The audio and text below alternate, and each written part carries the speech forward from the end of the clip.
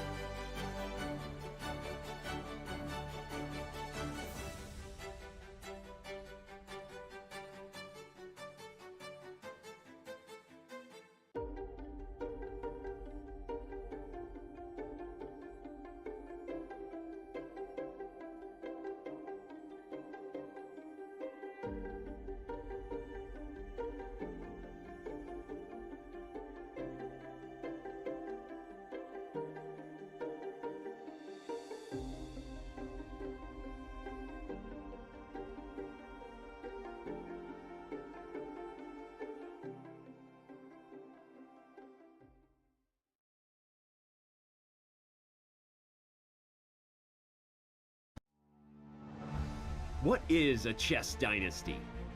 Unceasing dominance, move after move, again and again and again. We have a resignation, we have history. He is the 5-time FIDE World Chess Champion. But a chess dynasty can also be cruel. It forces most to defer their dreams until next time. If there is a next time. That's losing. Oh my god, did he just blow? Yeah, he did. I'm blown away. The game is over.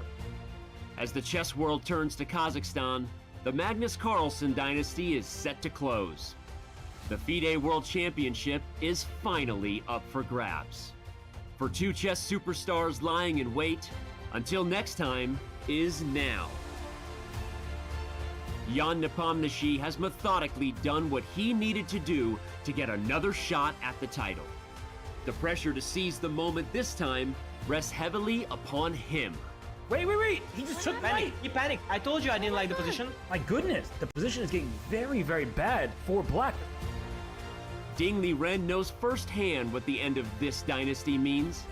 An unexpected chance to make history. Can China's best turn his good fortune into eternal fame? 10 seconds, one more move remains. Whoa! He made a move with 4 seconds on the clock, and there's a draw agreed, but what a match we have. The legacy of this championship spans across centuries. It reads from the names of chess giants. For the first time in a decade, a new name will raise the trophy and be etched into chess history.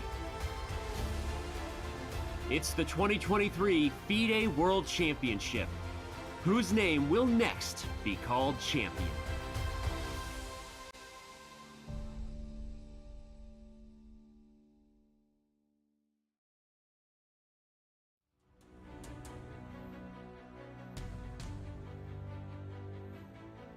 The finish line is in sight as 6 games remain to crown the 17th chess world champion, and it's all happening in the city of Astana, Kazakhstan. Outside it's beautiful, but this is where it's getting extremely tense. This is the fish tank, the glass room of the St. Regis Hotel. In just a few minutes, the challengers Jan Nepomniachtchi and Ding Liren will walk out and take their places for Game 9. Welcome everyone, the action starts now. I'm your host for the day, International Master Tanya Sachdev, and I'm so thrilled to be joined once again by my good friend, Grandmaster Robert Hess, and the one and only former World Championship challenger, Super Grandmaster Fabiano Caruana. Welcome guys, such a pleasure to have you here with us, Fabi. First off, how are you doing and where are you joining us from? Thanks, Tanya. I'm doing great. I'm joining from Madrid. And I've been following all the games closely. I've been watching you guys, enjoying the commentary, and I'm glad to be joining. We're so happy to have you here with us, Fabi. Robert, such a dramatic day. In this World Championship match, it's hard to predict anything. Are we going to have more of the same unpredictable action today? Oh, for sure. There is drama in Astana. You can't help but know that. And for Ding Liren, he didn't lose yesterday. That's a good sign, but he did struggle. It was an up and down game. We'll see if his nerves are in check. So many twists and turns in Game 8. It ended peacefully, but the game itself was anything but. And with that, the 4 white win streak was halted at the World Championship match. And currently, Jan Nepomniachtchi leads with a 1-point margin, the smallest of margins. He's at 4.5 points. The first player to reach 7.5 will become world champion. Fabi, Game 8, so many twists and turns, big opportunity missed. How big a miss was it for Ding to let that one slip? I think it was absolutely huge, and I think this is saying a lot because of all the excitement and drama we've seen in this match so far. But for me, Game 8 was the most unpredictable, the most exciting, and even the most dramatic, despite it being a draw. Because we saw the opening fight was so intense, the twists and turns, and we couldn't predict, was Ding going to win, was Jan going to escape? It was so close to a win, and even at the end I was wondering, will Jan suddenly win this game? There were a lot of emotions for both players, for all the people watching as well. It was a super exciting game.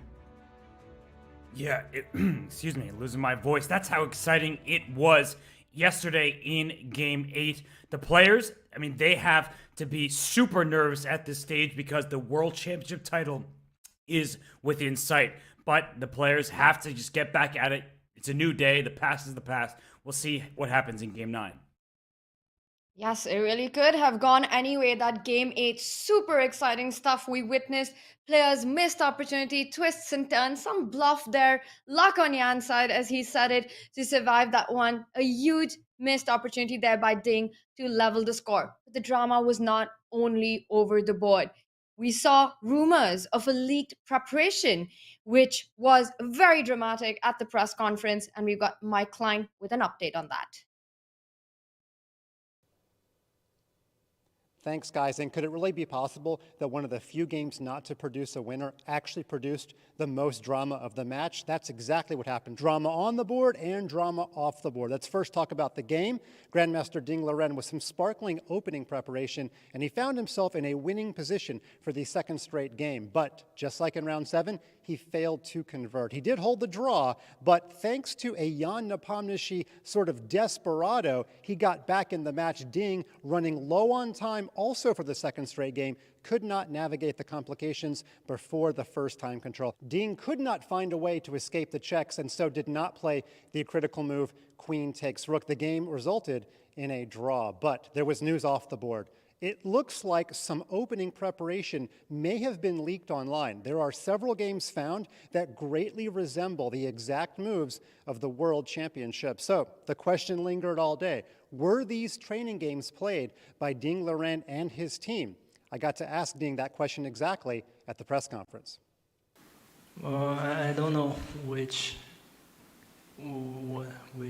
game you prefer.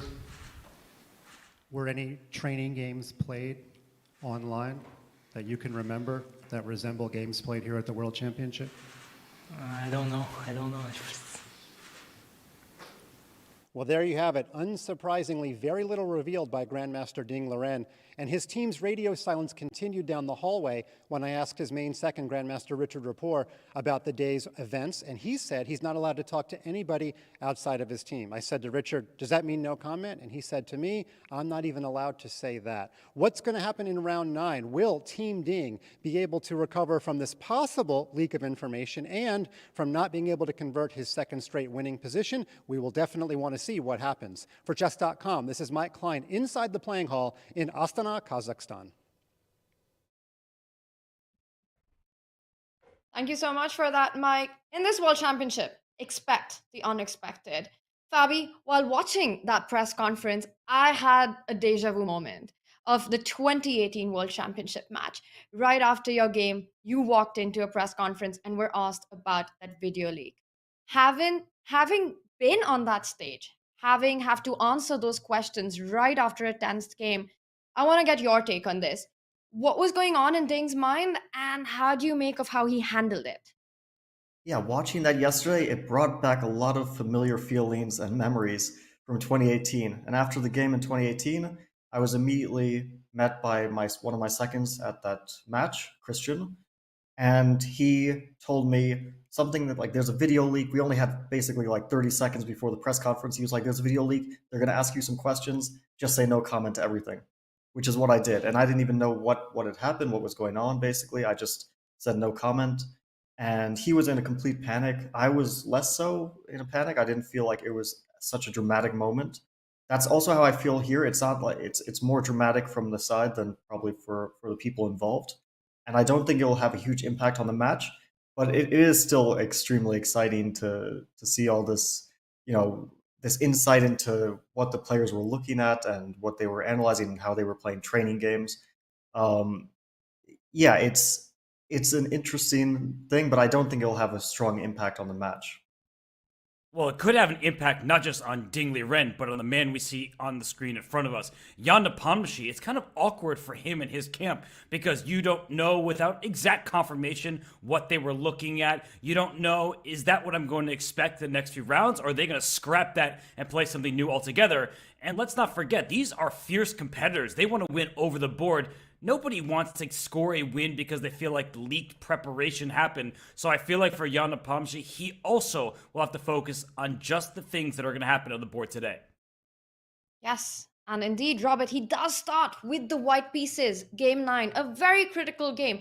Jan leads the match with a point, and our team at the Chess.com Stats took out these odds for Jan to win the World Championship match based on a Game 9 outcome. If Jan wins today with white, he's almost a 94% favorite to take the World Championship match going into the last 5 games with a 2-point lead. If it ends in a draw, it's almost a 78% favorite.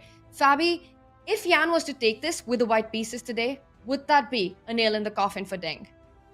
I think it very nearly would be. And it's not only about the score, which would be pretty bad for Ding, but also because of the trend. Like the trend of the last 2 games was really in Jan's favor. First, getting a win out of a position which was a little bit dubious and very safe for Ding. And then Ding being completely winning yesterday in multiple ways. It was completely out of Jan's control, and he also wasn't able to convert that. And so if we see the trend continue in Jan's favor, I think that we might start to see the contours of a Jan victory.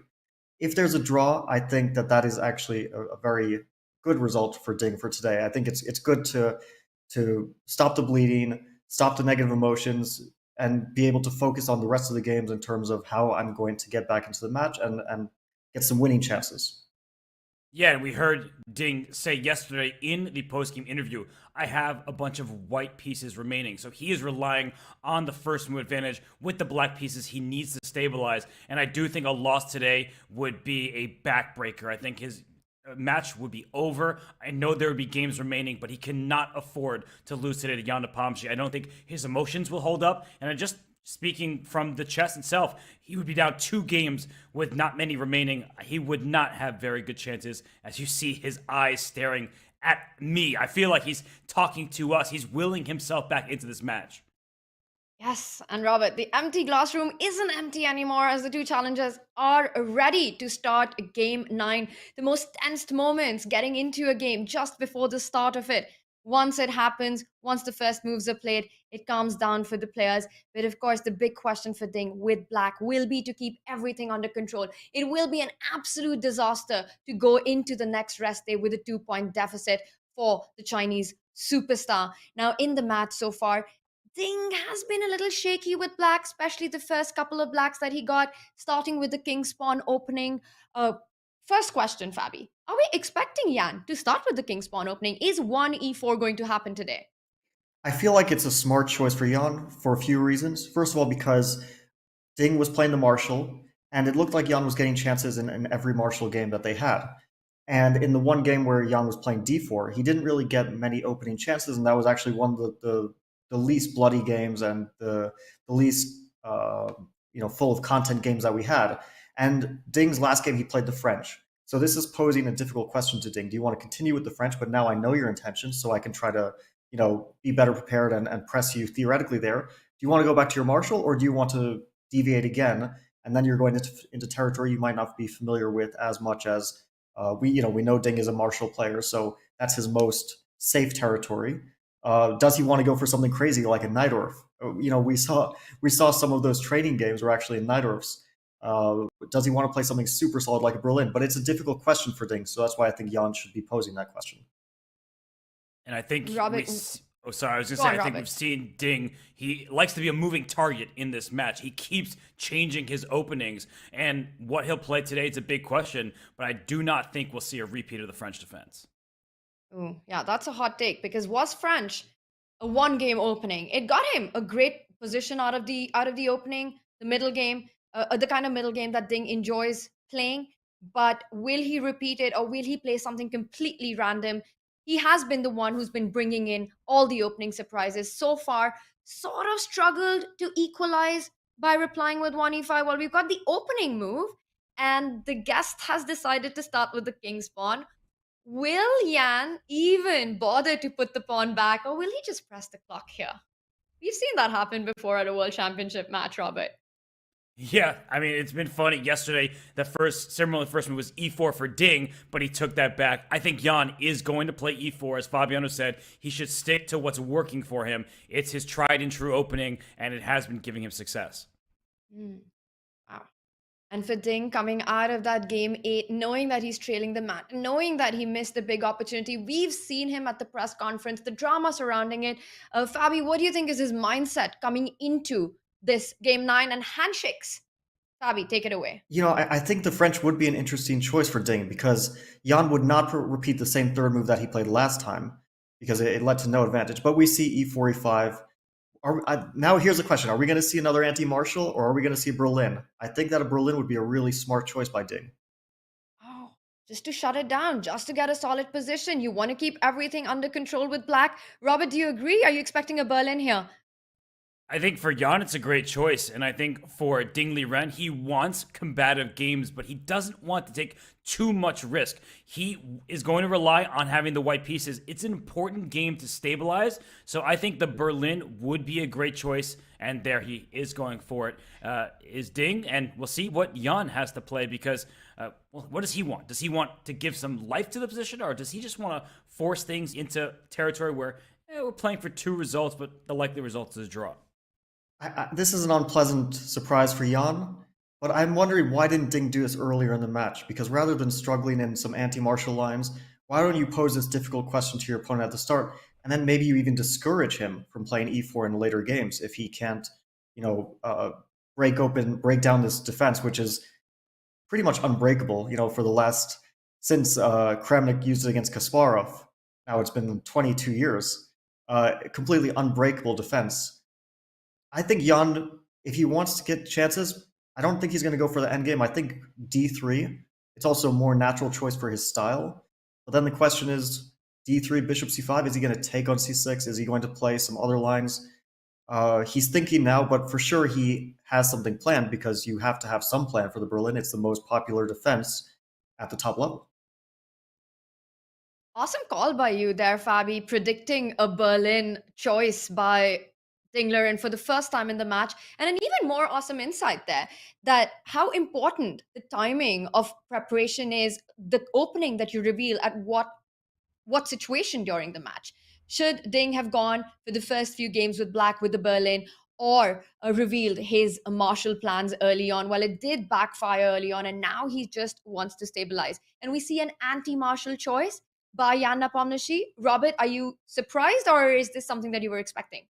No, I think it makes perfect sense, because the end games are so well studied, and they're not really Jan Nepomniachtchi's style. That's what Fabi was hinting at, that Jan, he prefers to have some chances in the position, some life, and Fabi called this perfectly. We are seeing this bishop c5 move played, a more aggressive line than putting your bishop on a less active square, and c3. So far, it's a very solid start for these two players, but I do think already a slight advantage, not in the position, but in terms of psychological battle for Ding Liren. He clearly caught Jan a little bit off guard there, because Jan, when he is familiar territory, when he knows what he wants to play, he plays instantly. He paused, and I think that he is going to continue to pause to try to figure out if he can get an edge here.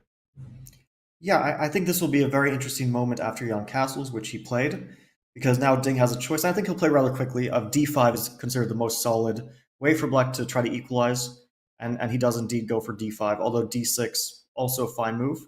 And here I think probably Jan will play knight b to d2, because I don't think e takes d5 really gives white much hope compared to knight b d2. And this was actually how Timur Rajabov beat Hikaru Nakamura in the candidates which qualified both of these players for this World Championship match. And so this is a very, very positional, very slow line. Usually Black takes on e4 at some moment, and then plays a5 or queen e7 or some slow moves, and white is also sort of trying to maneuver, either playing a3 and b4 or a4 and rook e1 and queen c2 and all these sort of typical moves. But I think Ding is pausing here. He might not take on e4. He might play the move a5, which is also a possibility. It's a bit sharper because it allows bishop takes c. Okay, he does take. So we're going to see a very solid game for both players. And to me, that just looks exactly what we were expecting. A very solid approach by Ding to make sure that things don't get too messy, too chaotic out of the opening. And even though Jan perhaps wasn't expecting the Berlin to be the opening of choice today, but he couldn't have been that surprised, right? Given the match situation, it is an opening that at the very top level, at all levels, is considered one of the most solid approaches by Black to shut down all play for white. So Jan Nepomniachtchi is definitely prepared to a certain point about how to handle it, even if it is on a particular day that he's taken by surprise. Berlin, he's got to know what to do. Yeah, I think this is a good choice from Jan in general, because the thing about this variation is that you can't really analyze it so directly, because it's so non-concrete and both sides have a lot of moves. And there is some positional poison there.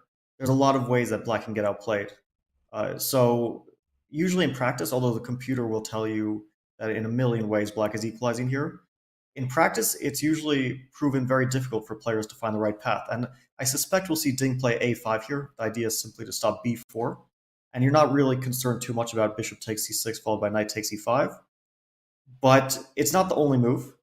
Very often, because the position is so slow, we very often see these maneuvers like queen to e7 followed by knight to b8 or knight to d8. And then trying to get c6 and maneuver the knight around in some fashion, like knight b8, putting the knight on d7, basically because the knight on c6 is restricted by the pawn on c3. It has no future there. So it usually wants to get out of that square. And Hikaru chose an approach involving a5 followed by knight to a7. basically just going back and forth with the knight. So it's a very subtle type of position, players maneuvering for a long time.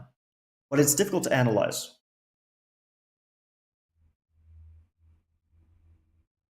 Yes, and indeed, as you're mentioning, Ding slows down at the moment. He is perhaps considering all these options, and you said that there can be positional poison in these positions. Berlin, of course, is famously known for just how solid an approach it is. But Fabi, can you just expand on what are these positional details that Black actually needs to watch out for long term? Well, long term, white will probably be looking for pressure on the queen side, and very often some sort of expansion on the queen side. So white would like to get the move b4 in because it forces the bishop to an uncomfortable square, either d6 where it's less active, b6 where it's potentially getting harassed by either a4 or knight c4. So that's why usually black is trying to prevent that move b4. And again, after a5, white has different approaches. One is to play a4, just to try to fix the queen side, and a knight on c4 at some point in the future will be an annoying piece.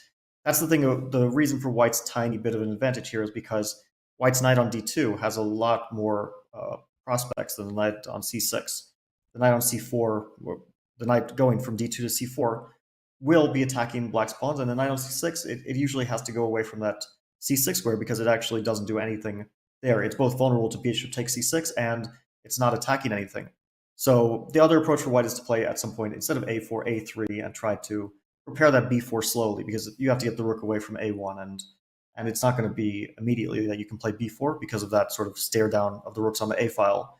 But Ding is thinking here, I'm a bit surprised because this is like one of the main lines of the anti-Berlin. It's one of the ways that white is trying to test black in modern chess. And I'm surprised that I'm sure he knows something about the position, but still surprised that he is doing it so slowly. So a5, we see it's kind of to be expected for the modern theory. And now the question is for Jan. I was going to say, Fabi, I think it's important for everybody because they're taught that you can remove a knight on c6 to win a pawn on e5, but I think there's just way too much in these lines. It's, you look at the engine analysis that bishop takes c6, pawn takes c6, knight takes e5 is not what you want to do here, even if at first the engine says it's all right for white. I mean, we don't see it drop at all, but take us through it. I mean, you've played these positions before. What's it like when you are spotting bishop a6 and the bishops are going to be very strong? Yeah, this is just a theoretical position, and it's kind of, I think, turning into equality. So it's not that it's a better approach for white than, let's say, a4. It's not that it's a worse approach, but it's a more direct approach, and theory kind of figured these lines out already. So that's why white is avoiding it. I think, did Jan play a4? Yeah, this is following the game Rajabov Nakamura from the candidates, as well as many, many other games. And I think Queen e7 is very natural. Like you basically want to get that knight away from c6, but you can't immediately because e5 was hanging. So you're also dealing with any potential bishop takes c6 because now that would no longer win a pawn, and it doubles the c pawns, but that's not as important a detail as the bishop pair, especially that light squared bishop going to a6 and maybe to d3. So bishop c6 is not on the cards. White usually plays like queen c2 or some such move like that. And then h3 moves the rook from f1 and tries to slowly maneuver. Bishop drops back to f1, knight to c4, and so on. Wow. And after a4, we see Ding. Well, not a very big thing, but he plays the move queen e7. So, as you were pointing out, a very logical move. And he gets up and leaves. And Fabi, we will, of course, deep dive further into this Berlin position. But it's so amazing that we have you here with us because you've sort of been on this stage, right? You've played a world championship match. And your insights into everything that goes into it is just invaluable.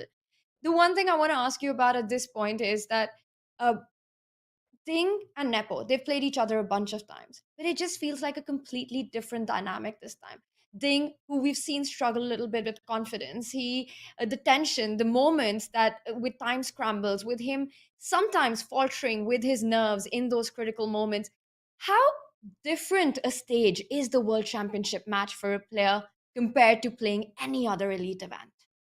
Yeah, you can't really compare it at all. The feelings you have, the pressure, everything that is at stake. For me, it hit me in the first game.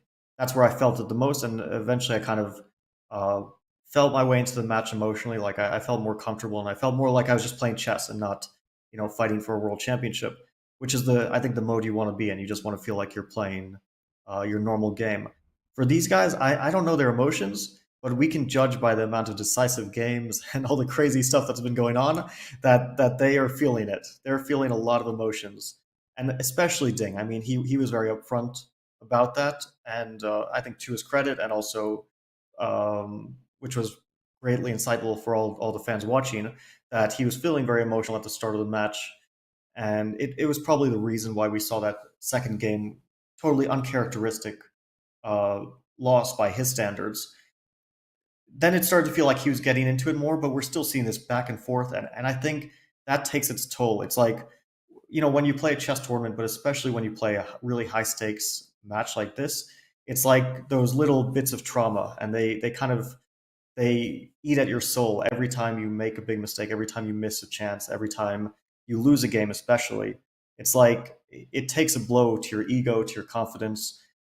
Likewise, every win feels like you're on top of the world. So all those emotions, they take their toll, and it's probably best to avoid those emotional swings for let's say your mental health during the match.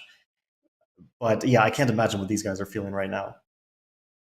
Yeah, it's a very different environment, as you're saying. Every player who takes part in the World Championship, echoes that sentiment. You, of course, were the challenger in 2018, and it does have a different feel this year, right? We have not just no Magnus Carlsen, but many more decisive games than we're used to. You're part of the problem, Fabi. You had 12 draws in your World Championship match, but in all seriousness, I mean, this does seem like a totally different event, a totally different match than the ones we have seen in previous years. And I guess I'm curious what you think is the difference maker between these two, because we're not used to seeing so many decisive games, especially 4 white wins in a row. So is it just the nerves are high, or is it because this is an even matchup on paper? Both sides feel like they have legitimate chances to be world champion, which Jan maybe didn't feel back in 2021 against Magnus.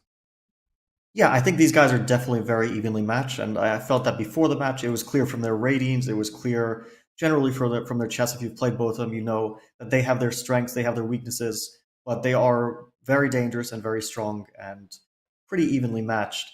And in terms of, I've seen things in this match that like I'm super impressed by, and things um, that it feels like the players, are not at their best as well.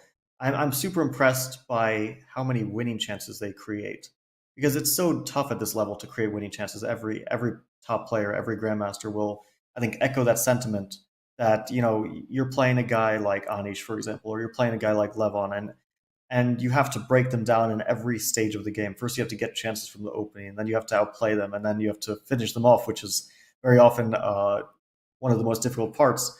And these guys are doing it game after game, that they're creating chances from the opening, very often choosing fighting variations, not always converting them, but very often converting those chances. But I also feel like it is part because their defense has not been up to par. When they get bad positions, usually they fall apart. There's 2 exceptions, I think. One was the first game where Ding got a bad position but held it, and the other exception was yesterday where Jan got a losing position but held it. But besides that, they haven't really been up to the task defensively. So there's a lot of good and bad in terms of their, when they're looking at their own play, thinking I can be confident about some things, but I can also be worried about some things. And Ding there going into a bit of a think right now. He did decide to play the Berlin, and we see him taking a pause at this moment. And Fabi, while you were discussing these details, I took a look at the database that I have on this opening, and it seems like the most popular move right now is actually a knight retreat, the knight going back to b8. And I'm trying to understand, why is that the top move here, or the most played move at this position, and is this something uh, that you're familiar with? Yeah, so I think that I mentioned this retreat was a possibility in various positions, especially in this one. Black just wants to play c6 and basically copy white, because we see structure is symmetrical, but the only difference is the placement. Only significant difference is the placement of the knights on d2 and c6. So if that knight goes back to b8, because on c6 it wasn't doing very much, then black plays c6 and then knight b to d7. Then the knight is basically in the same positions that white's is in. I think, and I might be wrong, but I think that Nakamura played knight to a7 instead of knight to b8, and I think knight to d8 is also a valid move, with the idea of one day getting the knight to e6. But theoretically, I think this is the main move, and I think usually white plays h3 here, although rook to e1, rook to d1, I think are also possibilities, but they allow knight to g4, and I feel like h3 is the main move, and c6 and bishop drops back. It's one of those positions that's very close to level. It's very close to symmetrical, but white is a small development advantage, so white can look to the future with a little bit more confidence. But to convert this advantage into anything, you have to, both be super precise and outplay your opponent for the next, 30, 40 moves, basically. It's not easy. And I don't know what I expect here. Maybe h3. At least it's a very logical looking move because you prepare rook moves, and then knight g4 will not be an option anymore, and then white's knight can either drop to f1 or bishop can drop to f1. And black very often will play c6 soon in these types of positions. Yeah, and I feel like h3 makes perfect sense, stopping the knight jump, and we see Jan play rook to e1. Now, this is the move I was going to say, because sometimes knight g4 is just met by the rook sliding up to the e2 square. And it's a weird way to defend for everybody watching, but this happens in many different positions in the Italian game, for example. So Jan is not afraid. He's going forward with your plans, Fabi, of putting either bishop back to f1 after the move c6, or the knight. We often see that knight jump forward after taking a step back. So the big question I have is, whose style is this position more in? Because Jan, we typically consider him a player who likes the flair of the game. He likes aggressive chess, but he has shown a tendency in recent years, after winning the first candidates and then the second, that when he's ahead, he slows things down and has no problem doing so. Yeah, I think of Jan as like an aggressive positional player. So he's definitely playing for the initiative, but he does usually do it in a positional manner. Like these kinds of slow positions, I think they play to his strength. And when it comes to pure calculation, I actually think that Ding probably is outperforming him somewhat. Not because Jan can't calculate very well, but because I think Ding usually, and I will say usually because of course players have their good and bad days, but usually Ding will be a bit more disciplined in his calculations. Like for me, Ding is just basically like when you look at an ideal player who can calculate, Ding is let's say your model. And Jan has maybe like more goes for the natural feel of the game. But I try to avoid these like sweeping generalizations about players because of course they're good at all sorts of things. It's not like they have their one specialty or anything. Fabi, you mentioned a really interesting point. One of the big strengths of Ding being his ability to calculate like a complete machine, a complete beast when it comes to calculation. And I think that was one of the more surprising moments that we had when he missed the opportunity to just calculate and decide in game 8 to pick up that rook, finish the game on the spot. Was that an uncharacteristic miss once again because of the map situation, the stage, the tension, this belief in Jan's demeanor of just being so confident on the board? Yeah, I think it was basically just psychological, and it was actually connected a bit to the previous game before that, where Ding hesitated a lot at a moment, got into devastating time trouble, and lost the game hugely because of the time trouble. And I think that he probably made a vow to himself: I will not get into time trouble. Although, as we saw, he did get down to 4 seconds again, and he didn't feel like something should have told him this is a critical moment. Calculate this to a draw or to a win, because it's very straightforward. And I think it is actually a huge miss, although, of course, we see that it's a long line and a difficult line to calculate, but it's a straightforward line. And when we think about it, it was basically black had only moves on each move. So it was something that you give this as a puzzle, as like a straightforward calculation puzzle, and not as something where like you have to spend 20 minutes, but one where I think you can figure out all the details in 5 minutes if it's given to you as a puzzle. So the only difficulty there is having the discipline, first of all, not to trust your opponent, not to panic, and to finish your calculation with an evaluation, which means that in this case, the evaluation either has to be winning or drawing. There are no other possibilities. You don't stop and say this is a slight advantage for someone, obviously, because you're either up a rook or it's perpetual check. So I think he could have taken that to the end. I think that this was mostly a psychological mistake on his part. Yeah, I completely agree, and that's kind of what I was saying yesterday. Was you miss things. Everyone misses things, but the fact that he only spent 3-4 minutes on that decision, what was alarming to me, because had Game 7 not happened, he would have tried to calculate that to the end. He only had about 8-9 moves to make towards time control, and in that series, he would have made all of them. So he could have calculated to the end. As you're saying, Fabi, he's such a brilliant calculator, such a brilliant player, but something has felt off. I think something really hurt him after that Game 7 loss, and he's not immune to the comments that people make about him freezing, and people like athletes, any professional sees that or hears about it or thinks about it. But I think he needs to put that all aside. And he has a good start in this game. He has spent a little bit more time than Jan has, but we're already at move 11. Black's position looks very stable, and Jan also is thinking. So that's, I think, good news for Ding Liren, as he just wants to stabilize here with the black pieces. Yeah, I want to dwell a little bit on the point of like why these guys, players of this level, make mistakes, and I think it's not because it's beyond their ability. Like 99% of the time, they could figure this out on a good day, on a good moment. Pretty much everything they could figure out in chess. Like there's a few things that are beyond human understanding. Things that a human just can't figure out. But almost all the mistakes that these guys will make, that even Magnus will make, are just because of moments of weakness, not because it's beyond their capabilities, but just because they had a moment of weakness. And I think that yesterday was an example of that. And like one little finesse about the variation yesterday, the rook that he could have taken, it culminated basically in this king march to e5. But when I was analyzing it, I realized that he actually had two paths to victory at that moment. After bishop to d3 and knight to d6, he could have gone forward with the king. You guys were exploring that variation where the king goes forward and then backwards and only moves and white wins. But the king could have also gone backwards. So he actually had a choice. If he had gotten to that position, he would have realized that white actually has an abundance of winning paths. Well, not an abundance, but two of them, which is more than enough. So yeah, that moment yesterday is a very critical one for this match for sure. Yeah. And I just want to take this point a little forward, what you and Robert were mentioning about the psychological aspect of Game 7 and how that had its reverberations in Game 8.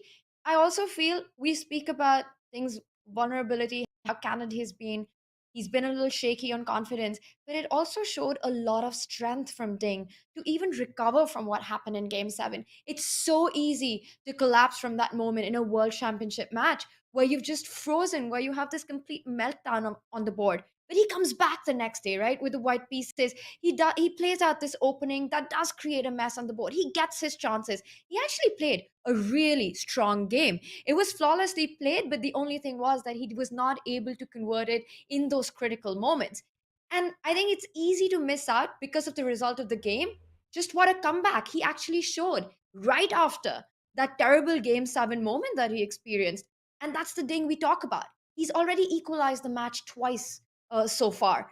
He needs to win one more game to equalize it for the third time. But of course, Jan Nepomniachtchi is a complete beast himself. We've seen how he almost in his demeanor has grown over the board. He asserts this domination when he comes into the match. And there's so much at play right now between these two players. And Fabi, one more time, because this is your first day, and I know that you will be with us throughout the match with your experience of the World Championship against Magnus. I also know that you've been covering the match on your C Squared podcast. I've been loving those, by the way. If I had to ask you for three conclusions that you have drawn about this match so far, reaching up to Game 9, what would they be? Yeah, I think two of them I already mentioned, which are the ability of them to create chances, winning chances. It's a very good sign for both of them, especially leading up to the final moments of this match and when Ding is trailing. It's a very good sign for him, especially. And the lack of taking defensive chances seems to be a theme for me. So those were two. I don't know the third thing in the match. I've been surprised by the variance in openings for sure. We saw in previous matches that, for example, Magnus sticks to his Marshall, or against me, he stuck to his Sveshnikov Rosalimo complex.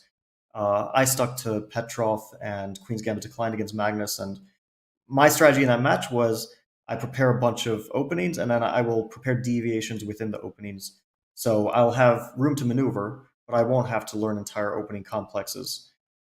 the strategy for these guys, although for Jan it seems like he's kind of sticking to his guns and playing e4 most of the games, but from Ding it's basically just deviating every game, playing something new every game.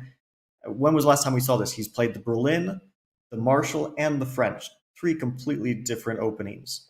That's a lot of stuff that you have to understand in detail and commit to memory as well. A lot of variations, a lot of possible types of positions. That's definitely, I think, been a theme, at least from Ding's point of view. Yeah, I just want to say one thing about a comment you made earlier, Tanya, is that Ding actually has had the advantage for a large percentage of the time in Game 7 and Game 8. The result is only half a point out of 2 games, but he was the side for choice. He actually, I think, played the better chess by and large in those games, but he froze. That's been the storyline, but just the result doesn't tell the full story. And on your point, Fabi, about preparation, about the types of openings we've seen, as a fan and a commentator, I love it. I think it's very exciting, but I think it actually begs the question, how do you think Ding chose his second in Richard Report? How has that influenced his decision to play all sorts of different openings? Because we know how Richard plays. He's a wild card. You don't know what you're going to get from him in any given game. And so do you think that's Richard's influence on Ding Liren? And do you praise it, or do you think that there are some regrets at this point? Yeah, I think that's a very interesting question. And I've worked with Richard a tiny bit a few years ago. So I don't know exactly how he prepares so much, but we do have some insight from his games and his opening choices. And he's a player with a lot of interesting ideas. One of the, I think, narratives, which is incorrect, is that he's basically playing random stuff without preparation, which is completely untrue. Like when you're familiar with his opening choices and you see his moves, you can tell that, of course, he does analyze very seriously. He just usually does it in a path where he feels his opponent won't be as well prepared. So he's trying to take his opponent out of prep. It's similar to, in some ways, how Magnus is trying to surprise opponents early on, but still using proper computer analysis and deep analysis to choose his openings. And we see here Ding is well prepared. Like, okay, knight a6, not a very natural move to me. I mean, usually I would think the knight goes to d7. And we saw Jan was already a bit surprised by c6. So Ding has checked this in detail. He knows this line very well, which is a good sign. But for me, begs the question: why didn't he play the Berlin earlier? If I know the Berlin well, like why in a World Championship match, why wouldn't I play it earlier? It would have saved him a lot of headache, I think, in the anti-Marshall lines. It's a good question. As they say, well, life makes sense backwards. In hindsight, of course, there are all these questions that you look at.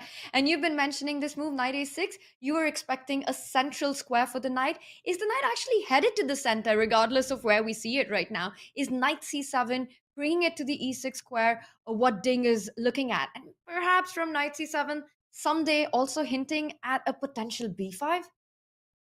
I think certainly, yeah, the knight will probably go to c7. I don't think it'll go to c5 because I think the bishop on c5 looks excellent, so you probably don't want to shake that up. So knight on c7, yeah, could easily prepare b5.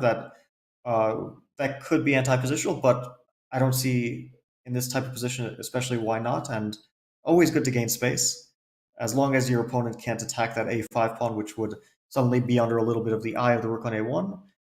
I don't know if, let's say in this position, I would necessarily want to play it next move, but okay, for me, I would start to calculate critical moves here, like knight to h4, knight to f5. That would be the first thing. Now, knight to h4 certainly looks very logical. Knight to f5, I think probably take an e4 is not working out very well for white. Take e4, and you're not attacking that e5 pawn, so this probably works out. But knight h4 is a very interesting move.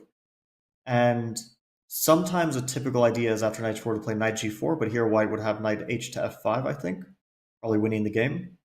So white's idea when knight h4 is clear, you put the knight on f5, and that's a very annoying piece, kicking the queen away, and just installing a knight where it can't easily be chased away. But on the other hand, maybe bishop to e6 is not a big deal for black. You trade the bishops, knight f5, queen drops back to f8. Slowly you try to get that knight kicked away with it's not easy, but slowly you try to get it, maybe king h7, knight g8, g6 in the long run. The knight is unpleasant, but it's also not like immediately attacking anything. So this might equalize very nicely for black. I feel like it's the type of position that you look at and you're like, white has to be better. You have a knight on f5. Your pieces are coordinated in natural ways, but there isn't a step forward from here. That's the big issue, is that even if a knight plants itself on f5, then what? That's the essential question. There is no rook lift to make use of. Black has a rook on the d file. Maybe we'll see a second rook come over here. And with these bishops probably going to be traded at some point, unless white steps backwards, there are vulnerable squares in the position, like d3. So I don't think that this would be the end of the world for Ding Liren. And if we look at the current position after knight a6, I mean, knight g3 is super logical here. And it's not, and it's just been played by Jan Nepomniachtchi. But Ding Liren doesn't have to bring his knight back just yet. He can also decide to bring his bishop out first, maybe offer a trade. I am looking at this e5 pawn hanging here. There must be tactics in the air, but perhaps that's too big of a pawn to give up on this spot. So yeah, you have to be careful. That e5 pawn is a bit loose. Only the queen is defending it. I don't see the tactics after bishop e6, knight takes e5. The only tactic I could potentially see is bishop to d6, but I think after white takes on e6, white will have to deal with bishop d6, bishop takes e6, probably take on e6 back. White will have to deal with the double g pawns. I guess knight will move to f3. But white is also up a pawn, so I think white doesn't care too much that the kingside pawn structure is a bit spoiled. And knight coming into d4, pawn to e5, white seems to also have an initiative. So I think knight c7 is kind of queen to c7. Wow. Whoa. Wow. Wasn't a move that was on our radar. Does that just sidestep this threat that you were pointing out with knight h4, knight f5, getting your queen out of the way? But the question that I want to ask is then, what's the knight on a6 doing, Fabi? Well, here it has to go to c5 at this point. I mean, what else? The bishop will drop back and knight goes to c5, but queen c7, obviously it's preparation, but I would never consider this move. I guess maybe knight to h4, he wants to play king to h7, then bishop to f8 and g6, and then kind of cover all the f5 ideas. I don't know if king h7, because bishop f8, I was wondering if there's knight to g6 and maybe getting the bishop pair. But I don't know if this is a big deal for black, even if you do get the bishop pair. And you can also play bishop d6 here, I guess. So yeah, maybe the knight on g6 doesn't really accomplish a whole lot. It looks great though, right? There's a knight on g6. You have to be attacking. You have to be doing well. But I think that's a good realization. And Fabi, I mean, when we look at positions, sometimes we see something in our head. We visualize it and we're like, no, I don't want to allow it. But then when you get to make the moves out on the board, it makes chess a lot easier. Because then we're like, that knight on g6, it's not attacking anything. I can move my king out the way next. And then your knight will simply have to retreat. Yeah, after king h, like white has to act right now to make use of the knight. King h7, like you can maybe play knight f5 here, but I don't see the big deal if bishop f5, ef5, king h7, knight goes back, and e4 maybe is very annoying for white. And now we see like all the black pieces are coming into their ideal squares. Knight to c5, bishop on d6, very active. Knight on h4 is obviously completely cut off. Okay, white can sack the exchange, but we'll have to deal with bishop h2 and potential back rank checkmates as well. So this probably doesn't work out at all for white. Queen c7, yeah, it's clear. Like Ding has just prepared this opening in a lot of detail. You never play this over the board without knowing that it's playable. Yeah. And after queen c7, we see Jan. He is not at the board. He's at his resting area. We've seen that happen quite a bit in this match. The players just having a think, waiting, calming themselves down after a move has been played. Fabi, in your match against Magnus, what was that like? Did you guys have a specific area where you could just withdraw, cut yourself off for a bit and focus on what's going on? Yeah, we did have separate rest areas. Or actually, were we in the same rest area? I think we might have been sharing one. And Magnus had his own little refrigerator as well. He had like a refrigerator which was dedicated to his drinks, whatever they might be. And the thing is, I don't like to spend too much time in the rest area just for one specific reason. It was basically, I had a traumatic experience. I was playing Boris Gelfand in 2013 in the Tal Memorial, and I caught him in preparation, and I was just like sitting in the rest area. He's thinking for 40 minutes. I'm just sitting there. At some point, I'm like almost falling asleep. I'm looking at the screen and my eyes are closing. He eventually plays a move. And I know that's not a very good move. And I get to the board, and like within 3 moves, I just lose the game. And I start playing instantly. I have all the time in the world, and I just like lose the game like a complete idiot. And since then, I've told myself, yeah, don't spend any time in rest areas. It's not good for you. You know, you should be at the board. So I try not to be in the rest area too much. But some players really do spend a lot of time in there. For example, Magnus very often. Yeah, a lot of guys like to enjoy the rest area. Wow. I'm amazed to hear that you guys were sharing a rest area. That just sounds quite not exactly a rest area, but where tension might even develop more when you've got to be with your opponent in the same place. But here, of course, the players do have their own resting area. And right now, we are on move 15.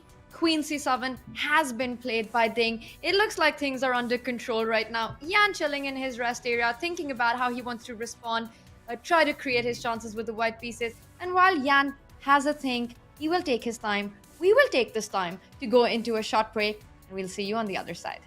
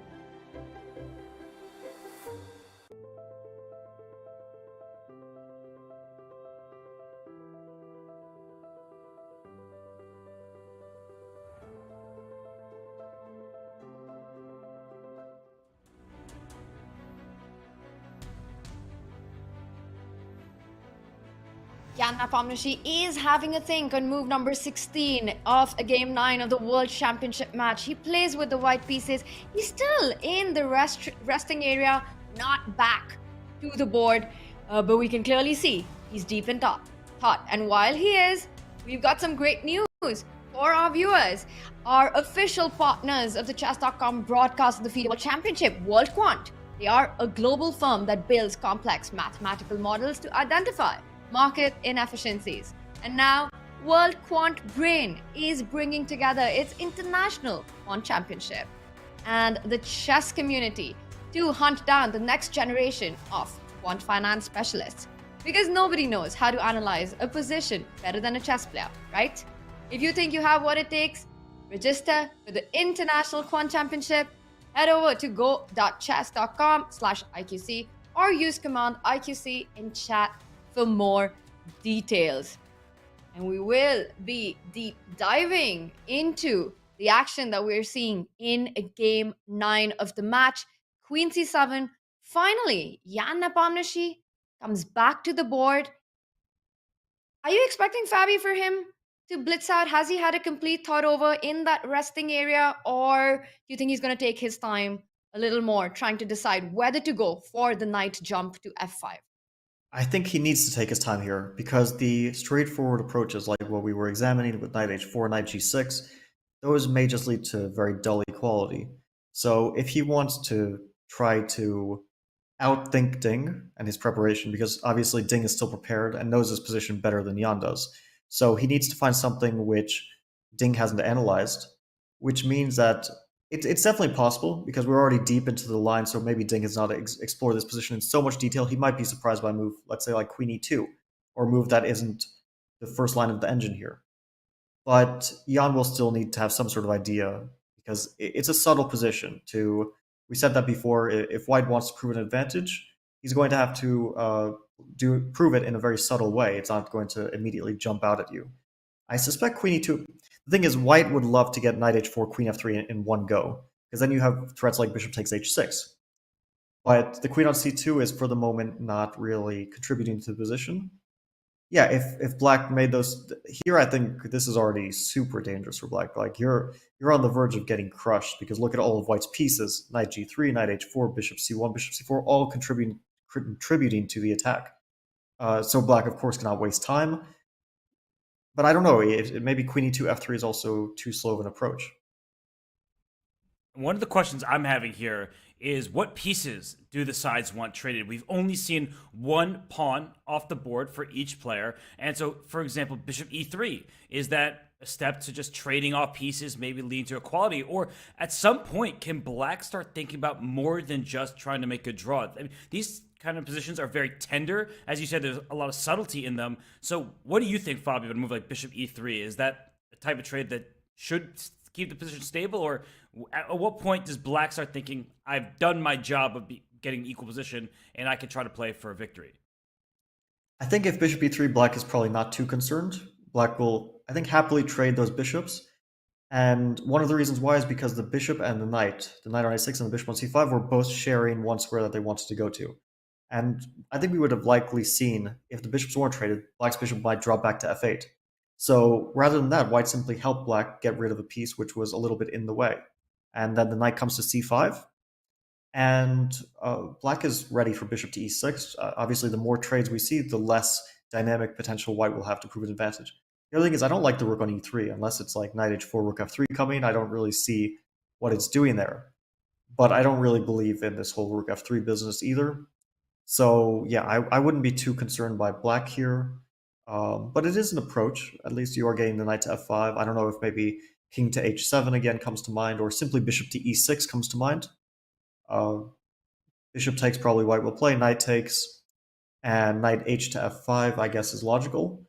And Black can probably safely play king to h7 followed by g6. The thing about this maneuver is, it could be a strong knight, but it could also just be a huge waste of time for White. So you might not want to embark on this maneuver unless you're sure the knight on f5 is not going to get kicked away. That's why I don't like bishop to e3. The other thing about bishop e3 is it weakens the f4 square for White, because the bishop no longer covers that square. So Black's knight eventually may come to that square, as you were highlighting in that position. Yeah, bishop e3 is not on my radar as a critical move. Yeah. Very interesting moment here. And we see that Jan, as you mentioned, he should be taking his time, and that's exactly what he's doing. We haven't seen Jan slow down as much in an opening phase. To me, it appears as if Ding is definitely happy with the opening outcome. For those of you who are just joining us, it started with a Berlin, Jan choosing the anti Berlin with d3, and this is the current position. As we can see, Robert, you're highlighting the opening. So no a6, no Spanish, no Marshall, but we had a very solid approach. It is critical for Ding Liren to keep this game under control. Jan does lead the match with 1 point, and we can see in the current position that we've got up that Jan is thinking about the most direct option of bringing the knight into the game via f5. The one thing that stands out to me is that there's just a single pawn that has been traded so far. So it's definitely a position where there are so many possibilities, and a rich board, it feels like a calm before a storm. An attack could brew on the king's side. How much of an opening success do you feel this has been, Fabi, taking into account Jan's long think at this moment? Yeah, I think overall, although the opening is not finished, so we can't judge completely, I think overall this has been a very good opening for Ding. He knows the position well, and it's going to be a headache for Jan in terms of having the white pieces and not being maybe able to know what to do against the Berlin in future games. And that's why I think he should have started it sooner, because you want to give your opponent that headache for the rest of the match, not when he's already had his fair share of wins and chances and good positions with white. Actually, while Jan is thinking, I wanted to dive into an earlier moment, because one of the sort of training games that people are speculating on started after d3 bishop c5, and here bishop takes c6. It's one of my favorite moves to play. D takes c6, knight b to d2, bishop to e6, white castles short. I played like this many times myself. Bishop to d6, knight to b3, a5, queen e1, a4, knight a5, and queen to b8. And this was one of those training games, which of course we don't know for sure if the players were playing them, but I was interested in this position because I've played this line with white. It's a super interesting line, and I wonder if that's why I had a feeling that maybe Ding was like possibly want to choose the Berlin, because if they're analyzing this line, I can't imagine that Ding wants to play e4 in this match with the white pieces. So the only explanation for why they're playing training games in this position, maybe they just want to play training games, but the other explanation is that they're actually interested in this from the black point of view because it's a topical position.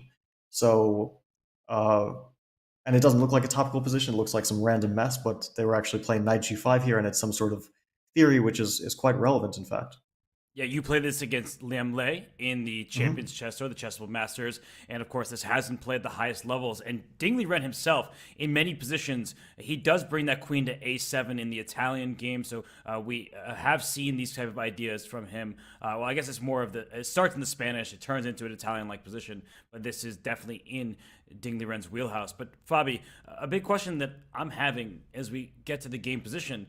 Ding Liren suddenly is up almost 20 minutes. And I know I was kind of asking a leading question, was like, can Black start playing for more? But I feel like, how could you not think about that? First, you want to equalize, you want to make a draw if it's available to you, and then get white pieces in the next game. But if Jan continues to burn clock and then starts thinking too ambitiously, as you said, players with the white pieces, they want to make the most of the first move advantage. They don't want to just allow a simple draw. I feel like Ding is way more comfortable here, and this could give him confidence. So for Jan, what do you see his future being in this position? Do you think at some point he'll just trade off pieces and make that draw, or does he really want to fight on? Yeah, I can speak to experience here that very often I've played these positions in, let's say, rapid games with the white pieces and gotten outplayed, because you want to be ambitious.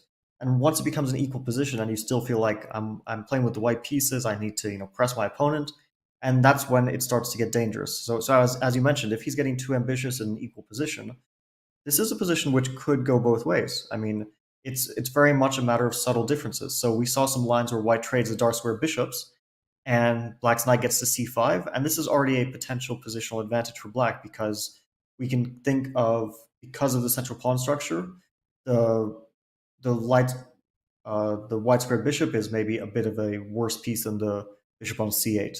And we're looking far into the future in some endgames where the e4 pawn is more easily attacked by black's bishop than by white's.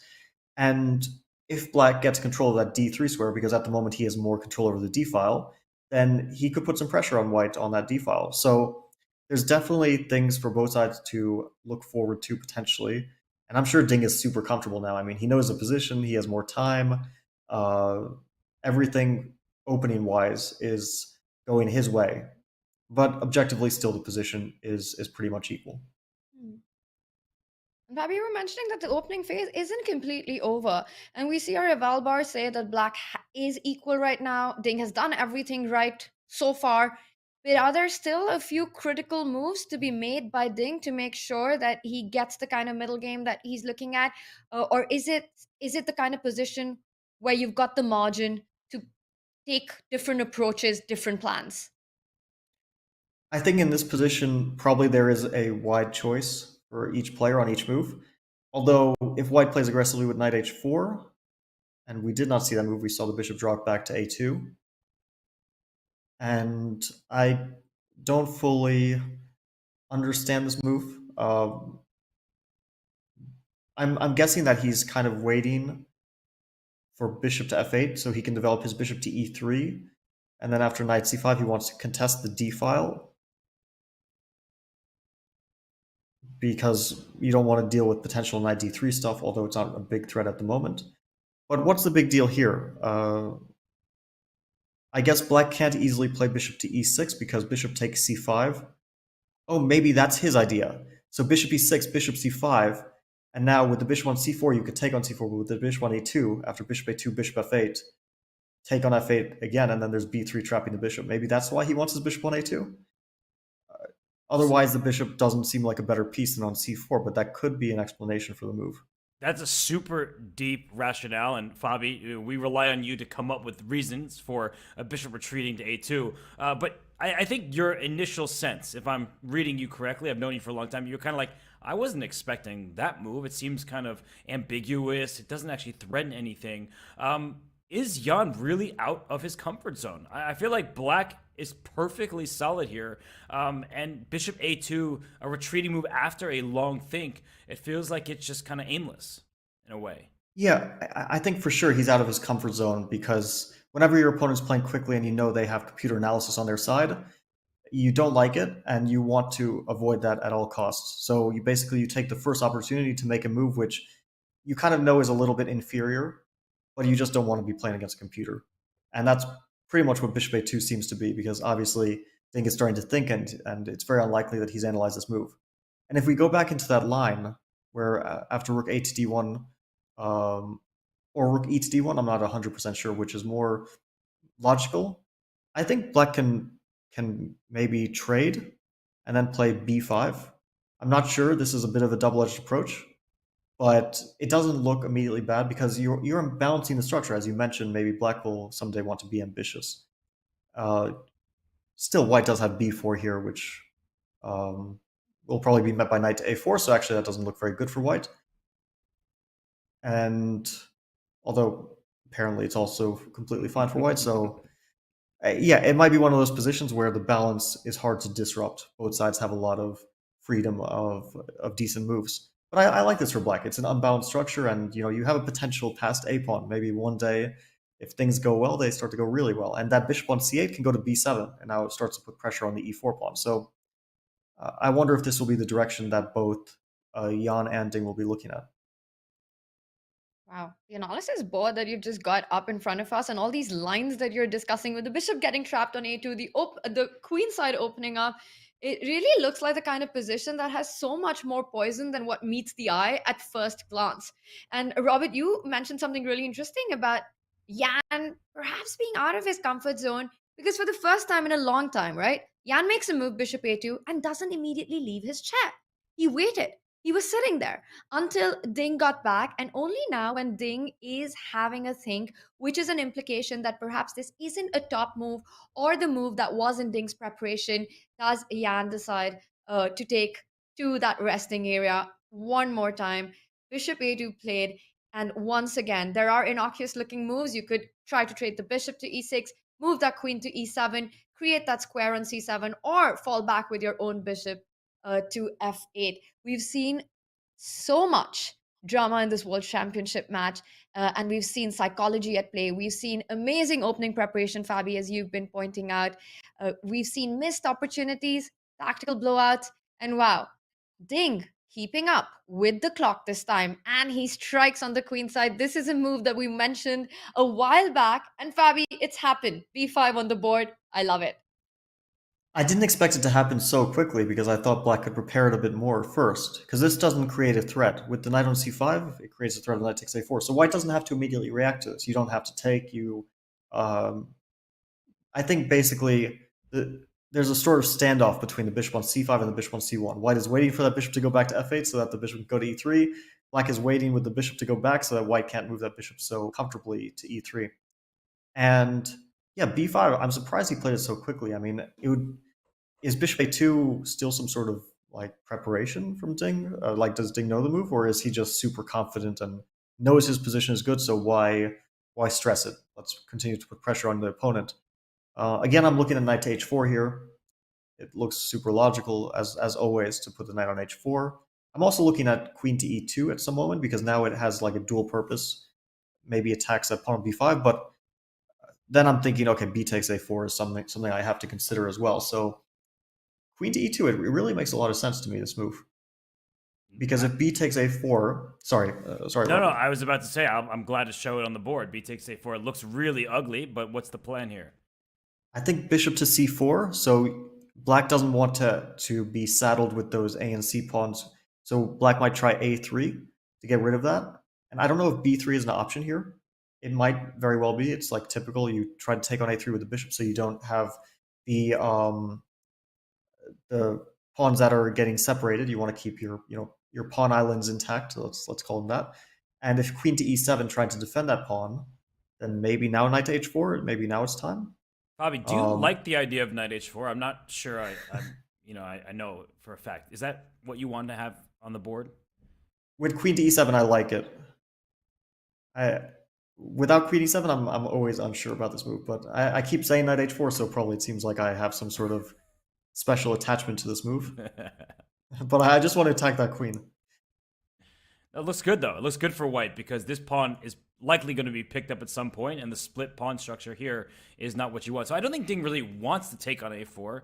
Nobody wants to compromise their structure on the queen side like that, but queen e2, a nice multi-purpose move, probably a good reaction to this b5 choice, and then knight h4 does look much more tempting. Yeah, well, I'm loving it, right? This is an opening that we don't expect to fire up so quickly. With this last move by Ding, it's game on. He's willing to create something on the board, take his chances with the black pieces, not playing the super safe options that we've been discussing, maneuvering the pieces. He feels he's ready to strike on the queen side. He does it, and now it's a standoff there. You're mentioning the line with giving up the a4 pawn, a temporary sacrifice, but Nepo is also perhaps considering just changing the pawn structure by taking on b5 and then maybe putting pressure on that b5 pawn. A takes b5, c takes b5, queen e2 will attack that pawn on b5. And whatever is the case, the fact that Ding has gotten Nepo to think early on in the game, I think that's a great sign for Team Ding and Ding Liren fans right now. Ding playing confidently in this one. And Fabi, is there an option for Yan to consider changing the pawn structure by actually capturing on b5? You were talking about the positional drawbacks of a potential break, like the one that we're seeing right now by Ding. What are these potential drawbacks? Yeah, all things being equal, I feel some sort of repulsion towards the move a takes b5. And it's mostly because I feel like black's a pawn will come to a4 after a b5, c b5, and will kind of fix white's pawns, and it feels like black gains a lot of space. The only situation where I feel like that's positionally motivated is if white can get a knight to d5, but those knights are so far away from d5. I don't see that happening, and I don't see a reason to trade off the a pawn for the c pawn. Sometimes we say, central pawns are more valuable than pawns on the a and h files, but it's not always the case. And here I feel like the change in structure helps black. For another reason, I do feel like bishop to b7 becomes an option, and you put some pressure on the e4 pawn. So I don't see Jan playing a takes b5. Yeah, Goes queen for e2 your is move. very logical. Now I wonder Called it, Fabi. how. Yeah, I wonder how Ding reacts, because if b takes a4 maybe isn't an ideal approach, but it might actually be, because what I'm thinking is after b takes a4, bishop to c4, that black doesn't play a3, and the reason why is black maybe takes the time to drop the bishop back somewhere, and I'm not 100% sure where. But let's say bishop to f8, and if rook takes a4, now black gets knight c5 with tempo. Rook, let's say, to a1, and black, I don't know if a4 is possible because of b4, or if it's desirable. Maybe b4 is really annoying. So, but ideally, if black could get this a4, then it would be a very good thing, because although the a and c pawns are isolated, that a pawn is sort of restricting white's pawns. If black could get an extra move here, like rook to b8, I think black would be doing very well. But yeah, this b4 here is annoying. So it's definitely a difficult moment for black. Like, you have to make a decision here. You either protect b5 or you take on a4. I don't see other logical moves. Playing b4 is, by the way, an enormous positional mistake, I feel, because like the bishop comes to c4 and it just feels very ugly to do this. You allow an outpost on that c4 square. So definitely a critical decision for Ding at this point. Wow. A critical moment for Ding, but the confidence with which he's playing it looks like he knows the kind of direction he wants to take in this game. One thing's for sure, after b5, this is going to be a close game. And it has also been a very close match between world number 2, Jan Nepomniachtchi, and world number 3, Ding Liren. So many dynamics at play in this one. And one of the things that we've often heard the chess world speak about, the pundits, the best players in the world, the slight advantage that Jan Nepomniachtchi has in this match going into his fight for the World Championship has been his World Championship match experience. He played in Dubai in the 2021 match against Magnus Carlsen. Our very own Daniel Naroditsky spoke to Jan about that experience. I mean, every unsuccessful game is a lesson, and of course, the main thing I took away from this match was my experience, and experience was quite sad. But maybe that's why it was quite useful. Yeah, I mean, even like in the middle of the match, I would say, even until I started, let's say, like blundering everything in one move, I would say that I came to sort of the conclusion that, okay, it's pretty much different comparing to what I have, to what I have expected. So now I'm like, in a way, can model, let's say, the match, how it goes, how it might go. So, for example, a general idea, all right, so to win candidates, you should like win like 3 or 4 games. To win match, you should win 1 game and lose 0, yes? I mean, it's also quite quite a childish approach, I think. Yeah, so speaking of the upcoming match, it's, I mean, surely I think I wouldn't say it's like my only advantage comparing to Ding, but it's one of like very important things that already, okay, I have like more or less a bitter experience, but nevertheless, that's an experience. Mm-hmm. I'm not sure if he's like pretty much used to, this type of chess. Of course, he's playing some matches like here and there, but there are like 4 games, 6 games. It's not quite the same. It's not the same level of excitement, involvement, and preparation. So probably this will favor me.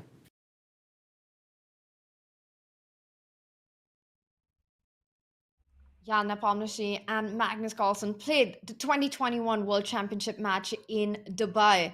And we saw a complete collapse by Jan after game 6. He mentioned that it wasn't a pleasant experience, but definitely things that he took away, which is why we find him today at this stage that he is in this match against Ding Liren. And Fabi, I want to ask you, what we witnessed in that 21 match with the game 6 and what happened after the aftermath of game 6, the collapse that we witnessed by Jan, how big a role does that play in understanding what it takes to deal with these difficult situations in a world championship? I think it's a very individual thing, because a match like that can destroy you, or it can teach you. It can cause trauma. It can, you could have that in the back of your mind always, that I lost in such a dramatic fashion on the biggest stage in the chess world, and you always have in the back of your mind, I don't want that to happen again. I do feel like Jan has a lot of mental fortitude, and he probably took more lessons away from that than the trauma that that it gave him, which for sure, he does have some unpleasant memories, and at the time, I'm sure it was the most unpleasant emotions you can imagine playing chess. And in front of millions of people, you're losing game after game. But we saw from his comeback in the candidates, which was a remarkable, just remarkable tournament for him, like in terms of his level of play and his, let's say, general stability. Compared, like that's what really separated him from other players. That he was the only player, I think, who showed stability from start to finish. And I can't think of anyone else who, players had their good and bad moments, but he only had good moments. And I didn't expect to see that level of Jan in that tournament. But when he's at his best, he's really one of the best, not only in the world but one of the best ever. So Ding as well, when he's at his best, he can basically play like a complete machine. And the role of experience, it's a difficult one. I can say from my first candidates that I didn't know anything and my preparation was childish. But somehow I came very close to winning that candidates with no experience. And then my last candidates with all the experience in the world, I basically played like a child at some point in that tournament. So you never know what the role of experience will bring. Sometimes it might be good. Sometimes you might not have learned your lesson from the past tournaments. Yeah, that makes a lot of sense, Fabi. I think there's nothing that can replicate experience, as you're mentioning. And normally, I'm the one who's going to dive into the conversation, but I have this feeling that I want to dive into chess right now, if that's okay. I have one variation. It's a pawn sacrifice, so I'm hoping that we can analyze it, and I think Ding is considering it as well. What if he gives up this pawn? Is that out of the question for him to drop the bishop back to f8 and give up a pawn on b5 just for the compensation of this weak d3 square, the bishop heading to a6? Is this worth the pawn? I do like this idea a lot, actually, and I'm even seeing some other tactics because it's clear that bishop a6 just threatens to win the queen. So white has to deal with that urgently, and I can see no other way than queen to e2. I don't see how else you're going to deal with that threat. And bishop to a6. There's also knight to d3, bishop to c4. I'm wondering about this position because there is like this knight to b3 tactic, but I'm not sure it works. Probably because simply rook to a4. I'm also not sure if bishop a6, knight a1, bishop c4 back is very good for black. So yeah, this probably tactically isn't working. Although you always have a4. I wonder if maybe bishop takes h6 at some point comes into play in this type of position. It might actually be the issue at some point. Like instead of bishop c4, maybe bishop takes h6, and you end up getting 2 pawns for the exchange, which is probably a bit too much for black to handle. So yeah, there's a lot of like sharp tactics here. I wonder, like if you play bishop f8, you have to calculate take, knight c5, queen to e2, and whatever this brings. I don't know what this is. Knight to d3 is also very tempting here. Rook d1, bishop to a6 now. Super tempting option. Yeah, very, very, very interesting idea. I love it. I mean, I partly love it because I suggested it, but in all seriousness, I'm looking at this position, and black's pieces are just firing away on all cylinders. I feel like black has better coordination, better activity, but a pawn is a pawn. So if you don't make the most of it, it could really backfire. But here I'm like, this is very close to just being really bad for white. I mean, you have c4 as maybe a bailout. Maybe that's what you should do, because I'm thinking if you play queen c2, is knight b4 just winning on the spot? Maybe not, but I was worried. How is white surviving this position?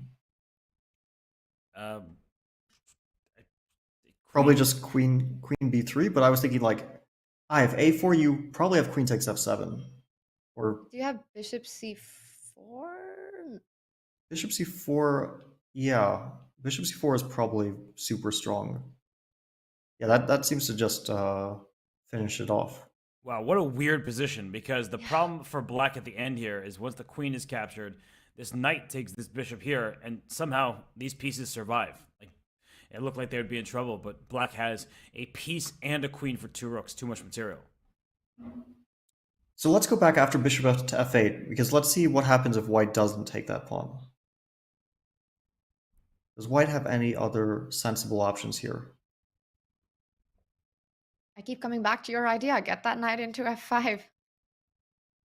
Yeah, but Knight knight h4, knight h4. c5, knight c5, you have to deal both with knight d3 and knight takes a4 and b takes a4. So this doesn't look like white has time to get some kind of queen f3 in.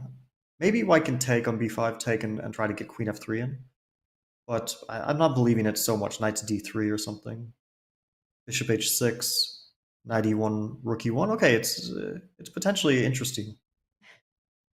It's funny Yeah, how but it's only interesting for commentators and for fans, but I think if you're playing white, you want none of this position. You definitely don't want to allow this kind of activity for Ding Liren. And even just aesthetically, just visually looking at these lines with the knight jumping into d3, it could get bad for white super quickly in this moment that we have. And Ding not taking the decision to take on a4, Robert, he's definitely thinking about your idea of just offering this pawn sacrifice. We've been thinking about that knight on a6, where it's headed. It could very well become the star piece in black's position.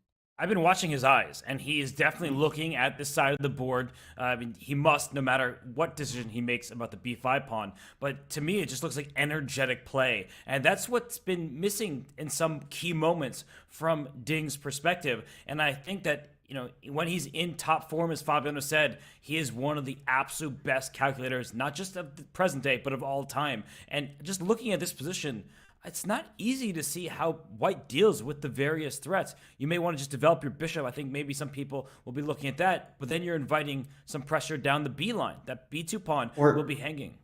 Or Robert, here bishop to a6 is forcing bishop takes f7 or queen a5 with a piece sacrifice. Yeah, that's because otherwise the queen is trapped. And I don't know if this piece it's rook a5 and then also e5 is hanging. So probably white is no worse here because I mean knight to d3. I guess black is not really risking much, but white is going to get 4 pawns potentially for bishop. Also knight takes b7. e5. I mean, I guess I could just Yeah. I was thinking knight e5 take, and I guess that this is a position which is very likely to end in some sort of equality. Yeah.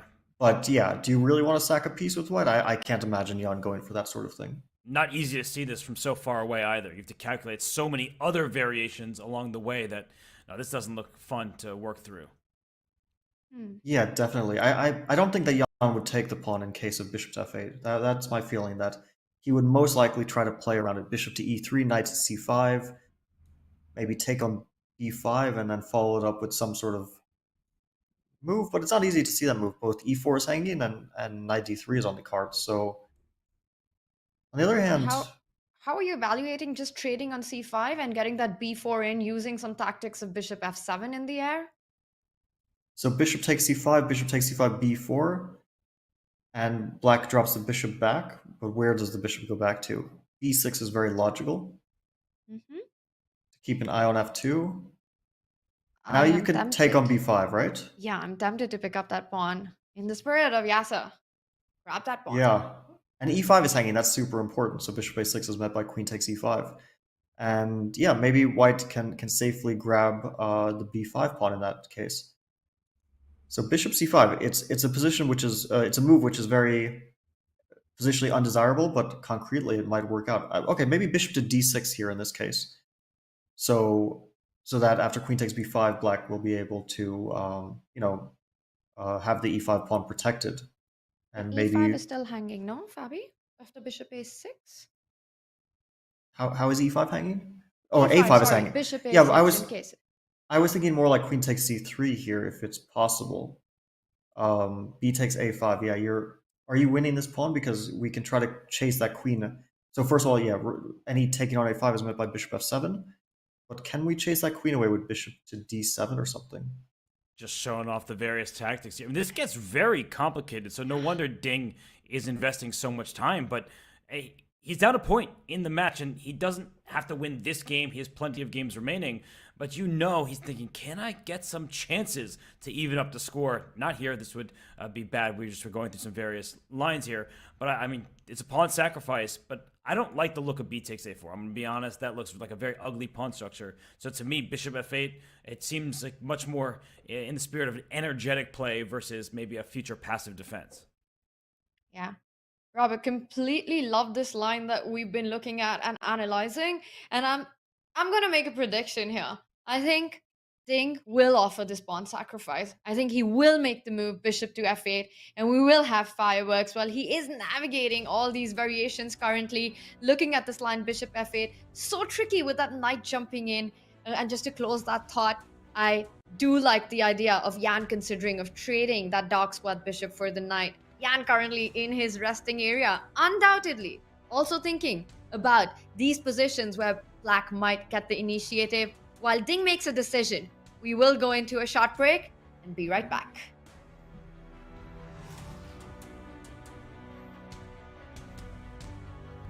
Introducing WorldQuant, the partner of the Champions Chess Tour and Chess.com. WorldQuant is a global firm in the field of quantitative asset management. If you don't know what that is, it's the job of building complex mathematical models that seek to identify market inefficiency. For 2023, WorldQuant Brain is bringing together its International Quant Championship and the award-winning Champions Chess Tour to hunt down the next generation of quant finance specialists. It sounds very exciting. You put your skills in practice in a case competition where you get a real challenge. And I signed up. WorldQuant is seeking new talent and new energy, and it's looking at the world of chess to help. Because nobody knows how to analyze a position better than a chess player, right? No quant experience? No problem. So, do you think you have what it takes to compete in the International Quant Championship? Sign up and be the next quant champion.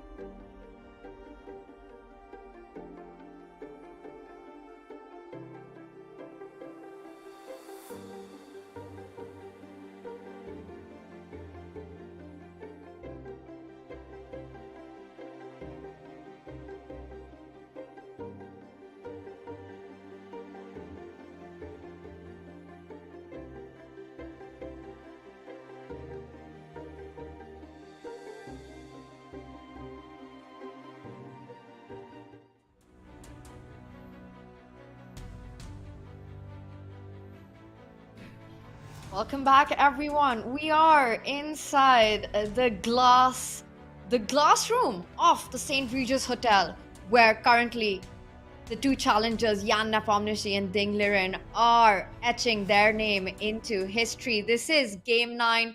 Welcome, everyone. And for those of you who are just joining us, I'm your host, International Master Tanya Sachdev. Alongside me, Grandmaster Robert Hess, and of course, former World Championship challenger, Super Grandmaster Fabiano Caruana, bringing you all the analysis, the insights, the deep dives into the minds of these two incredible fighters. Currently, Ding Liren is in a think tank in a very critical moment of the game. We see action on two sides. Divide the board into half. It looks like Jan Nepomniachtchi is eyeing the king side, while Ding Liren creating play on the queen side. Fabi, when we went into the break, we were looking at options at different moves, capturing on a4, the bishop retreat, fighting for initiative. Ding chose a different one.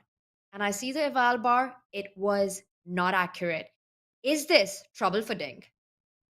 I don't like his move. I don't know how much it gives white an initiative, but I thought that b takes a4 or bishop f8, the idea to sacrifice the pawn that we mentioned, was just a bit more dynamic and, putting pressure on white to either calculate something. We were mentioning some lines where white gives up the bishop.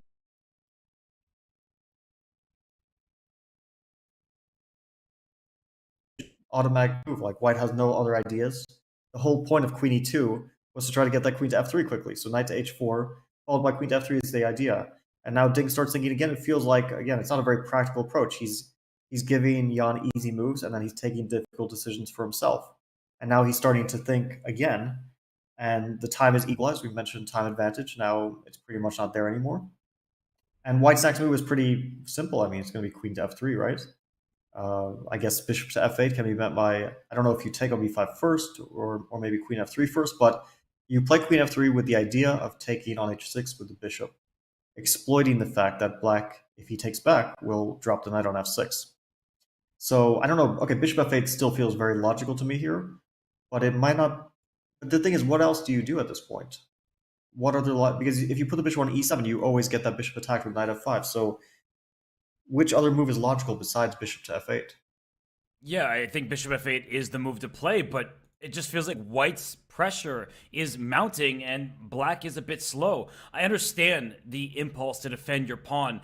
Ding Liren invested a lot of time at that moment, but rook b8, that was a mistake. I mean, you see the evaluation go from about level to immediately being better for the white pieces. And there are many reasons why, but it's because black is now saddled with passive defense, whereas the line we were looking at, instead of rook to b8, was bishop f8. Yes, white gains a pawn in the position, but you see black's pieces start flying in. We were talking about knight d3 ideas, bishop a6, may even trap the queen, rook can come to b8, semi-open file, there's a pawn at the end of it. This would have been energetic, active play for Ding Liren. Instead, he made this move. Rook to b8. Can't really blame him for it, but I just feel like he's trying to withstand the pressure without coming with pressure of his own, and then knight h4 happens, and he's in that deep think once again. And just to show Fabi's point that after bishop f8, queen f3, let's say you bring this knight in. Yes, my knight's finally activated.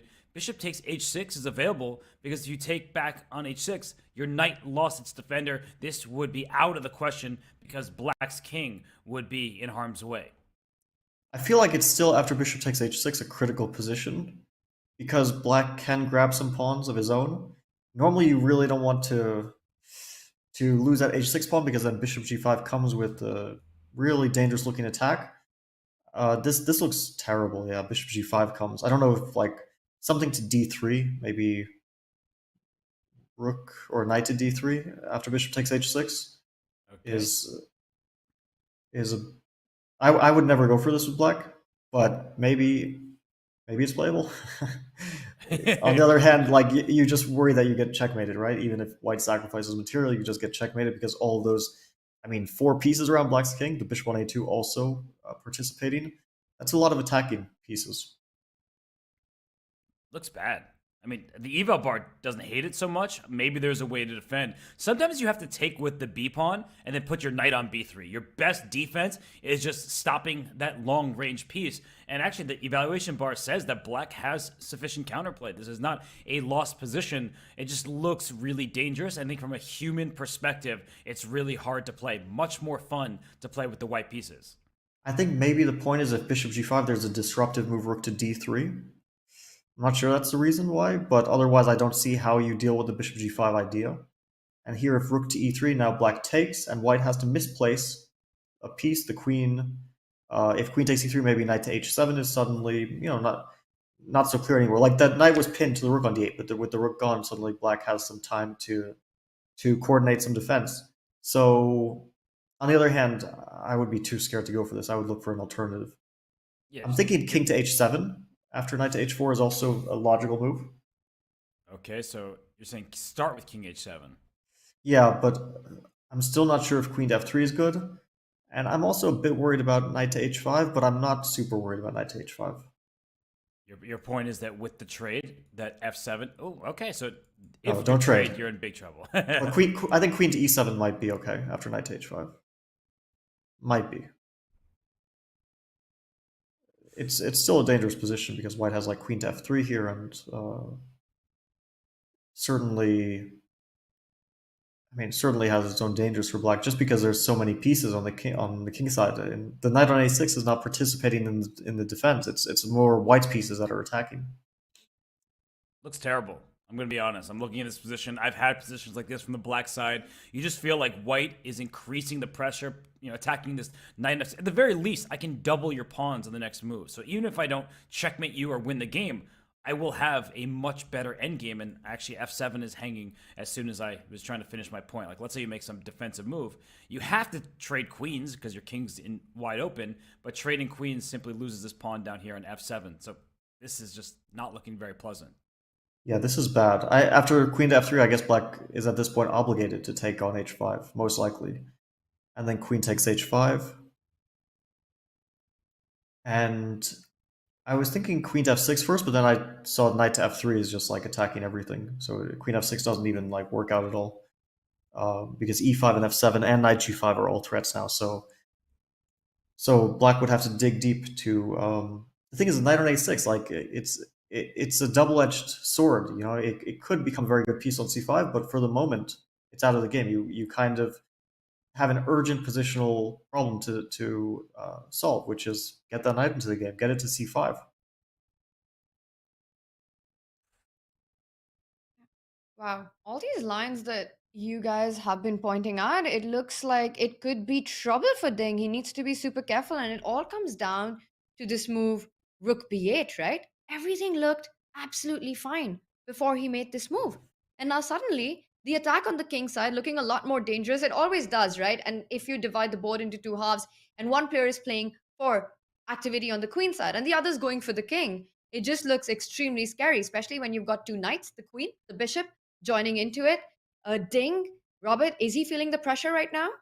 He definitely is. I mean, he was up about 20 minutes a couple moves ago, but his last few moves, they've been cautious, but overly so. Rook to b8, we get it. You're protecting a pawn that was under attack, but Fabi's first instinct was to take on a4, realizing that I can't just play defensive chess. This bishop is in the knight square. Sometimes we refer to squares as turnstiles, as pieces that can take their turn jumping into them. The c5 square is taken by the black bishop, but the knight needs to be there, and playing bishop f8, queen f3, you just don't have the time because h6 is hanging and the knight on f6 is loose. I do not like this position at all for Ding Liren. It seems very difficult to play. I don't care what the eval bar says. I completely agree with you, Robert. And to echo that thought, take a look at the clock situation. Ding Liren in a big think tank, he's the one for the first time in Game 9 who now falls behind on the clock to Jan Nepomniachtchi. It is a narrative that we've seen in the World Championship. It is something that has come to haunt Ding in those critical moments. Well, the moments are just getting started. Take a look at what Ding had to say about his struggles dealing with time pressure in the World Championship. Of course, the best way is to play as quickly and as good as possible, but You know, the position after the opening is very, very unclear, and there are so many options for me. So I have to figure out which was the best way to continue, and it cost me a lot of time. And I think the time spent during the first half of the game was needed, because I guess I played some good moves. Maybe not the best, but at least I was not worse. It's just because I didn't cover the advantage when I have the chance.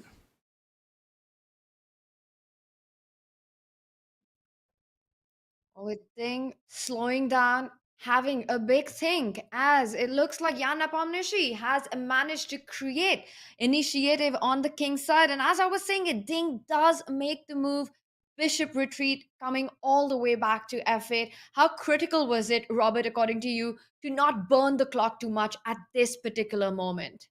It's essential. We've seen what happens when Ding is in time trouble. He gets flustered, and this game is just heating up. It's going to get sharper, and Jan's moves are easy. Fabiano's plan is about to be seen on the board, where the queen comes up to f3. There's a threat of bishop takes h6, and Black's decisions, every single one, will be difficult for the foreseeable future. So I think that Ding Liren, he's doing okay on the clock right now, but there's no increment. And with 1 hour and 11 minutes to make 22 moves, that is a ton, because this king is not a happy camper. Yeah, I think that the time situation is going to be in his head, because he knows that once he gets into time trouble, it's a kind of time trouble that can be disastrous, as we saw from that game 7. And so about the position, I actually was having a thought, because if white starts with queen f3, knight to c5, the variation that we were examining. And now we said that if bishop h6, there was some kind of b takes a4, and it wasn't super clear. And if white takes on b5 immediately instead of bishop h6, black has this intermediate move knight to d3, I think. And if you can trade off that bishop on c1, white's attack pretty much evaporates instantly. So I'm wondering if maybe white's most accurate is to take on b5 first, instead of queen to f3. So you get you get rid of all those b takes a4, knight takes a4 ideas. cb5, only move which makes sense. Queen to f3 now, and now knight c5, bishop h6 is a whole different story. You can't recapture the pawn, so you kind of just lose a pawn with black. But you do open up the 6th rank, so black maybe can use another piece to defend. That's the downside of having the c6 pawn removed. Yeah, that's what I was thinking. But after rook b6, there's bishop to e3, and you kind of have another difficult moment. Do you want to play bishop to c5? You're taking a lot of time with that one piece now. But what other move do you have? I mean, do you want to put your rook on c6? It looks very odd there. And yeah, maybe bishop c5. Maybe it's not so bad for black, but it's double-edged. I'm kind of considering bishop takes h6 already, but I don't believe it works.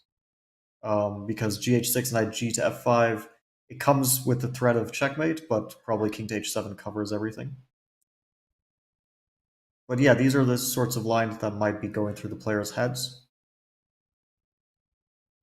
And Jan didn't even think, by the way. He moved. He went queen f3. He's not taking, he's not allowing Ding to defend that king side. He's going for the attack.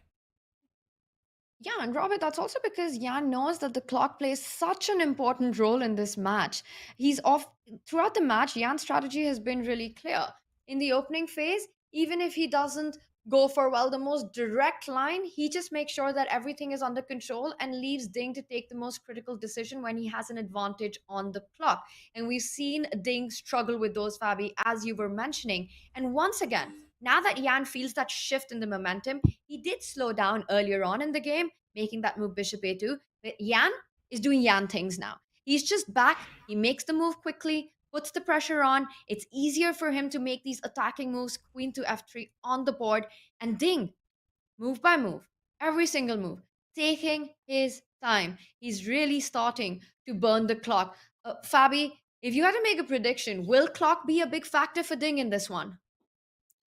I feel like yes, they are likely going to get into time trouble, or at least Ding will likely get into time trouble. Jan seems to be speeding up so much, and he's doing his typical thing, which is a psychological tactic. But it works for him because he quickly kind of feels what the right move more or less should be, and then I think a lot of top players will feel what the right move should be, or at least one of the right moves, like queen to f3. But then they want to calculate and be precise and hesitate, and he can kind of put that out of his head. That's just a psychological thing. He doesn't mind giving up a little bit of control. The upside being that he puts a lot of pressure on his opponent. I mean, it's unpleasant to face when your opponent is just thinking and you don't have time. You never have time to think on his clock. It's always on your own, and you see your clock ticking down. You have to calculate variations, and you're feeling the pressure. So it's unpleasant. On the other hand, it is a double-edged thing, of course, because you can't get as deep in your calculations when you're playing as quickly, right? So if there comes a moment when the natural move is not so good, it could be that Jan makes an imprecise move. But in this case, this is the right decision. He's putting a lot of pressure on Ding. Bobby, I have a question for you, though, because Ding came well prepared. He was up on time. How demoralizing is it when you play what seems like very good opening repertoire, and then you're the one down the clock and struggling to find equality because your king is in trouble like this? Yeah, I think it really does come down to, after the opening, there are usually some critical moments. And the rook to b8 move, that was a critical moment. You have to feel when those moments are, that you can take your time on those moments. You just need to feel where it is. You take your time and you choose the right decision. And it makes all of your decisions after that much easier. So it actually saves you time if you take the time then. And he did take the time, but he made the wrong decision. I'm quite surprised, in fact, by rook b8, because I don't know if b takes a4 was the best move. I don't know if bishop f8 was the best move. But it really feels like rook to b8 is giving your opponent the initiative. And it's not like knight h4 is a particularly surprising move. So I don't know what he felt. Maybe he saw this position after knight c5 and felt like something on d3 was going to work out for black. But on the other hand, I saw no downside to bishop to f8 instead of rook to b8, the move that you mentioned, the pawn sacrifice. If white doesn't take the pawn, there is actually no downside to it. So you basically have to just consider, okay, if my opponent takes the pawn, am I worse? If not, let's go for it. Why not? Yeah, and it very well might come down to that move 17 decision. And Ding went into the tank, but decided to move the rook a move later, going for Robert's idea of centralizing the knight, right? Falls back with the bishop. But chess is all about tempo. It's all about timing. And it could be a move too late to find the harmony in his pieces, to get that knight to the defense, to create his own counterplay. And with that last move, Jan Nepomniachtchi has a big threat on the board. He wants to grab the h6 pawn. We've been looking at alternatives where Ding just ignores the bishop h6 capture and instead creates his own initiative with the knight jump to c5. But is there a way in this position that Ding can still keep it under control on the king side and make sure that h6 pawn still stays alive? Or is it now time for Ding to just go all out, to throw all his cards and fight for the initiative? I think it is the time. Yeah, I was about to say, Fabi, I'm going to pass to you, but I just don't see even a move to start defending the king side. I can only think of king to h7, but the thing is that might just help white play knight to f5 with similar threats, or maybe, I don't know which knight to f5? Knight h to f5 feels like but again, you're threatening knight takes h6, and of course black can kind of play stuff like knight to g8, but at that point it's clear, you've accepted you have a bad position, and at least I'm not losing tactically, so let's try to hold on, but not what you really want to go for. And besides that, king to h7 also, I guess knight to f5 is probably the right move, because knight to h5 I feel like black can take and play g6 in time. So king h7 I don't like. I think, yeah, he should go for it. He should play knight c5, bishop h6, b takes a4. It's a critical line. You just calculate it and hope that it works out. And here I think at least Jan would suddenly have a difficult decision, because this is a very complex position. And you have a lot of options. I mean, you have bishop g5, you have like rook to e3 or something to stop rook d3, but then you're taking a lot of risk as well, because you might just lose your entire queen side, and you count on the attack. Other moves which come to mind, I'm not sure. Bishop to c4, but I don't really feel like it's the right move. Let's try this rook e3. Let's see what happens. Oof, nothing good. Rook takes b2 and black just wins. Is it that simple? Apparently. Chess is sometimes that simple, yeah, I guess. I was hoping that some bishop g5 here or knight f5 and black and white might like brute force his way to an attack, but probably just gh6 and it doesn't work out at all. It's it might be one of those positions. So that makes me very sad. It looks like you should be checkmating, but you just cold-blooded take the piece and say, that's it, no attack for you. Yeah, it seems, although it's still like you would still calculate knight takes h6 here, bishop h6, queen f6. It's not like it's immediately self-evident that white loses this. Bishop takes e3, knight to f5. I don't know. Maybe bishop e3 is just knight to f5. Oh, sorry. There's bishop takes f5. Yeah, of course. So there's simply no ideas here for white. How about this one? That is an idea. Okay, but king to h7, is that important? Okay, that's just disgusting. Like, it looks like you actually are attacking the black king. This pawn on f7 is pinned, so you can't take this knight. That's illegal. But king h7 defends the checkmating square. Oh, but think about kind of sad. Yeah, but think about it from far away. It actually looks like white is about to checkmate you. So you have to see king h7 well in advance. Yeah, it's not easy. Like with the eval bar, of course, everything becomes clear instantly. But for these guys calculating over the board, especially for Ding, because he knows that he's taking responsible decisions. If you get checkmated, that's not going to be good for your match. So he's going to have to take some tough decisions here. Yeah.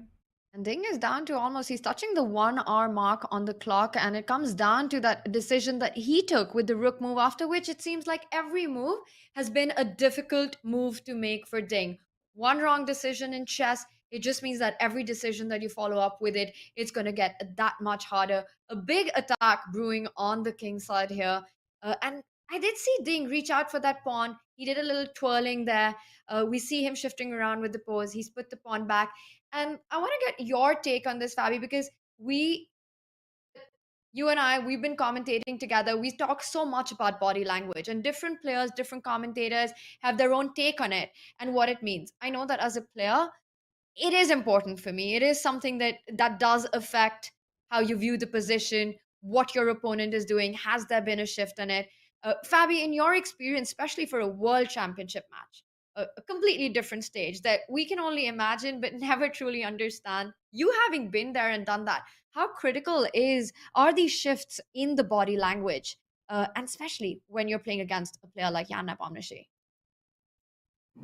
Yeah, I think you're not noticing your opponent's body language so much, especially when it's your move to think, because you're just concentrated on your own position. But let's say if your opponent is thinking and you're sitting there at the board and let's say something dramatic has happened, you're winning, you might feel that your opponent, or you have a very good position, you might feel that your opponent is starting to despair or be uncomfortable. Like it's very clear in this from watching Ding that he's not super comfortable. He's head in hands. I try not to read too much in body language, but it's very clear that he's not seeing immediately what the answer is to this position. While in a position where he's very comfortable, we might see a completely different posture and let's say amount of thinking time, especially like from his last two moves. I guess how much has he spent on his last two moves? 30 minutes at least. That's not a very encouraging sign for, let's say, his comfort level in the position. I don't feel like I've been in that position. You're tanking on two moves. It's just because you don't feel like you have the right path. You start here, you think this move is how I should play, then you change your mind again and again, and you change your evaluation again and again, and you end up getting everything muddled up. That's where I feel his thought process is as well. He's uncertain. Should I sack the pawn h6? Should I play king h7? Should I play knight h7? Various moves come to mind, but nothing clear cut. And he's been in a 12-minute think tank already. Every move, as you're pointing out, it was the last couple of moves, rook b8, bishop f8, and now this one, he's definitely spent a lot of time. He is now below that 1 hour mark. Ding has to use his time judiciously. There are a lot of critical moments that are coming up in the game, and one might feel that an hour, that's a lot of time. But we've seen these minutes disappear. move by move, and until you're left with just a couple of minutes to make a few moves to reach that 40 move mark, to reach time control. And that's when the big mistakes happen. Robert, queen f3 on the board, it's also a difficult position to actually answer. You leave the clock aside, the position itself is so dangerous currently. It could all collapse in just a few moves. Ding needs to find a way forward. And what are you expecting at this moment from Ding? Will he play the move knight c5, or will he grab on a4? What do you think is going on in his mind right now? I expect him to think for a while longer, and while he does so, I just want to give a quick shout out to Jan Nepomniachtchi's move 16 bishop a2. When it was played, the three of us, but especially me, I was kind of like, what does that do? What is the point of it? Fabi, you illustrated why he did not want to see pieces traded off, and he created difficult decisions for his opponent. And we see maybe the most difficult position that we could have expected from this opening for Ding Liren. There is the threat of bishop takes pawn over here, removing the guard of the knight on f6. The bishop on a2 is sniping long-range piece towards the black king. And you see it on Ding Liren's face, the way he is spending his time here. He doesn't know what to do because most variations look very good for white. You may steal a kingside pawn. If you move your knight on f6 away, the other knight from g3 hops up to h5. That doesn't look pleasant either. So there are many options here for Ding Liren, but they don't feel like opportunities. They feel like ways to try to, turtle up, get in your shell and survive, but none of them look particularly fun. Jan Nepomniachtchi right now, he's the one in charge, he's the one dictating the action, and he may very well win this game if Ding Liren does not find a solution and find it soon, because he cannot afford to get in time trouble. Yeah, I think we mentioned early on that this variation, although it's equal, does have some positional poison, and we're starting to see that you can get under pressure, even though it's a position where the engine will tell you early on, just equality, equality, equality with any move, and then at some point you start to get some difficult decisions, and we're starting to see that. Bishop to a2 is a very clever move, especially because it took Ding out of his preparation, which is a good sign. And yeah, I like what Jan has done a lot so far to get some chances to put pressure on Ding from an opening where, Ding had equalized, and we were already saying it was an opening success for him. But now it no longer really looks like an opening success. He takes on a4. We didn't even mention this move. I think just transposition, right, Fabi? So bishop takes h6, knight to c5. But does he want to take on b2 first? Because that's the other option that he has at his disposal. Then the question is, does bishop g5 come with more power because there's no rook to d3? That's actually, what I suspect, that you need the rook d3 resource, or you can't really deal with bishop to g5 so easily, because bishop f6 is disastrous if you allow it. And if you play bishop to e7, the knight, I guess g to f5 at this point, because the other knight might, someday come to g6. Knight g to f5. And it's actually knight h5, I just realized, is also an option, because you can't take, allowing queen takes f7. So a lot of really dangerous tactics that black has to deal with. Maybe knight c5 is really necessary after bishop h6.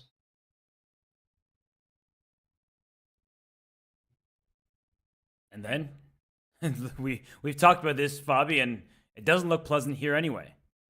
Yeah, so let's think about what white can do, because we actually didn't find the method for white to deal with this. Bishop g5, rook d3 seemed like it kind of works out for black. And rook to e3 was simply losing, so we can't do that. So this is not an obvious moment, for me at least. I don't see how white is proceeding so clearly here. Instantly Can you try takes. to jump in with the knight, Fabi? Can you go knight g6? By the way, we've got moves. So we've got this position, this exact position on the board. Bishop h6 was played, knight c5, not even spending a moment to consider rook b2 and the dangers after bishop g5. Ding realizes it, Fabi, as you mentioned, that for the move bishop g5, black needs the resource of jumping in with that rook on d8 to d3, get out of that pin, use the tempo to attack the queen. And this is where we're trying to see how white can continue with the attack. One of the moves that comes to my mind is move forward with the knight.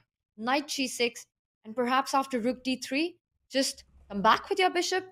No more bishop on offer. Say that I'm going to continue with my attack. Knight h5 coming in. I love that idea, Robert, of just giving mate on h8. That's the dream.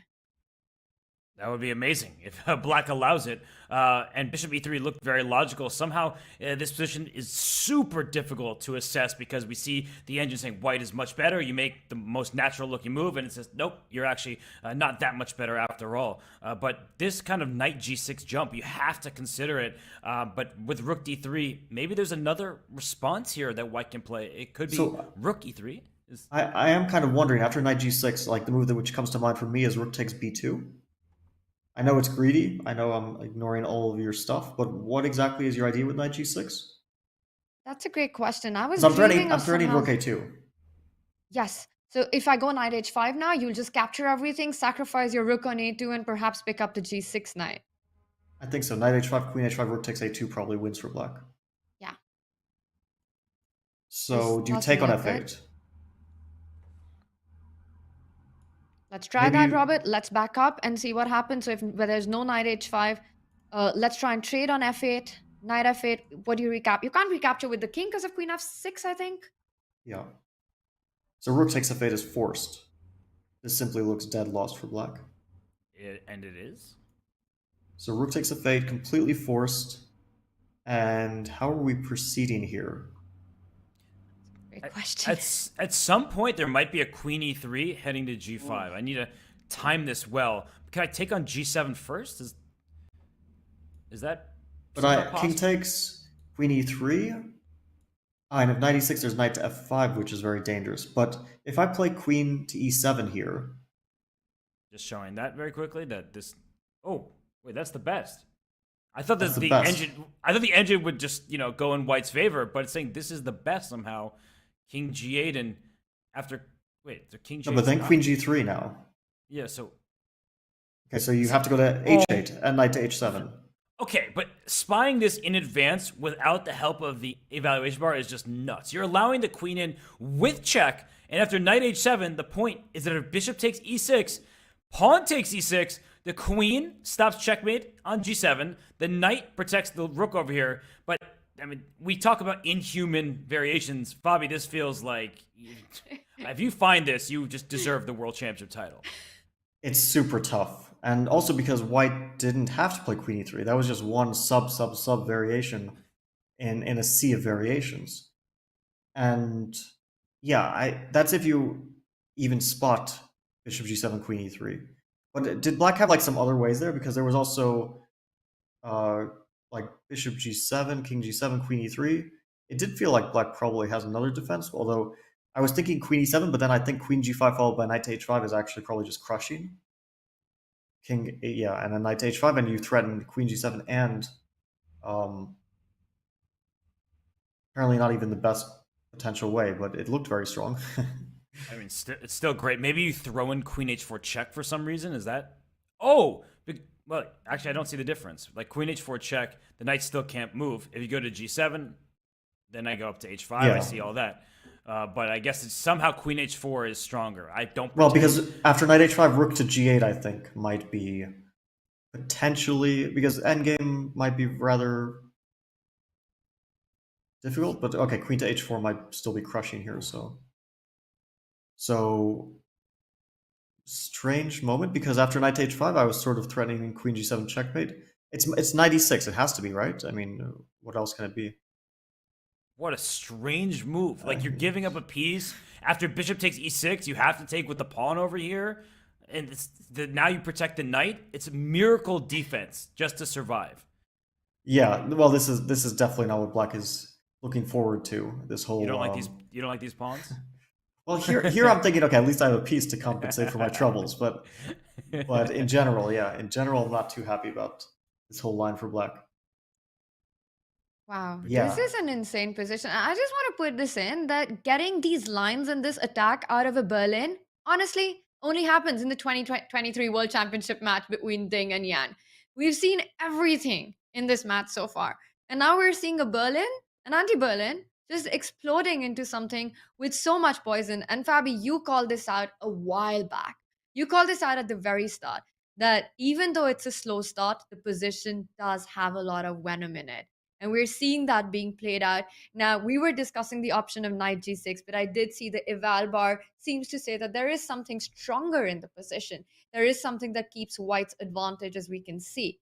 Yan is definitely thinking about all these options. Ding's path is clear, right? He wants to play rook d3 is the next move. Rook b2 is an idea that Yan always needs to watch out for.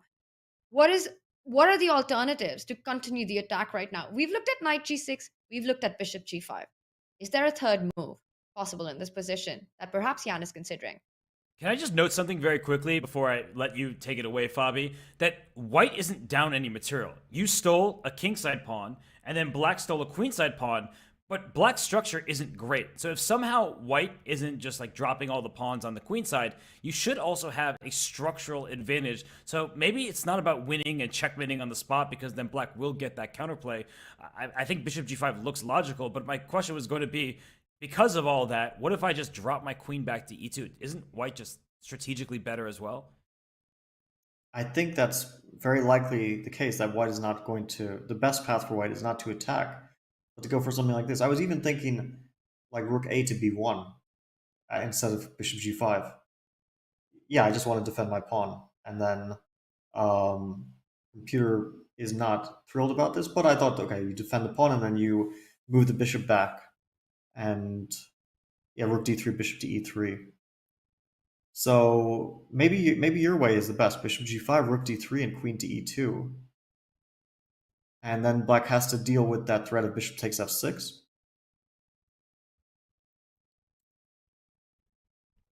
I was like briefly thinking about bishop to a6 here, but I don't know if it's the right way to play. Idea of bishop f6, rook takes g3. Aha, you sneaky man. But of course, oh, is queen to h5 winning? Oh yeah, that square is crushing. Because Right. now if rook d3, knight g6. So. Oh, Wow. Finally, the idea appears on the board. And this time, there's no running away from queen h8. Yeah, this is over. So yeah, probably bishop a6 is completely wrong. Does that mean knight to h7 is the right move? It could be. Could be knight h7 is the right move. And Bishop what to if I e3. Because I'm threatening to remove the guard. And rook doesn't have to drop back, but I guess we drop it back to d8. This feels just so bad for black. Like, maybe we see the eval off to the side and saying that black is doing okay, but with knights coming to f5 and to g6 and these pawns being weak, is it out of the question? Let's say I even get to this position. Is this just still better for white without any? I think so. And I was even thinking, well, you have that idea, but first play bishop to c4 and just preserve that idea of bishop c5, but with the idea of winning the pawn on a4. And it looks like a lousy position for black because you're probably dropping one of those a pawns, and white will be able to pawn. And black's king side is very compromised, so there's not much really to look forward to for black in this position. But it takes a lot of self-control to not try to checkmate your opponent right away. And You know what it takes, Fabi? It takes the eval bar just laughing in your face a bunch of times, where like process of elimination at some point takes over, and you're like, okay, I'm not going to checkmate you. So then I started thinking about the strategic elements rather than tactical ones. I'm like, white has to be better if you don't start dropping your queen side. Yeah, I think that's exactly the case. And that's such a good point that you make, Robert, that it's so easy to get carried away with all the pieces that we see on the king side and start looking for these direct variations, trying to get to black's king, and just forget that actually there's a material balance. And strategically, white's the one who's got the upper hand. You've picked up the h pawn. There is a doubled a pawn. If you can just defend your b2 pawn, you might not checkmate the king, but you just keep all your strategic trumps alive. But we know Yan, right? Yan is such an aggressive player. He's definitely first looking at all these tactical ideas before he decides as well that it might be time to just consolidate his position and say that I'm better. Fabi, do you think that's what's going on in Yan's mind as well? First trying to work out all these tactical blows simply because how critical this moment is. If he's able to make something of it, the match can be essentially over if Yan wins with the white pieces. Yeah, this is a pretty critical situation for Ding. And Jan's best bet would be to be practical now, not to start to calculate all the crazy stuff that we were looking at, just to play bishop g5, rook d3, queen e2, count on a time advantage plus a better position. I was like looking at another fun variation there, which is unlikely to happen, but so I was thinking Gotta after show it to us. bishop g5, rook d3, queen e2, black has this tempting move, rook takes g3. And I don't know if the exchange sacrifice is good, but it's kind of tempting for black. But I think bishop takes f6 is very strong here. Yeah, this looks like the point. Yep. This looks very interesting for black, possibly. And bishop takes f6, rook to d3. Black could make the argument that, you know, I traded off my bad knight on f6, but then I think there's a very strong move, bishop to c4 here. And the rook has to go back to d7. And now I want to play queen h5. And g takes f6, I want to play rook e3. And I think I'm just checkmating. Or wait, is there even queen g6, knight f5? But okay, rook e3 looks good enough. I mean, this is a classic checkmate. Rook lift, rook g3, knight f5, everything coming. Yeah. So yeah, a lot of danger for black. Yes, and definitely Ding is feeling the heat. Well, chat, looking at this analysis, if you didn't realize that, look at Ding. Jan has been in a 12-minute think tank in the position. Ding hasn't moved from his chair. And often you see the players just get up and go into the resting area, but Ding definitely feeling the heat in this position, as you're pointing out, how difficult it is and how quickly things could get completely out of hand, beyond control right now. Fabi, you know Jan the best here. You've played with him a bunch of times. Do you think that Jan will go for a more direct approach, moves like knight g6, and then all these tactical ideas? Or do you think he will be able to step back and reevaluate all these points that you've been mentioning and take that strategic approach of just consolidating? I don't know how much this is a stylistic thing. Because a lot of people, I think pretty much every player would be tempted to make some aggressive attempt to work. I would probably be a bit disappointed that it doesn't seem to be leading anywhere very clear cut. And yeah, then it looks like he's about to make a move. Did he make? Knight to g6, so Jan answered your question for us. Yes, it's a line that we were looking at. We decided that bishop g5 was the move that gave Jan the best chances, but he goes for knight g6. The eval bar doesn't completely approve of it, but there's still pressure on the board. There are still ideas. We were looking at knight f8, knight g6, a very critical moment now for Ding. Robert, what do you make of this decision by Jan? Was this a stylistic choice? I think it's just a good choice. So I see that the knight comes into g6, the pawn remains pinned, so everybody thinking that Jan blundered. No, he's not giving away a free knight, can't take that piece. And he's going forward, and you can't blame him for this, because the b2 pawn, losing that is not the end of the world, even if you just play knight takes f8 there and say, I don't care about that queenside pawn, you still have double isolated a pawns, I still have an attack. So the eval bar has barely budged, which means objectively it's a good move. I think practically it's a good move. So he had multiple options that left him with an advantage. He chose the one that, you know, he calculated to be best, and the eval bar says, you know what, Jan, you're right. Yeah, I love it. I love it. I know that you guys were discussing about the strategic approach in the position, which perhaps was the best one, but as a player, as a commentator, I love that Jan has chosen this direct line. Well, at least it promises to the fans that this is going to be fireworks. And chat, if you love Jan's style and if you're inspired by Jan, then we've got some big news for you, because tomorrow, do not miss your chance to play in the Blitz Arena, hosted by the chess.com Jan Nepomniachtchi fan club. Compete against fellow fans of the FIDE World Championship Challenger for the chance to win a diamond membership. Join the Jan fan club and you can enter the arena. Use the command Jan in chat for details, and we'll see you on the arena tomorrow. Lot of excitement going on and the game is heating up. Ding Liren is feeling the pressure. This is a big moment for him. Jan going with a direct knight jump on g6. We will find out on the other side of this break how Ding handles it.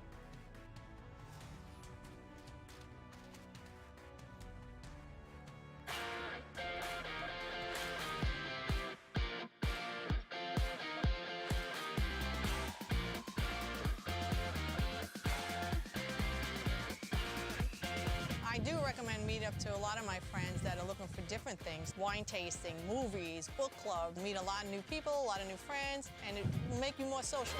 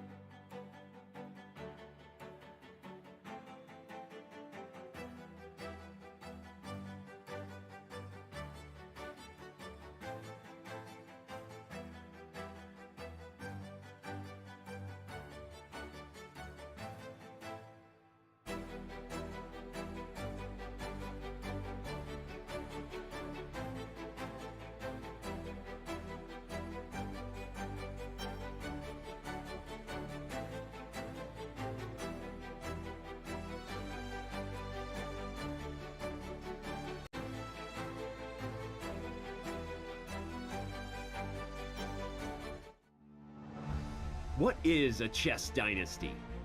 Unceasing dominance, move after move, again and again and again. We have a resignation, we have history. He is the 5-time FIDE World Chess Champion. But a chess dynasty can also be cruel. It forces most to defer their dreams until next time. If there is a next time.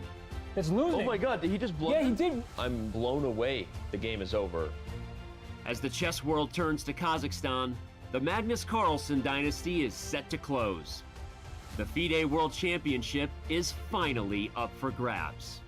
For two chess superstars lying in wait, until next time is now. Jan Nepomniachtchi has methodically done what he needed to do to get another shot at the title. The pressure to seize the moment this time rests heavily upon him. Wait. He just took Panic. He panicked. I told you I didn't like the position. My goodness, the position is getting very, very bad for black. Ding Liren knows firsthand what the end of this dynasty means. An unexpected chance to make history. Can China's best turn his good fortune into eternal fame? 10 seconds, one more move remains. Whoa! He made a move with 4 seconds on the clock, and there's a draw agreed, but what a match we have. The legacy of this championship spans across centuries. It reads from the names of chess giants. For the first time in a decade, a new name will raise the trophy and be etched into chess history. It's the 2023 FIDE World Championship. Whose name will next be called champion?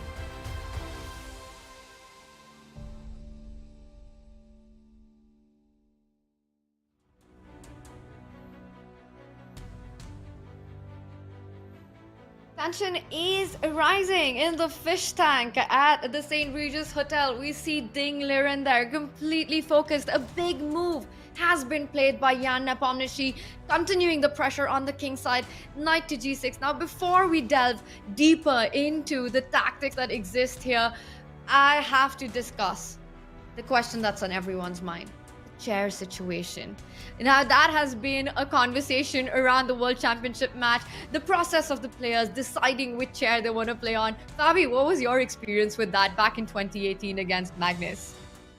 Well, they were kind of just giving us a chair, and then Magnus was complaining about the chair, and then they started to give us options for chairs.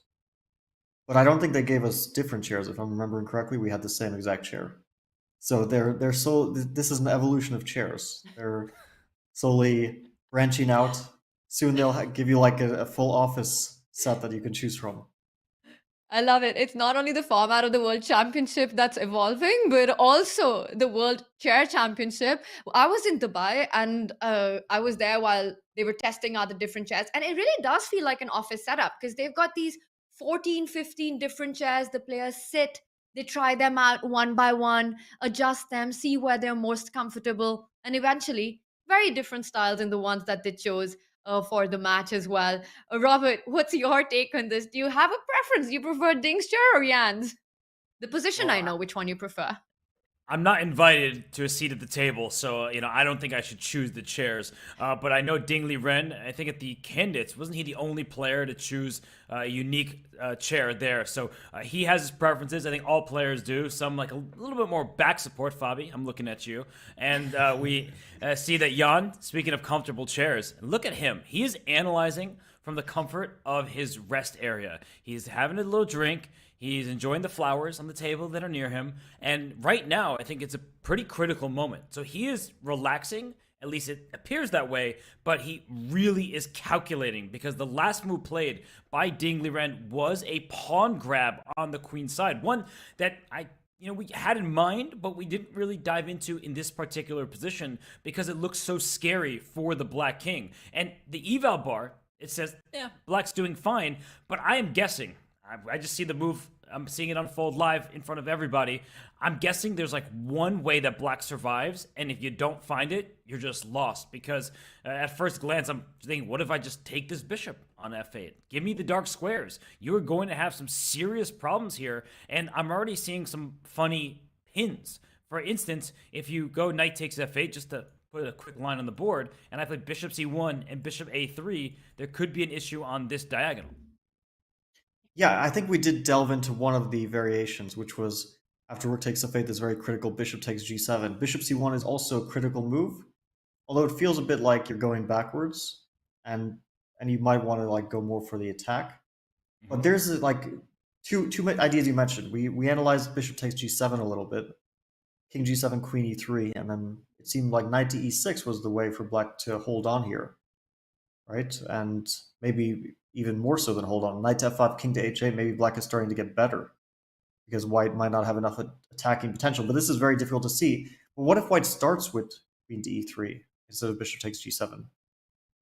Because now, if knight to e6, white can start with bishop takes e6, maybe. I'm not sure if it's the best move. But black will be forced to play f takes e6 to avoid this bishop takes e6, bishop g7 stuff. And this is a questionable structure for black. I mean, after bishop to g5, I've seen more aesthetically pleasing pawn structures. And by the way, instead of bishop g5, there's also like an immediate queen to c1, so that you get the bishop back to e3. I don't know if that's brilliant. No, that's an brilliant. option. I love that because the bishop on g5, you're not threatening to take the knight. The bishop on e3 protects f2, which is a weak spot in the position. So queen c1, lovely. It's not really, I guess it's kind of intermezzo, but you're really just clearing space for the bishop while you attack the rook.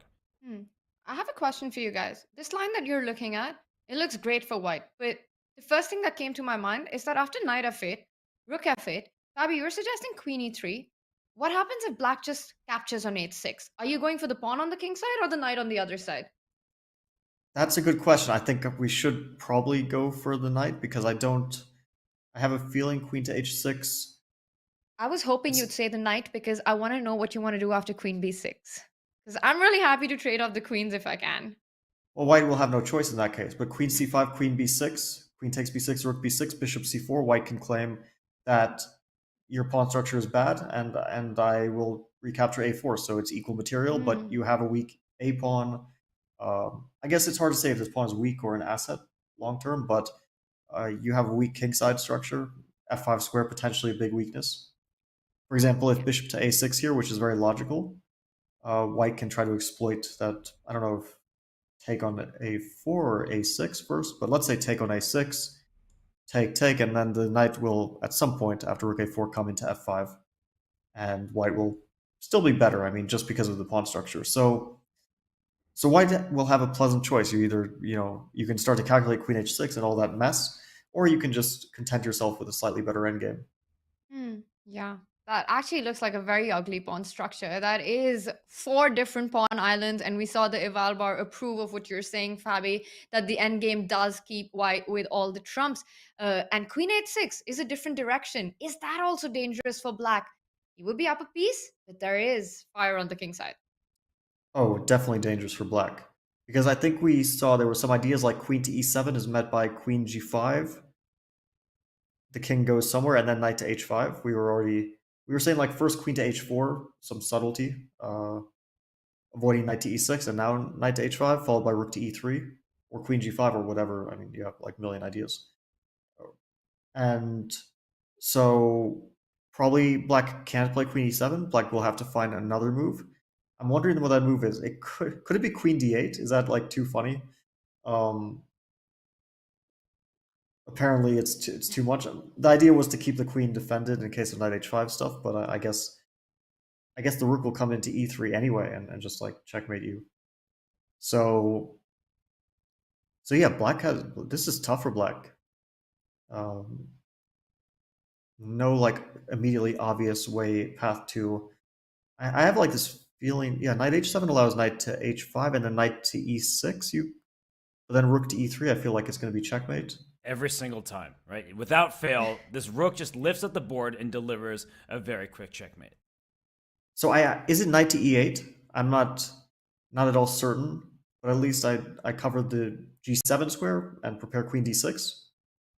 Is this the way? You did it. I mean, this is just such a ridiculous move to see in advance. Like, if you are defending a position and you're trying to visualize, how can my king survive? Knight e8 does defend g7. That's the good news.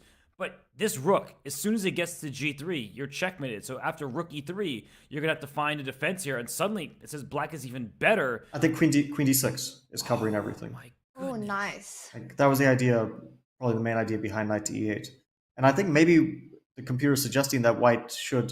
But this is the nice thing for white, because you always have a safety net. Instead of rook e3, you have queen g5, queen h4, queen g5.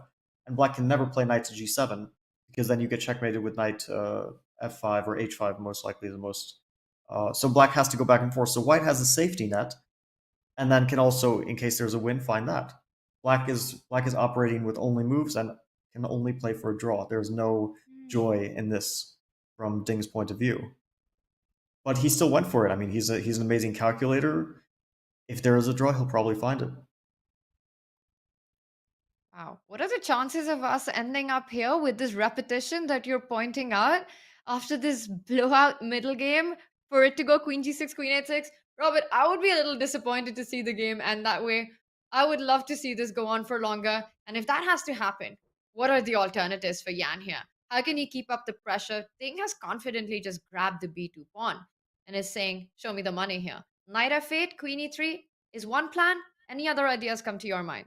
Knight of Fate seems automatic, and then the follow-up is the hard part. I mean, we see the evaluation bar say, that's good decision. How could it not be? You're taking a bishop for your knight. You're removing one of the key defenders of the Black King. And now it's about coming up with the follow-up. Bishop e3 doesn't look that appealing to me because Black will immediately play knight to b3, shutting out the bishop. And if you take it, well, thank you very much for a passed pawn. I mean, this is just great for Black, maybe eventually winning. So I can't get away with bishop to e3 right now, but my bishop's also not under attack. So Fabi showed us this idea earlier as a great illustration of how you can take your time.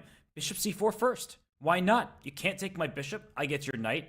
Then I can do whatever I want with my bishop next. But Black's pawn structure is hideous on the queen side, and on the king side, your king is in grave danger. So I feel like this bishop c4 move, this quiet move, is actually a step in the right direction. I really like this move too, and this is the patience factor. You have to sort of avoid that temptation because it feels like you might be winning on the spot. Queen e3, bishop g7. These are like direct winning attempts. Maybe I just checkmate my opponent. Personally, I would be so tempted by those things. I don't know if I would be able to play a move like bishop c4. I would just be like, I would spend all my time trying to checkmate my opponent. But some people would be able to make that practical choice. I can think of, let's say, a guy like Wesley might, for example, take that practical choice. Like, first 5 minutes you calculate, I don't see a checkmate. Okay, let's just play something which keeps the advantage, like bishop c4. And that's the most unpleasant move for your opponent, because then the onus on it is on him to calculate it. It's no longer on you. Like right now, white has to calculate, but you play bishop c4, now you put all the pressure on your opponent. Ding just left his chair, so he made the move immediately, went back to his rest area. Black is up a pawn. If we just take stock of the position, Black has 6 pawns, White has 5. The big issue for Black is this king is going to be in danger, and it's probably not going to get out of it anytime soon. But as we've been highlighting, showing by our own mistakes, and this is what happens when these top players calculate, Fabi being one of the very best of all time, this is what happens. Sometimes you see something that looks appealing, but then you recognize it isn't. It helps when you have the evaluation bar off to the side. That changes things altogether. But bishop c4 is not an easy move to play because all of our instincts is to go after the king, play queen e3. But it turns out once we tried those, wasn't working out just the way we wanted. So bishop c4 came to mind at long last. Better late than never, but also aided by the evaluation and a trial and error method that the players do not have. This is another big moment here. Both players taking their time on every single move simply because this is such a critical junction, and every move will decide that difference between a draw or a potential win for one of the two players. Jan Nepomniachtchi currently putting on the pressure here.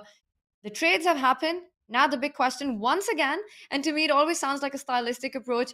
We saw it happen previously about whether to consolidate the position with this bishop c4 move, keeping everything under check, or going for these direct lines, queen e3, which if navigated well for the next couple of moves could very well end in a perpetual, as we saw in the analysis. This continues to be a very neck-to-neck battle. Take a look at the piece by piece between Ding Liren and Jan Nepomniachtchi. And we've seen the players in this championship with the black pieces. The black pieces it was Jan Nepomniachtchi who won the first game in game 2 with black. And then we saw several wins with white. And currently in driving seat with the white pieces, Jan. Robert, what are the chances of another white win in this one?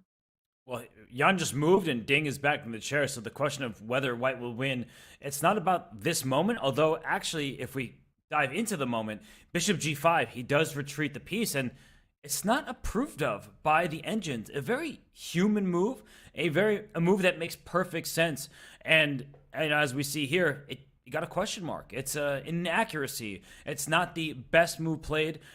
Made the position worse, but not worse.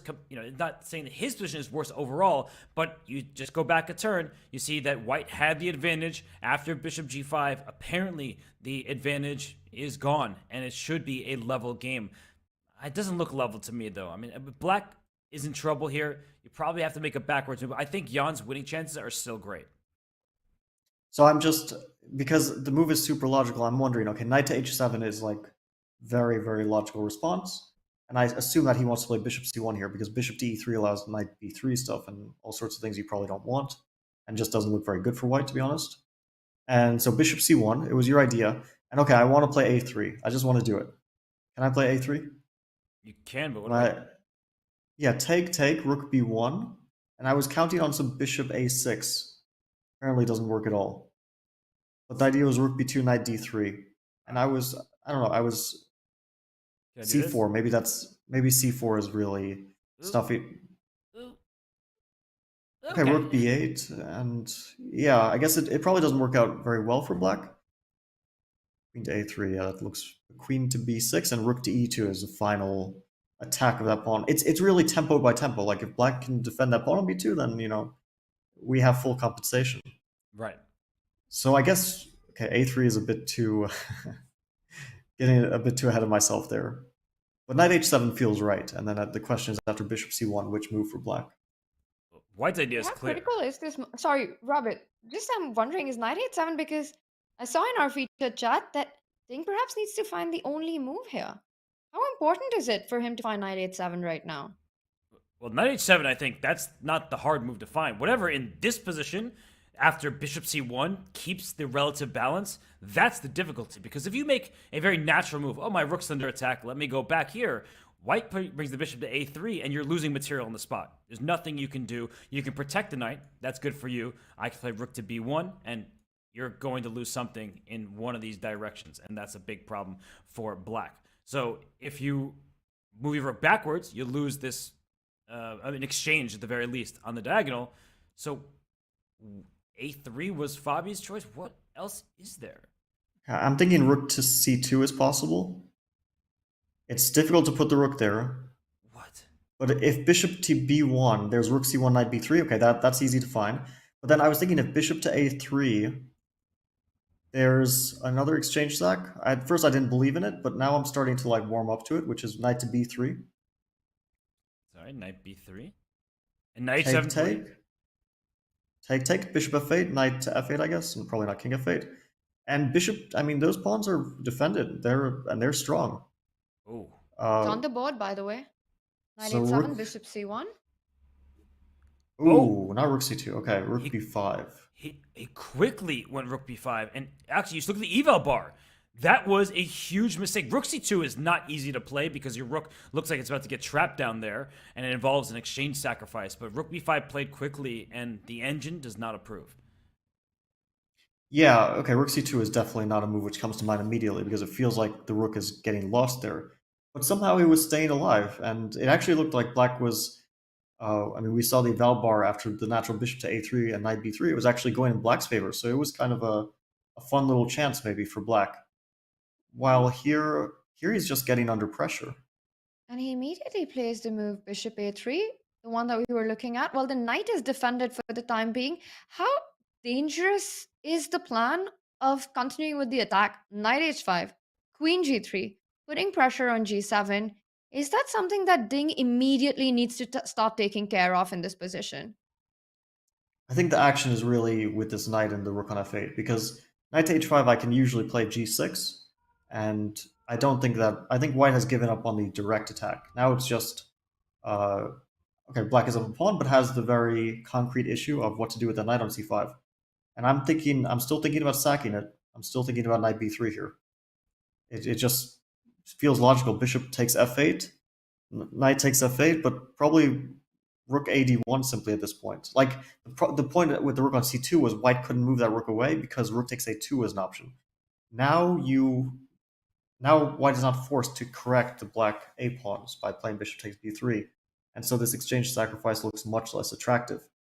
If white was forced to play bishop b3, then it would be a very attractive exchange sacrifice, but here doesn't really seem to work out. I'm going to show that again, Fabi, to illustrate your point, that Fabi's saying that in this position, after knight b3, there is no rook a to d1 like we were just looking at in a different line, because the bishop on a2 needs defense. So when the rook is on b5, the white rook can slide over successfully. You don't need to defend the bishop. But with the rook on c2, aiming at this bishop, that would force that pawn correction, and not just a correction.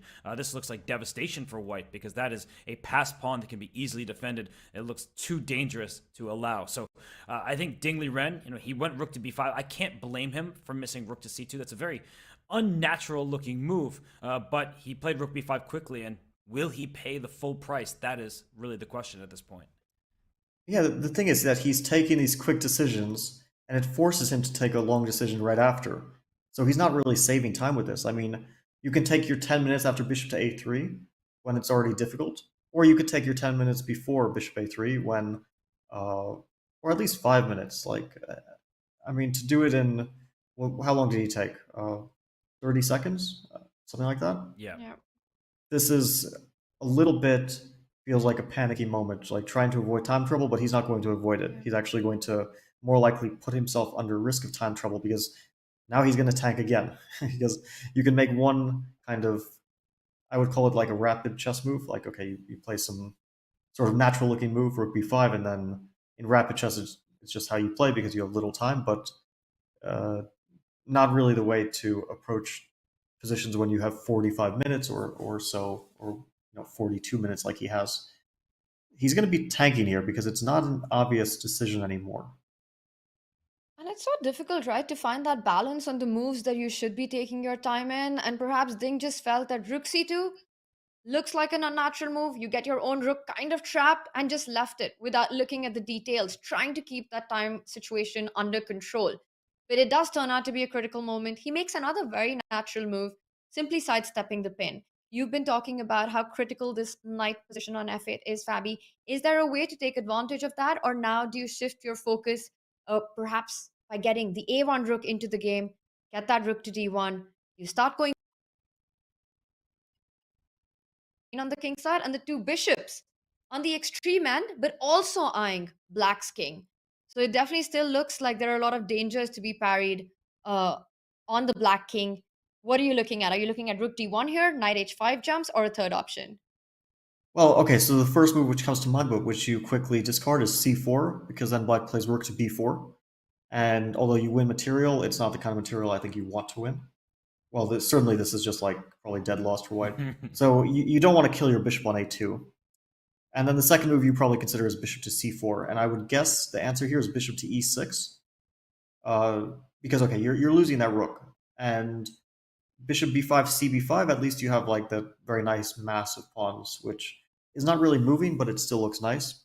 But on the other hand, after rook a to d1 here, since it's not moving, and black not having a clear follow-up, it might still be better for white.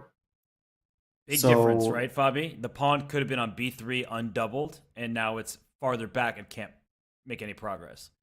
Yeah, and especially because white has the dark squared bishop, which is so good at controlling that e4 square, the a3 square. That's a very important piece in terms of stopping black's pawns. So bishop c4 is like the second move I think you calculate, and then after that, if you're not satisfied with bishop c4, then you look at like knight to h5, which somehow I don't like knight to h5 very much because it allows knight to b3, and I don't want to allow knight to b3. And my bishop on a2 gets completely snuffed out. And then maybe you look at rook d1, but still knight to b3. I'm not sure if I want to allow that. So bishop c4 is kind of, yeah, I mean, I'm not really seeing here why it's so good for white, but I imagine there is a reason. Yeah, but you point out this move bishop c4, and it's so tempting to go for it because immediately you end up with this materially imbalanced position, and you still have your ideas of centralizing the rook, building the pressure on the king side. And once again, is this going to be a question of approach, of different approaches, different styles of players? Robert, is that going to be the big call out here, whether bishop c4 going for this material upper hand with white, or just continuing the pressure on the king side? Is that what it's going to be about? Yeah, Jan has two good choices, but they are very, very different. One involves him going up material if he plays bishop c4 and takes his rook on b5. The other, as we were just looking at, is in the event of rook d1. Knight b3 is by no means forced, but in a position like that, this bishop may see the d6 square. His queen can jump forward as well. Maybe he's trying to go for some kind of pressure against the king side, but also the black pawns can't go anywhere. Black is up a pawn, but they're over here. They are blunted by this bishop pair. So I would be very difficult for me not to take this rook on b5. It is available. You can just take an exchange, and you don't seem to be paying a huge price for it. But I also think that black has good chances to hold there because the rooks, their full might isn't felt just yet, and you have to watch out for these pawns. And just to show that one more time, that if you get these pawn structures, it can be very, very dangerous in the long term, especially if the pawn gets up to b4. Yeah. Wow. Okay, so Jan is he's in a 4-minute think tank currently, but once again, we are expecting long things at this moment because this will game 9, a very crucial match for both Jan and Ding. Ding has to stop the bleeding in this one. He needs to keep things under control. Jan does lead the match by a point. We've been talking so much about his match experience and just how in these kind of positions Jan seems to get even stronger when he feels he has the initiative, when he's up on the clock. He tries to play on all aspects of the game. His demeanor, his understanding of the game, his ability to pose practical problems to Ding.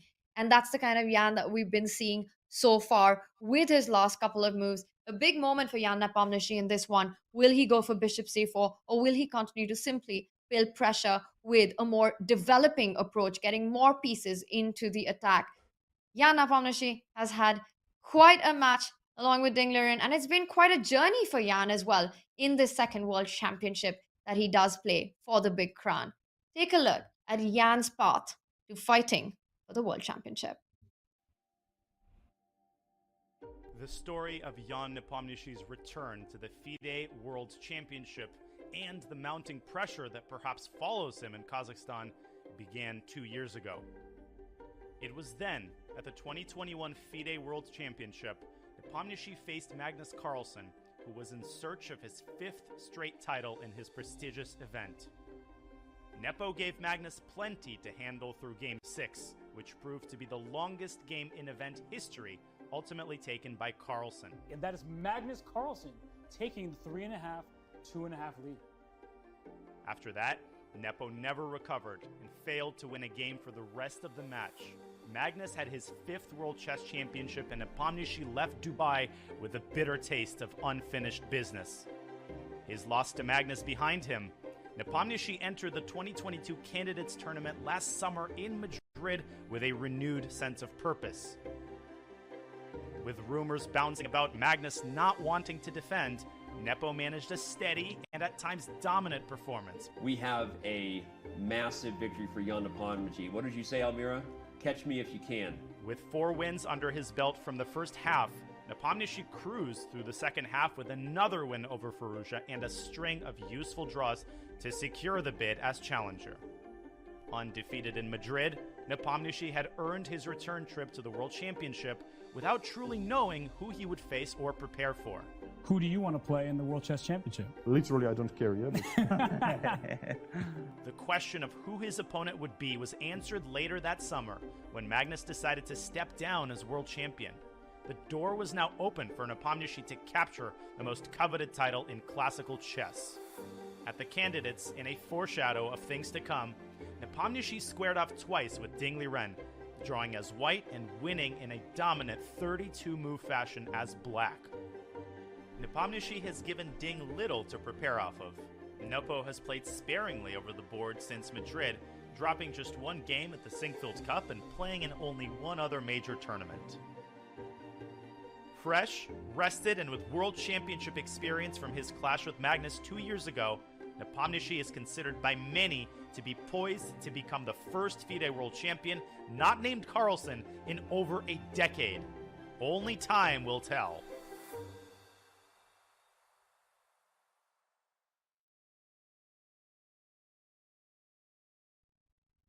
Jan Nepomniachtchi is playing for the World Championship title for the second time in his life. After playing against Magnus, he returns to fight for the crown against Ding Liren. And a game 9 is so critical. Jan leads the match with 1 point at 4.5 currently. The first player to get to 7.5 takes the match away. Well, of course, if he wins, that would be a huge blow to Team Ding. A second loss, a 2-point deficit, tough to come back from, but also on stake. is that Jan, for the first time, will cross the 2800 rating mark if he does win Game 9. Fabi, how important are these milestones and what does it mean for a top level elite grandmaster to cross that 2800 coveted mark? Yeah, I remember for myself, it was a very big goal in 2014, and I was close in 2013. But I think I plateaued at 2796, and then 2014 I managed to hit it. And it was a really big goal when I managed to do so. I remember the tournament. I pretty much even remember the game where I hit 2800. And I remember talking about it with my father beforehand, about how like it'll be really important to hit this mark. In hindsight, it does feel a bit like the importance of this, at least personally, was a bit overstated, because it's not so much about the ratings, more about the tournament results, as we see Jan may become world champion even not needing to become 2800, right? If he draws the rest of his games, he'll be 2799 or 2798, and that'll be enough for world champion title as well. So yeah, it's one of those numbers that's like, of course, the difference between 2799 and 2800 is in reality nothing, but it feels much nicer. Yeah. And I want to ask you, you mentioned that you also remember the moment it happened. Was it around the Singfield Cup with your amazing 7-game streak? Was it then that you crossed the 2800 mark? No, I crossed it in Dortmund. I scored like 5.5 out of 7 in Dortmund earlier that year. And then my first tournament being 2800 was the Olympiad in 2014, which was held in Tromsø. And there I played Magnus with white. I lost to Magnus, but then I hit 28-35 in Singfield Cup of that year. So yeah, that was a big push for me, hitting that 2800 for the first time. That's amazing because, Fabi, we've had 16 world champions so far. Magnus Carlsen is the 16th world champion. In Astana, we'll have our 17th world champion.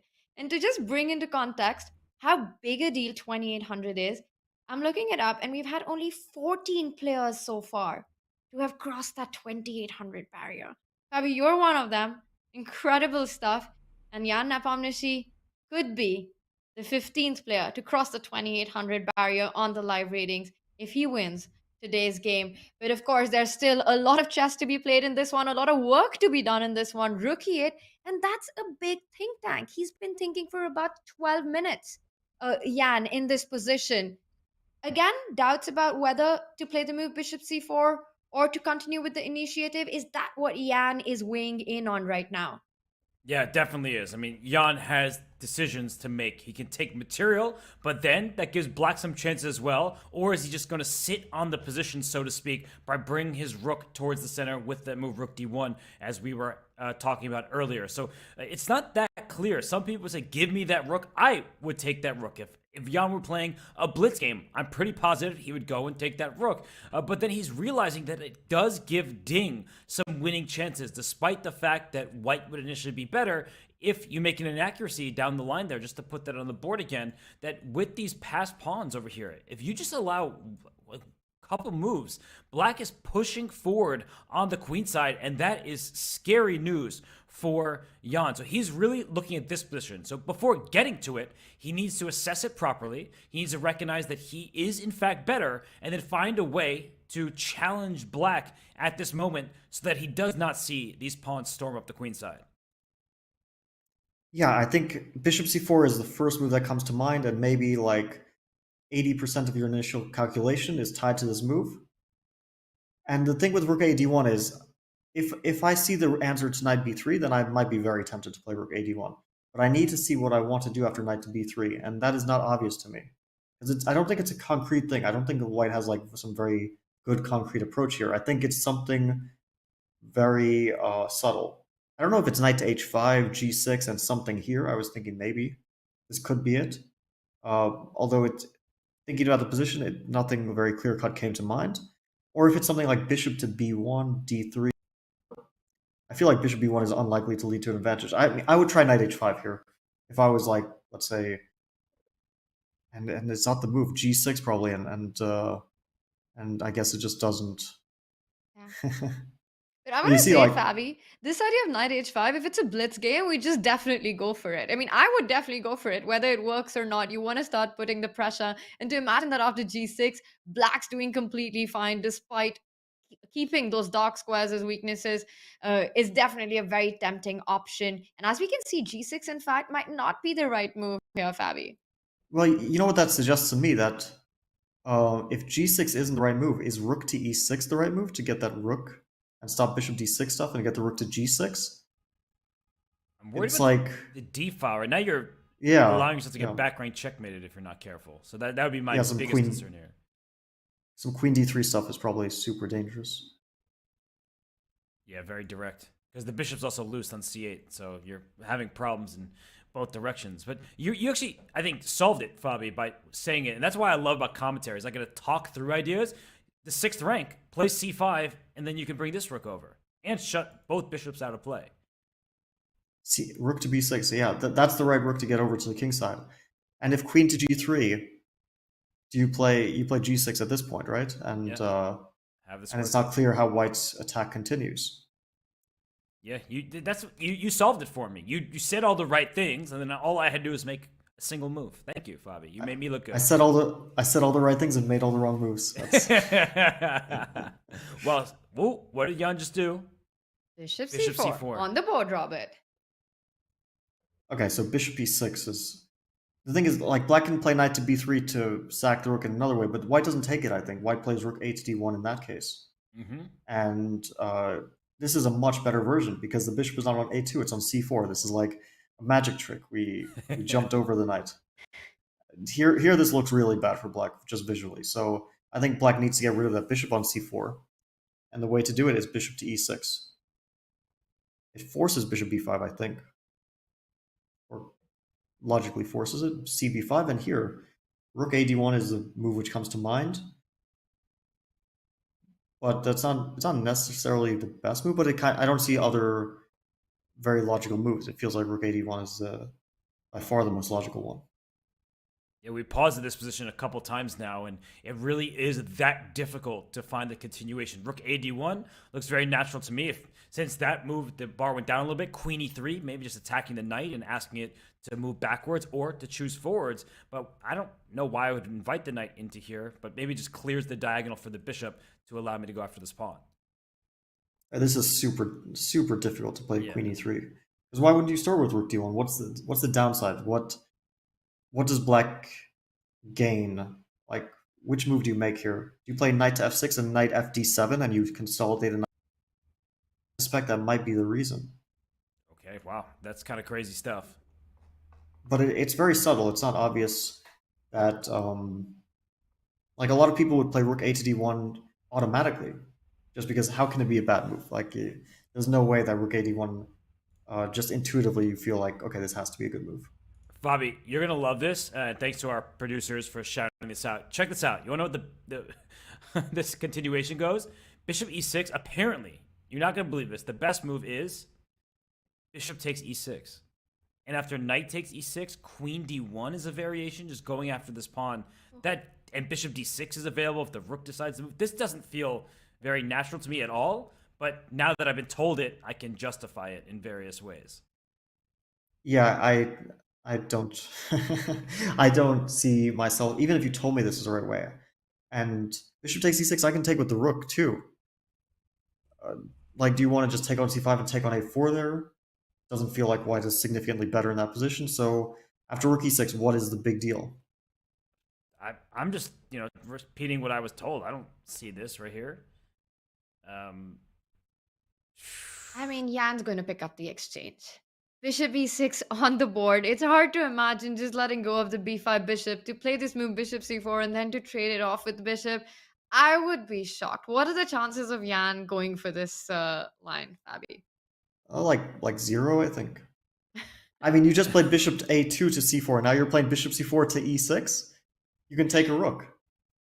Yeah, exactly. As simple as that. Pick up the rook. I don't see this happening at all. I actually thought you were going to say like the best move was bishop to f1 to keep the option of taking the rook on the cards, but I also feels like a rather strange move. I think bishop takes b5 is just sort of the move you play. I mean, if he plays bishop b6, I will bow to Jan. That will be an amazing moment for sure.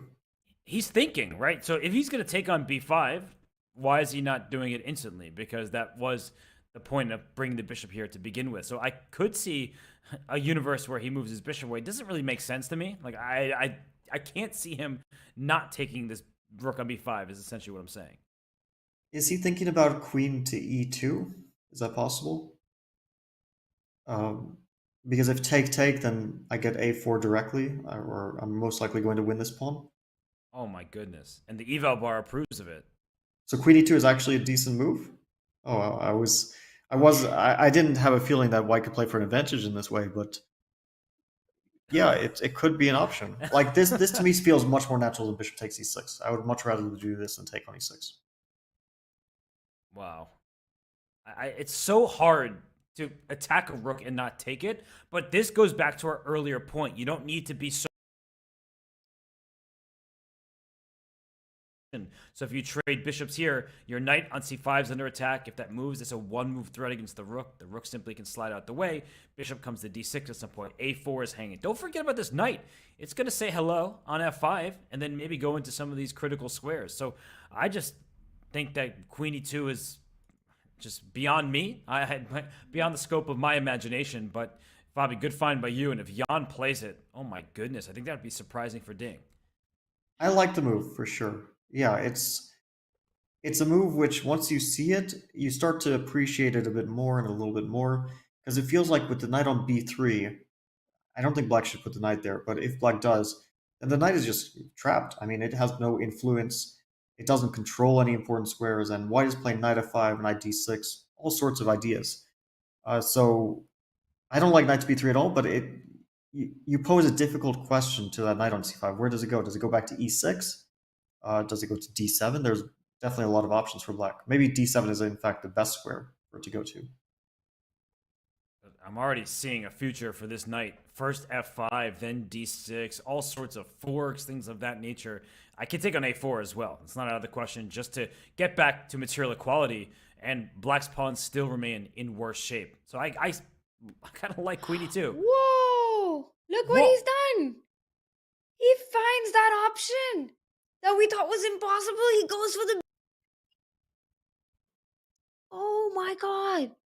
Jan's a beast. Percent he's like... just to prove me wrong, he plays it. That is shocking.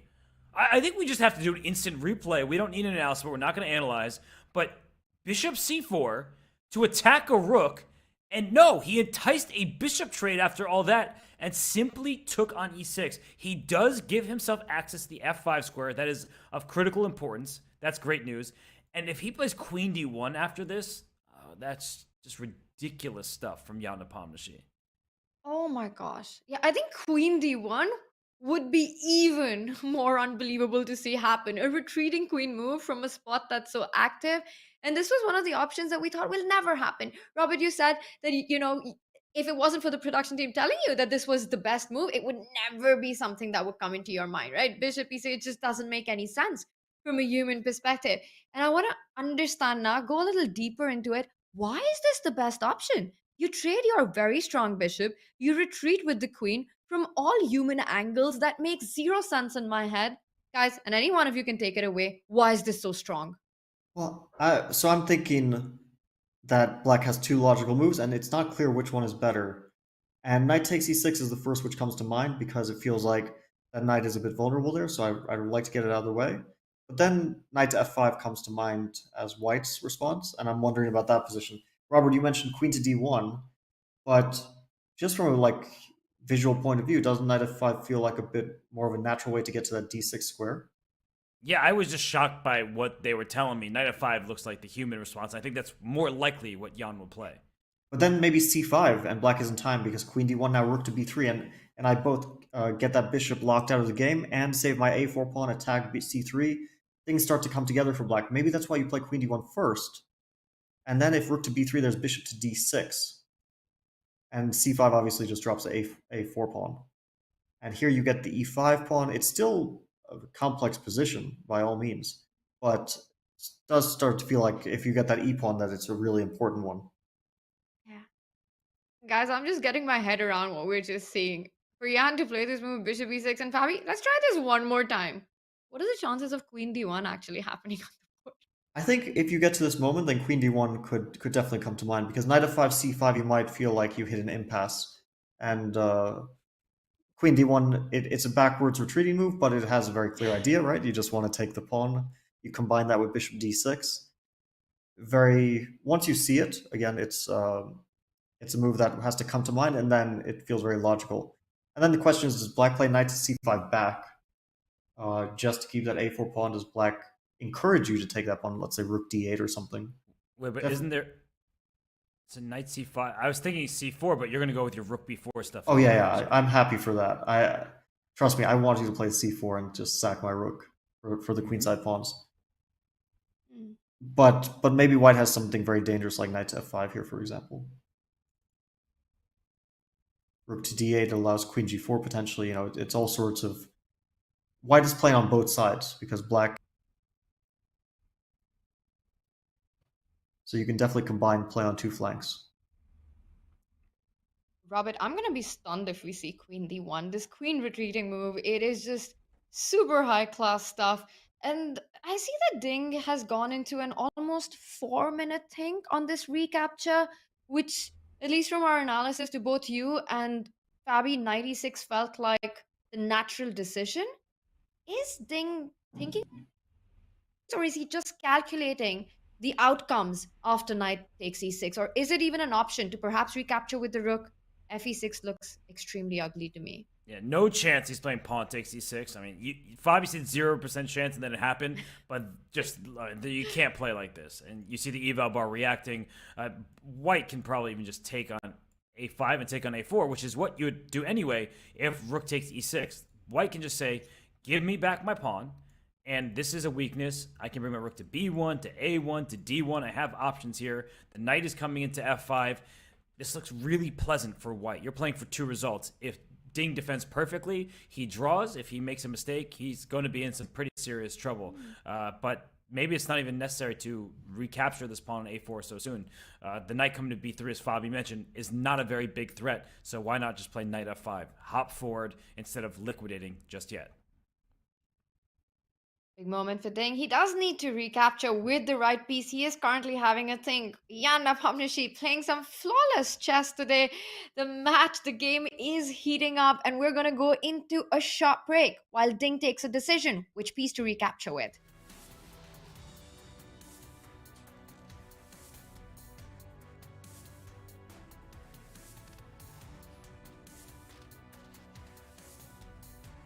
This right here is how I use Chessable and why. I've been using it for a long time. I mean, if you look up here, I actually have my streak. It says 1,231 days, right? You're gonna forget a lot of the things that are in the book. Chessable came around. When I got on Chessable, it's literally, I was already doing that. So this is now a game changer because I can do it faster. It's online, it's in front of me. All of my books are here.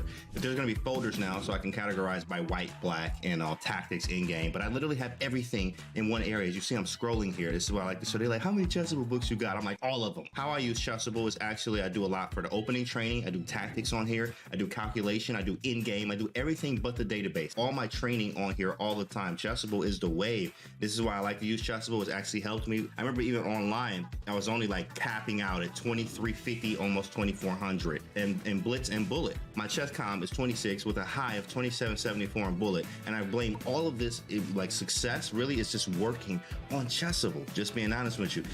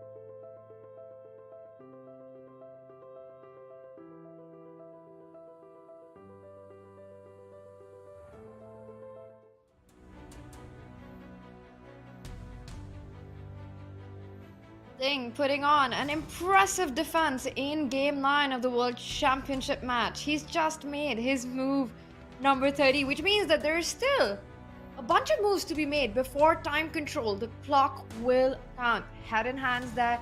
He knows this is a critical moment. And guys, I love how we go on a break and immediately we've got a bunch of moves that happen. A very different position from where we left it. Robert, should we just back up, backtrack, and see how we got here?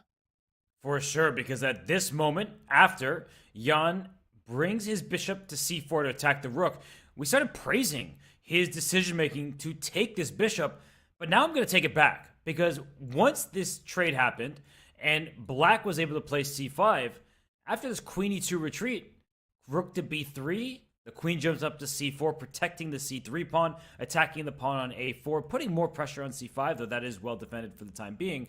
Black played queen to c6, and I don't really see the issue in black's position anymore. You have a very active rook tying down this bishop. c3 is threatened. The queen on c6 defends this a4 pawn.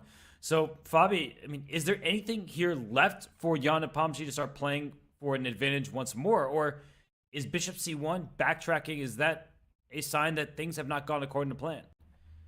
Well, this bishop takes c6 was a surprising choice, but it's especially surprising in combination with queen e2 c4 ideas, because if you wanted that, then why didn't he play the move that we also mentioned, queen to e2, instead of bishop takes e6?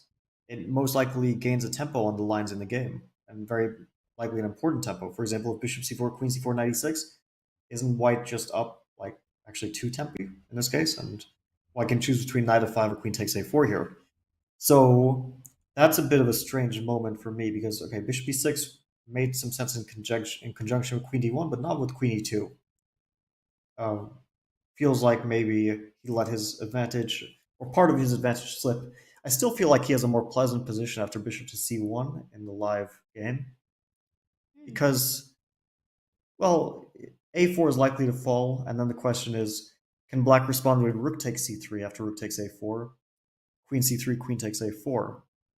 And the answer is maybe yes. It depends on the position, because e5 might also fall in those variations.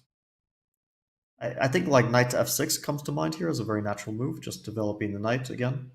Rook a4, rook c3, queen c3, queen a4. And if queen takes e5, probably there's knight d4. Maybe other moves as well, but yeah, knight d4 at least looks very... I mean, it feels like this might just head for a draw, because we're seeing a massive simplification of pieces. So then the question becomes, after knight f6, does white have a way to protect the c3 pawn? Because if he can get a4 without allowing rooks... Okay, he does play knight f6. And I was thinking like maybe bishop d2 to play rook takes a4. But then rook b2 is kind of disruptive, so it's not so easy for white as well.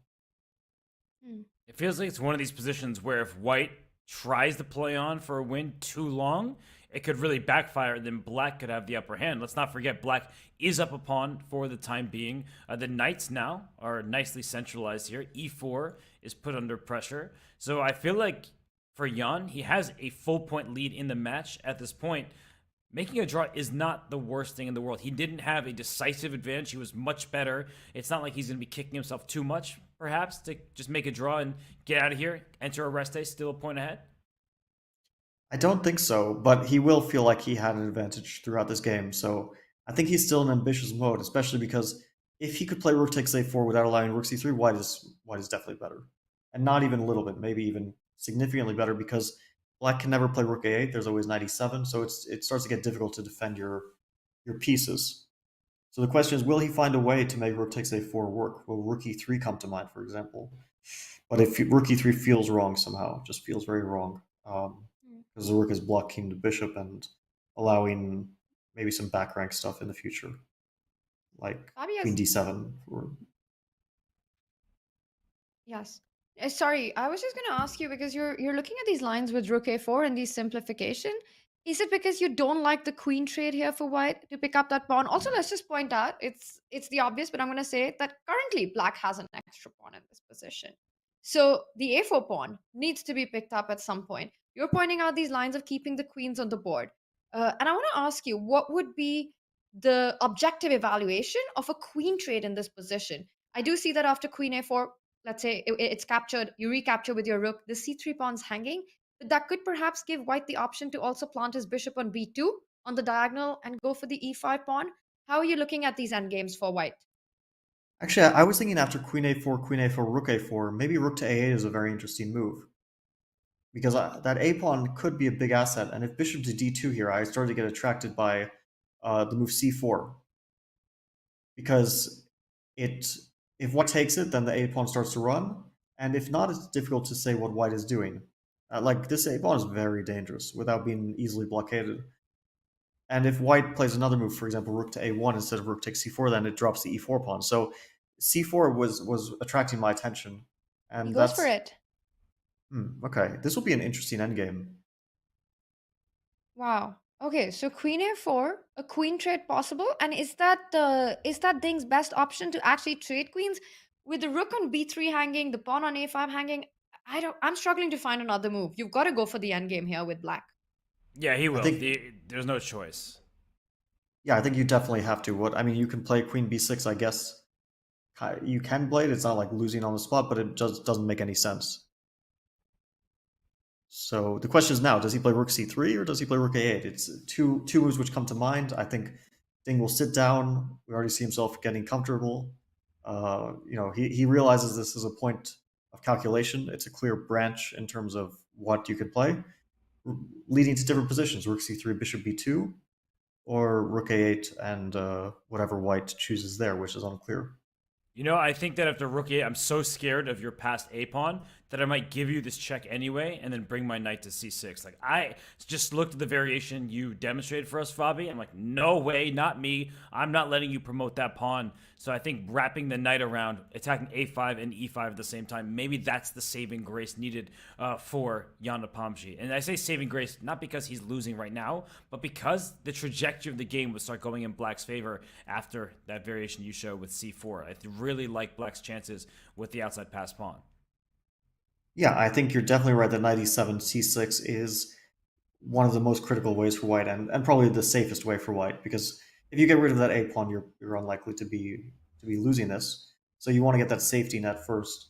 And the knight on c6 also attacks e5, so it's a very multi-purpose piece there. Is this queen a4, recapturing of the a4 pawn with the queen, kind of a hinting at a draw for by Jan? Is that Jan saying that I tried with the white pieces, I did the max I could, and now I'm okay with this game ending peacefully? I'm still feeling his ambition a little bit in this endgame. I still feel like he's going to want to try because there's potential. In fact, there's potential for both sides if things go wrong. Because Black does have the a pawn, but on the other hand, Black has a lot of weaknesses. And, the structure is the more long-term factor. So Black is the one who might have some, immediate chances with that a pawn, but in the long term, you could, if white consolidates, let's say, if white could get, let's say, bishop d2, f3, rook e to a1, then structurally, Black is suffering a lot. And we saw Jan's face, by the way. He looked displeased. He's sitting at the board, even though he's already made his move. Typically, he goes to his rest area. I actually think he's quite unhappy with the developments of this game, and he should be. He did have the advantage. He knew it. Ding knew it. We all were talking about it. It was not easy to make the most of it, to make progress, but you could tell that he wanted more from this game, and he had a nice position, a very Jan Nepomniachtchi-like position. But Ding Liren, credit to him, he has been a sturdy defender in this game. One of the big storylines of this World Championship, of course, has been the trading off of victories, but also the collapse, the lack of defensive tenacity that we do typically see from these players in high-level events. But Ding Liren, he's been digging deep after Game 7 debacle. Then yesterday, he doesn't win a position that he would win in most occasions. And we do see pawns are coming off the board right now after rook takes c3. And I think that Jan, he's resigned to the draw, so to speak, and he's not thrilled about it. Yeah, and I think bishop to b2 is a good move, because if rook takes a5, I think Black could easily play for an advantage with knight to d4. You don't want to allow the knight to d4. It's too strong of a piece. So he's grabbing the e5 pawn, and Ding has something clear in mind here. Is it rook to b4? Is that the answer? It very well may be. He says yes. You asked? Ding answers. Rook b4 on the board.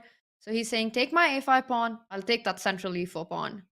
Makes a lot of sense. And we're just seeing a bunch of liquidation in this position. So does that mean that it is heading towards a draw and perhaps very soon? Yeah, it seems to be the case because I don't think white wants to play rook b4. Black can take with either pawn, in fact, but I would maybe suggest cb4 is the most natural way. Ooh. And yeah, he takes on e5. I got scared. I thought he took on b4 and that actually happened. No, that would be was very me. scary for white. That was me showing that there's no way he was taking on b4. You just can't afford to give these kind of pass pawns. And as Fabi said, you can take in either direction because now there are two unopposed passers that are quite advanced. That is just a non-starter. Yeah, I think Ding is happy with this. I mean, he looks pleased. I think he was very worried that he was gonna risk losing this game, and Jan probably felt like he was close to getting a serious advantage. And now it just looks like this is heading to a draw without many chances left for either side. I mean, take. There's only 3 pawns left, and white can even trade off another pair of knights with knight to d6. So a lot of pieces are going to be coming off the board very likely.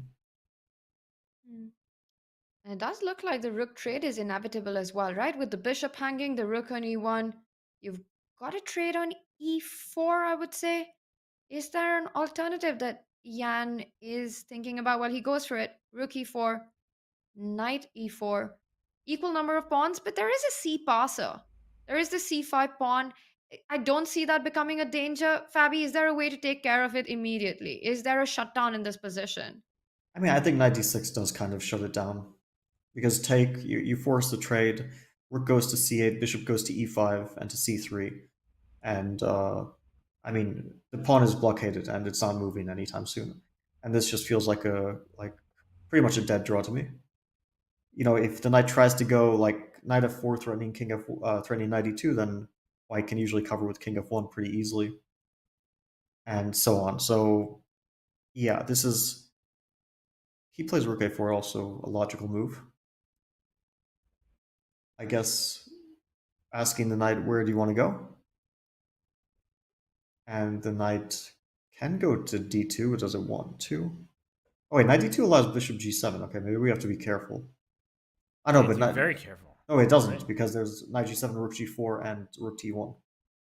So you actually don't want that at all for white. Oh, that's nice. That's a nice counter tactic, Robert. It looks so good, but as Fabi gives us the end of the variation, check. The king can't escape because the knight covers the square. Once the king goes back, boom, discover check, and you lose your rook or your knight or everything, and the game is over. So we're getting a little fancy with the tactics, but knight d2, something about it feels just weird. Like, even if you bring your rook over to g4, just going for the attack, and if you play g6, I may try to checkmate you at some point in the near future. So you have to be very, very careful if you are Ding Liren before. There's a funny thing here. So rook h4, I think f6 is probably working very well for black. And I was also thinking that maybe knight g7 is playable, but I'm not. I think knight g7 probably knight h6 wins. So not knight g7. Let's not get too clever here. That is funny. That Fabi's point. Well, what if I take with the bishop? Are you going to do rook e1? Rook e1, knight f1. I think actually white is risking here because there's knight g3, knight f5, but I think bishop c3 in the end sort of holds on. It's a miracle for white that it holds on, but okay, yeah, we're getting into the fantasy lines now. But those are always fun. People love seeing how your brain works, Fabiano. Just let them enjoy it. I would agree 100% with Robert here. And speaking of fantasy line, one more perhaps that I'd like to point out is that if you decide to retreat your knight to f6, then maybe the sacrifice with g7 works here as well. Because after knight g7, you can't recapture with your knight. The f6 knight is hanging. King g7, the f6 knight is still pinned. And rook g4 check. It looks like the tactics work out for white in this case as well. Well, knight now, and if we just come back to the live position as we have it, knight f6, knight g7 looks super strong for white. Knight d2 feels like an unnatural move. It might be the best one in the position, but knight d2, will you really make it from a human perspective, just watching your knight kind of trap itself on the other side of the board? A lone ranger there. But apart from these two moves, is there a third defense in this position for Ding? Well, you can always play knight d4, but you don't really want to, because then you basically condemn yourself to defending 3 against 2 with knights. It's a draw, but there are more fun things to do with your life than defend this endgame. I think, at least. Maybe some people enjoy it. But here, yeah, g6 or something, and it's very likely to be a draw anyway. I think 4 against 3 gets very tricky, but 3 against 2 is probably not very tricky at all. And just to finish off Fabi's point here, that any knight trade, rook and 3 pawns against rook and 2 pawns all on the same side of the board will be a draw. Knight endgames are most resembling king endgames. They can be a bit troublesome, but the rooks are not going off the board anytime soon. Even if they do, it still should be a draw. So I just want to point that out. It's a bit of a high-level consideration, but this would be a draw despite the material deficit. Yeah, here for Ding, it's just, do you want to be, like, knight d4 is just kind of a draw, but do you really want to do it? I mean, I would try to avoid that because I would have a feeling that it's sort of an equal position. Calculate knight to d2 for a bit feels like the, let's say, principled way of holding this game. Yeah. And also this line with knight d4, right? You just can't keep the bishops on the board. You can't try to trade that knight and win that pawn with starting with knight d4 simply because Black would have the option to take the bishop on e5. So you would have to go for this endgame, but it is a bit of a torture. It's the kind of position that probably Jan Nepomniachtchi will play for the next couple of hours, trying to grind down. And right now we see Ding, well, even if he knows that that endgame with the trades on d4 could and will perhaps end in a draw, it's not something that he wants to do. If not that, knight d2 feels like the only move. Knight g5, too much on the edge of the board. That knight can be pushed even further back. The rook can pile up on g4. Knight d2 is the move that Ding is looking at. The good news is that he's got enough time to navigate through these.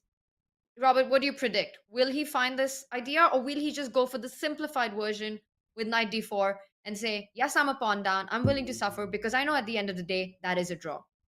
I'm too scared to play knight d2. Like, I'm worried about my king safety with that rook going over to g4, but the more we talk about it, I don't really like the knight getting banished back to h7 in some variations either. So with all that in mind, knight d4 does make sense. I know it's a draw. I know it should be a draw, but then I have that work, that not fun at all work that Fabi referred to. So you have 3 options that and the problem is, all of them are going to keep the same evaluation. They all should be a draw. It's a theoretically drawn position. Now it's about choosing one. I feel like I'm a bit of a chicken right now, and I would go knight to g5, but I think knight d2 is probably a sensible reply as well. Yeah, I think knight g5, but it might come down to this h4, f6, because after knight 4 to g5, h4, I don't know, knight h7 still allows bishop g7 business, which I don't want to allow, I think. At least I'm rather worried to allow it. Maybe the c-pawn ends up being very powerful compensation, but because maybe there's like knight to f6 here, rook g7, king f8, and the c-pawn starts to get powerful. Maybe, but I wouldn't play like this for sure. So I was thinking knight g5, h4, maybe f6 is the prudent way of holding this game, because if the bishop moves knight to f7, I guess we're in relative safety. And if take on g5, it's very concrete. fe5, white needs to play g6 most likely. Probably we can attack that pawn in some manner, like knight to f8 or something. And it's starting to look scary though, right? Oh, there's rook to a7 here. No, this is a blunder. Rook to a7. So not knight to f8. And not knight to f4 for that reason as well. So this is a little bit of an iffy direction, maybe. Maybe knight to d4 is where you put the knight. You're playing with fire though, right? Even knight e7 check, your king has to go to one of the squares. You can't take it because of back rank mate. But the king just doesn't feel that safe in these lines. Well, king h8 is just game over after rook a3, maybe. I don't know if knight e2, f4 is... But yeah, it's probably just game over. So king f8 is completely forced. And then, yeah, this kind of position where you're surviving here, but if that rook lands on a7, you could find your king in some difficulty. It is a draw still. Most of these lines will be balanced for the most part, but yeah, it's just not an easy situation if you allow this pawn to g6. I think you'd prefer to avoid it if you can. Yeah, let's just play knight d2. Let's see if... I mean, okay, I understand the hesitation with this move, but you still have to find some sort of idea with white, right? Yeah, but don't rely on me to find it because I feel like I see the evaluation. I know you've already told me it should be a draw, but I'm just looking at this rook g4 stuff. Yeah, g6. And rook to h4, f6 looks pretty, at the very least, safe for black. I mean, if not just better. So what if I drop this here first? Okay, can I play knight to b1? I was also thinking maybe. Am I gonna go mate you now? Oh, now you're invading?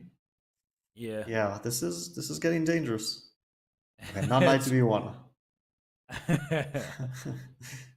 Is knight e4 completely stupid here? Just hitting that bishop, and if you capture the knight, then I can take the knight on f5, and you don't have bishop f6 after knight e4. Wow, if this works, Rook that is h4 and knight d4. Yeah, I'm still surviving after rook h4, knight d4, I think. Wait, rook h4, knight d4. I don't think you want that endgame. Oh yeah, just trade everything. Is that one pleasant? Oh. Peter doesn't mind. Wow. Yeah, I guess it's a draw. King g7, g6. Nobody wants any of this endgame. No, I don't believe that Ding would voluntarily go for this. It just looks so lost for black, even if the Valbar says it's not. You might think it's a draw, but not one which looks super pleasant. So, okay, he does have a choice. He's it looks like he's reaching for the e6 knight. Yeah, he goes knight d4. Yeah. Wow. And that's the other option we were looking at. So he decides to just simplify the position at the cost of a pawn. You need a lot of confidence in believing that that position you can hold down a pawn. But Fabi, as you mentioned, 3 versus 2 is an easy hold for black. Are you expecting Jan to push this, to try and grind this down? Oh, yeah, for sure. He'll play it out. Without knights, I don't think that you really play it out. But with knights, yeah, you probably should play this one out. And if it's 4... So I once had this without rooks and 4 against 3. And 4 against 3 without rooks, I think, is probably losing for the side that's a pawn down without rooks. 3 against 2 without rooks, I think, is a draw without significant problems. So that's a good thing for black, that he can trade rooks. He played g6. I think we'll see knight e3 very quickly. Or knight to h4 maybe, but knight to e3 feels like the most logical. And then black can kind of quickly play king g7, put the knight on f6, and just wait around for white to just say, okay, show me the money, show me how you're going to make progress here, which is probably that there's no way to do so. But we're going to be sitting here a while covering this endgame. Music to our ears, for sure. Covering a rook n3 versus rook n2 endgame. And Jan, well, he quickly plays knight e3. But you're right. If I'm Jan Nepomniachtchi, or if I'm his coach, I would say if you're in a position like this, you have to play it. It's likely going to be a draw, but you're not risking anything, and you're the only one who can win. So why not, right? Like, Fabi, if you had a position like this, would you play it out? Oh, yeah, for sure. With the knights, even without knights, I'd play it out for a little bit. 3 against 2, I wouldn't waste too much of my time, because without knights, it's really, really kind of dead. But with knights, for sure, I'm playing this as much as I can. Yeah. And I'll play it slowly. I'll try to play g3, h4, king g2, and very slowly make a little bit of progress, but fully with the knowledge that 99 times out of 100, this is a draw. Yeah. Well, maybe you're sure of the result, but the thing is, it's also a psychological battle, right? You're also saying, sure, this ends in a draw, but show me how you're going to do it. And you've got to still be slightly precise with black. Draw's fine as long as it happens on my terms, is what Jan Nepomniachtchi is saying with the white pieces. So trying to grind this down would be also a great match strategy going further into the match. They will be playing game 10 tomorrow, right? And Fabi, how much of a role does stamina and energy start playing at this point in the match? Because one thing is, yes, chess action, the over the board, but also it's so emotionally draining for the players, this environment that they're playing in, what's at stake here for them. So even if this ends in a draw, Jan Nepomniachtchi is saying it's going to end in a draw on my terms. You still have to defend for a long time. I will tire you down. How much of an aspect is stamina right now for this match? I think that in general, stamina will play a huge role.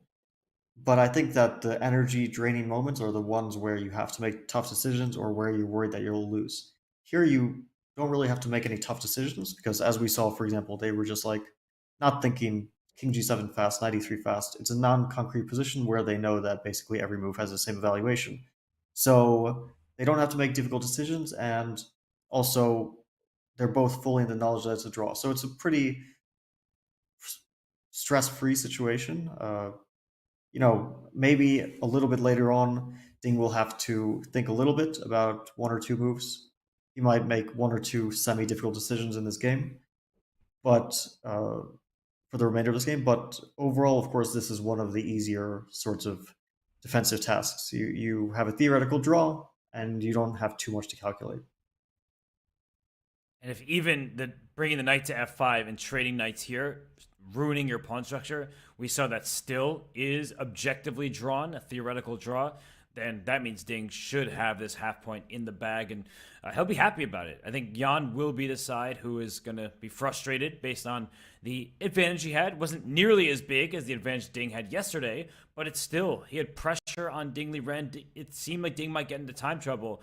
But just when we started to sense that Jan might be playing for victory, it seemed like he couldn't quite find his footing. And Ding Liren, on the other hand, he was able to stabilize and played some good defense. So I think ultimately a draw in this game would be a very, very good result for Ding Liren.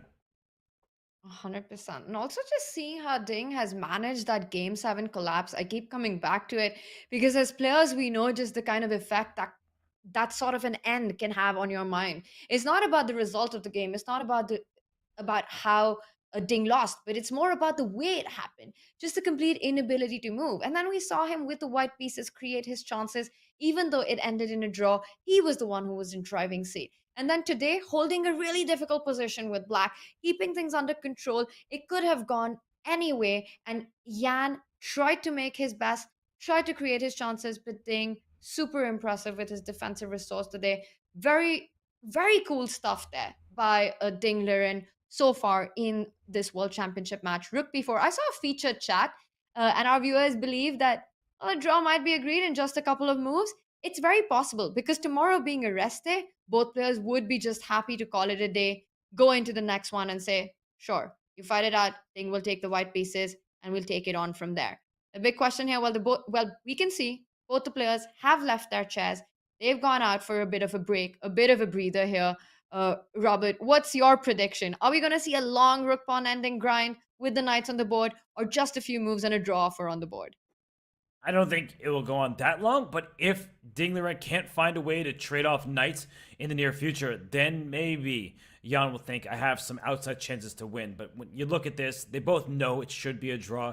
Ding, he's been confident in his decision making. He gave away the pawn knowing that he will split the point with proper play. So I think that, this game will not last that long, but commentators' curses happen. And as soon as I say that, it means we'll be here for another 3 hours. Wow. And Robert, some really fun news. We've got our very own James Canty in Astana right now at the World Championship match. We were with James earlier in the month for the Champions Chess Tour, and Mike caught up with James about his thoughts on all the action that we've been witnessing in the World Championship. Take a look. Thanks, guys. And, well, you all know who I'm here with. FIDE Master James Canty, the Jedi. He's in town to be a commentator for the Lucky Stars event with Aronian and Kramnik and Bibi Sara and all of those stars. But the Lucky Stars event, that's a Madonna song. Any truth to the rumor that you sing this at karaoke? Yeah, actually, you know what? I don't know the words, Mike, unfortunately, so I can't do that. But, okay. Well, you're a little young. Yeah. Now, you were in Astana for the big Game 7. Were you yelling at your screen like Gotham Chess was? Absolutely. In fact, I was happy to see the French. I was like, oh, I actually grew up playing the French. And I was like, if he wins with the French, it's going to be a wave of French players, and I'm probably going to hop on that wave as well because I did like the French for a while. Then he lost, and I was like, that is why I don't play the French. But at the same time, of course, it was really heartbreaking, to say the least, right? With especially him doing so well in that game, even almost having a winning chance at some point. But, of course, the time really got it to him. And time trouble is like for everyone. We all get in time trouble. And, of course, when that happens, you can make mistakes, and that's what happened in the game. Okay, so real quick, BR tour guide, 24 hours in Astana. What's a good thing to get into? Give us some flavor. Go to the mall next door. Oh my goodness, there's so much stuff to do, right? If there was a VR place where you could like play with virtual reality, a little bit of that. There was a lot of food. Everything that you can think of was there, right? Also use Google Translate because I didn't know what I was doing. I was in the grocery store for 2 hours, Mike, but I was taking pictures and it was translating it for me. So Google Translate does have picture and it does help, but definitely go to the mall next door. And the expo's outside, and it's also cold outside, but at the same time, I love it here. Astana, I'm having a great time. Next door's mall also has a trampoline. Trampoline chess, are you in? Let's go, bro. Let's go right now, Mike. All right, guys, we're going to figure out how to do this, but back to you guys in the studio. James Canty currently in Astana. Thank you so much for that fun interview, guys. Well, James is commentating at a side rapid event that is going on with some big names fighting it out. So much fun to see him there having a good time. And he's excited about going for some trampoline fun. I feel like that's a great word, guys, to describe how this match is turning out to be. It's a trampoline of a match. Would that be accurate? Yeah, definitely. And I have to say, I like the idea of trampoline chess. You know, when we were commentating on the Global Championship, we were trying out some different forms of chess, but we didn't have the idea of playing trampoline chess. I think the only problem would be the logistics. We got to find a trampoline, and then we can make it happen. That's So how the would only it problem. work? You know, The only problem. now you put a set on the trampoline and you jump up and the pieces fly everywhere. It would make great cinematography, but I don't know if you really want that to happen. That's what magnets are for, Robert. Oh. Well, that could be one way of doing it, right? Guys, you've got the chess set on the trampoline itself, or you could do it the chess boxing way, where you play a few moves of chess and then you kind of compare who jumps higher on the trampoline. That could be a safer approach to this. I'm loving it. I'm loving the trampoline chess concept. Knight to g3 was played. Wow, that is an offer of the night. And if that happens, that's definitely a draw. FG3, you pick up that knight on E3. That's game over. But we're not expecting Yan to go for that. We're not expecting a capture on G3. It's just such a funny move because you can move the knight anywhere. It's not like moving to f6 is bad, or g5 or d6, or but you put it on g3. It almost feels like a joke, like a little bit of teasing, because there's no specific reason to put it on g3. It doesn't actually like help your defensive task, I don't think. It prevents rook d4. And rook f4. Yep. That is a great trick. You got to watch out. No rook d4, rook f4 with a fork coming up. But I think every other move for white is fine. It just keeps the balance. I don't think that there are any critical moves in this position. And it's kind of still hard to imagine how Yan plans to create his chances. The one thing I want to ask you is that in this pursuit to try and trade off knights, the one idea that black can have is go knight f5. And let's say we have that structural change. If in that, let's just make a random move in this position and imagine and visualize the white knight comes to f5. And this structural change, does this offer any chances for white with the g-pawn moving to the f-file? Is this something that perhaps Ding should avoid, no matter how badly he wants to trade the knights right now? I would avoid this, but probably with no specific reason, because it does feel like the f-pawns are just as good as they would be on any other files, but I would still probably avoid this. I don't know if this is his idea, because if it were his idea, he could also have played knight to d6. I actually have a feeling he just wants to stop g4. He's just like, okay, I'm blockading your g-pawn so your king can't get in so easily, and king h2 knight e4 is a bit annoying. And then if white doesn't want to repeat, then you have to play, I guess, knight to d1 or something, which doesn't look super dangerous. So yeah, I think he's just trying to blockade that g-pawn, but he could also go for the knight trade. It does appear to be a draw, which is good to know in general, that, you know, even if you have the doubled f-pawns, you still draw rather easily in the rook endgame. And yeah, I have one question for you, Robert, in these positions. You know, often when you know that the position is draw, but your opponent is still pushing a little bit, right? He's got, in this case, Jan's got this extra pawn. You would make a move like knight g3, or at least I would make a move like this just to see how ambitious my opponent really is. is he serious about any winning chances in this position? Is he serious about trying to grind this down? So just give him a little bait to try to provoke to see a reaction. Is this something that you've experienced as well as a chess player? Well, I feel like sometimes you can get complacent, and that's the really difficult thing. And Ding is not doing that, right? He's clearly making moves with purpose. He's bringing his knight into the action, saying, "You can't take me. We'll just trade." But I've definitely had situations where I felt it's certainly a draw. I have no worries here.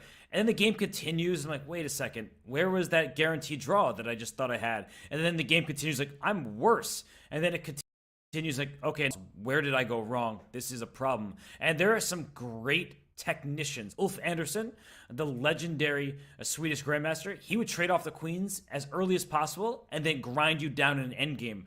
And it's not just him. There are many illustrious grandmasters of the past who did just that. And I think that you just can't overlook anything. You can't take a result for granted. And Ding Liren's not doing that. And I think this is very instructive that he's not just making careless moves because, as Fabio was saying, White wanted to expand a bit. G4, King G2, all of that stuff. And he's making Jan's life more difficult. He is not just allowing that simple progress.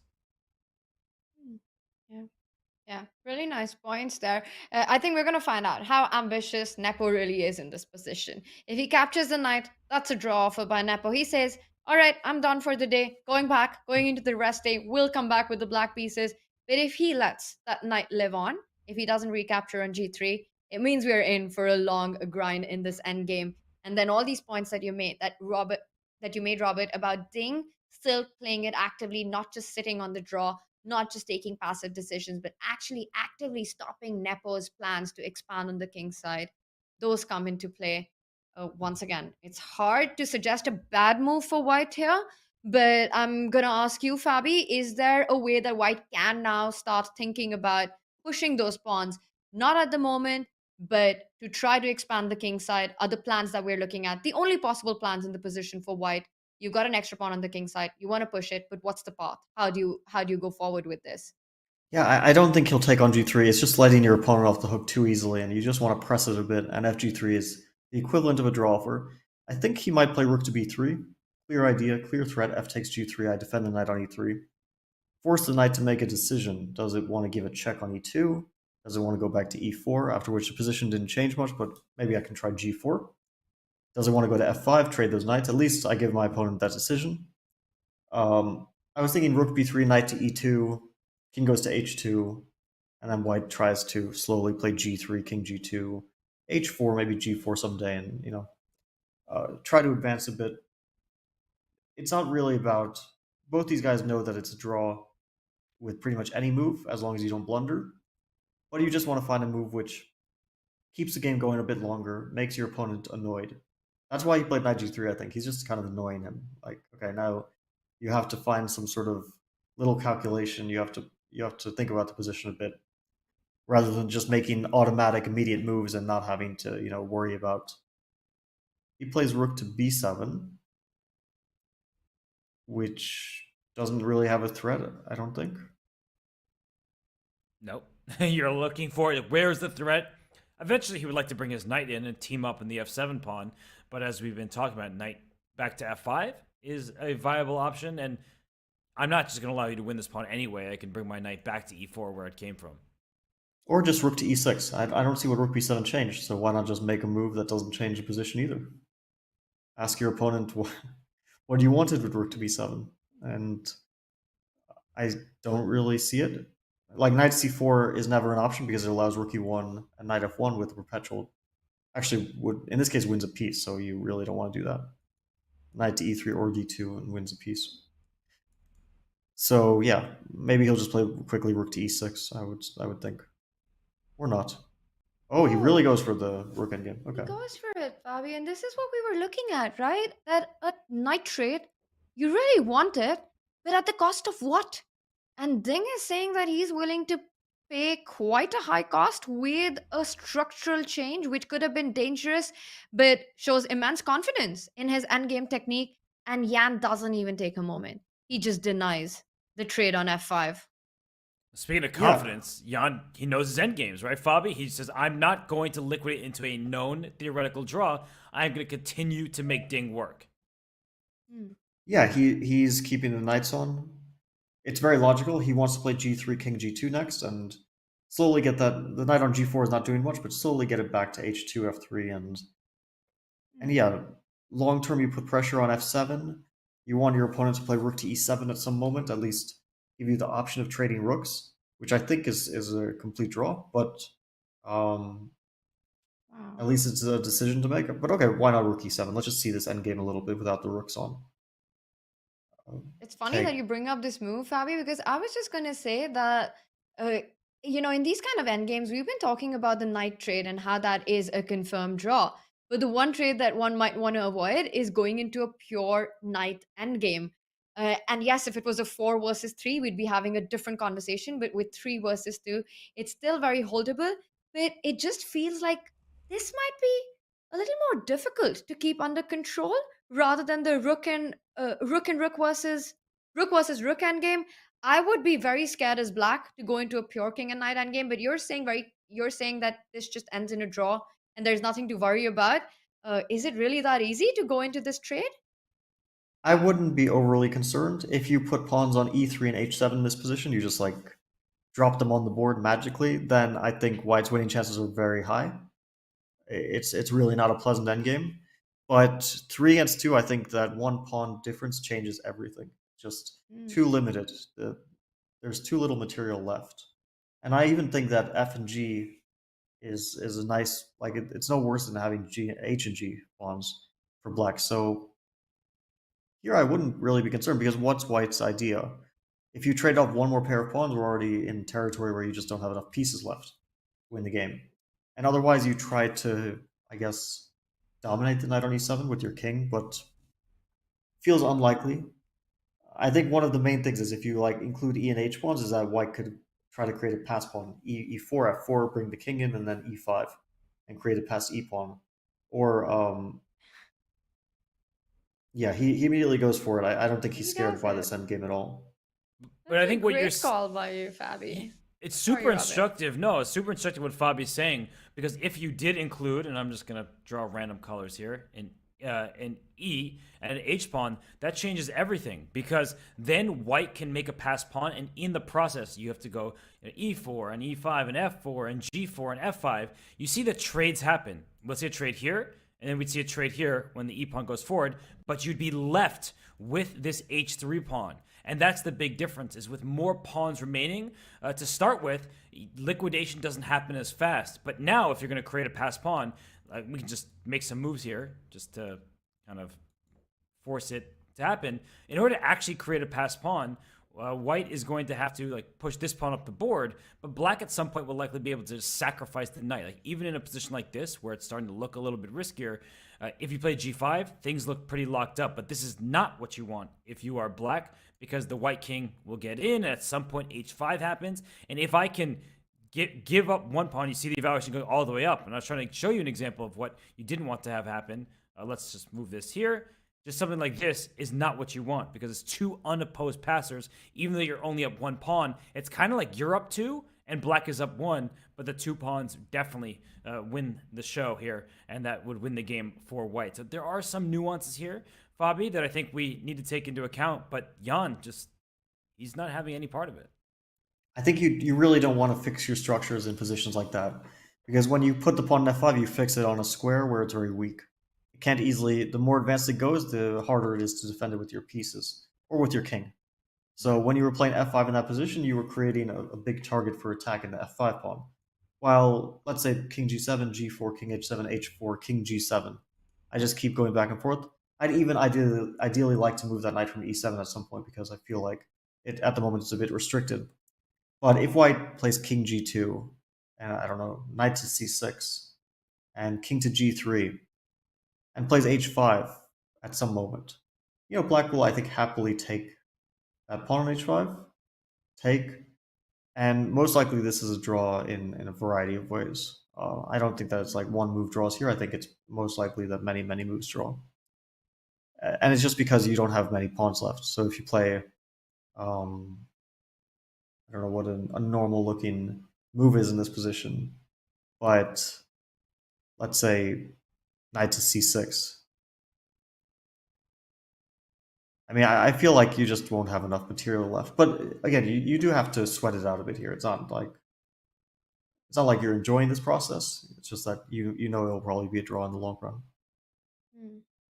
Yeah, great call there by you, Fabi, pointing out that rook trades are also possible. Of course, the one endgame that you want to avoid is a pure king pawn endgame. When you're down a pawn, that would be completely lost.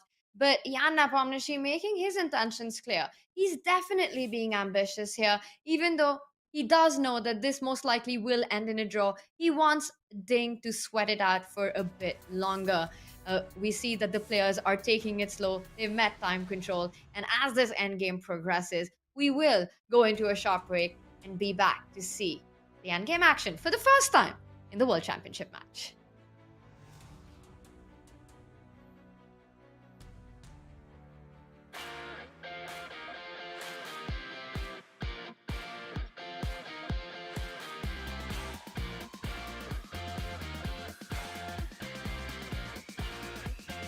I do recommend Meetup to a lot of my friends that are looking for different things. Wine tasting, movies, book club, meet a lot of new people, a lot of new friends, and it will make you more social.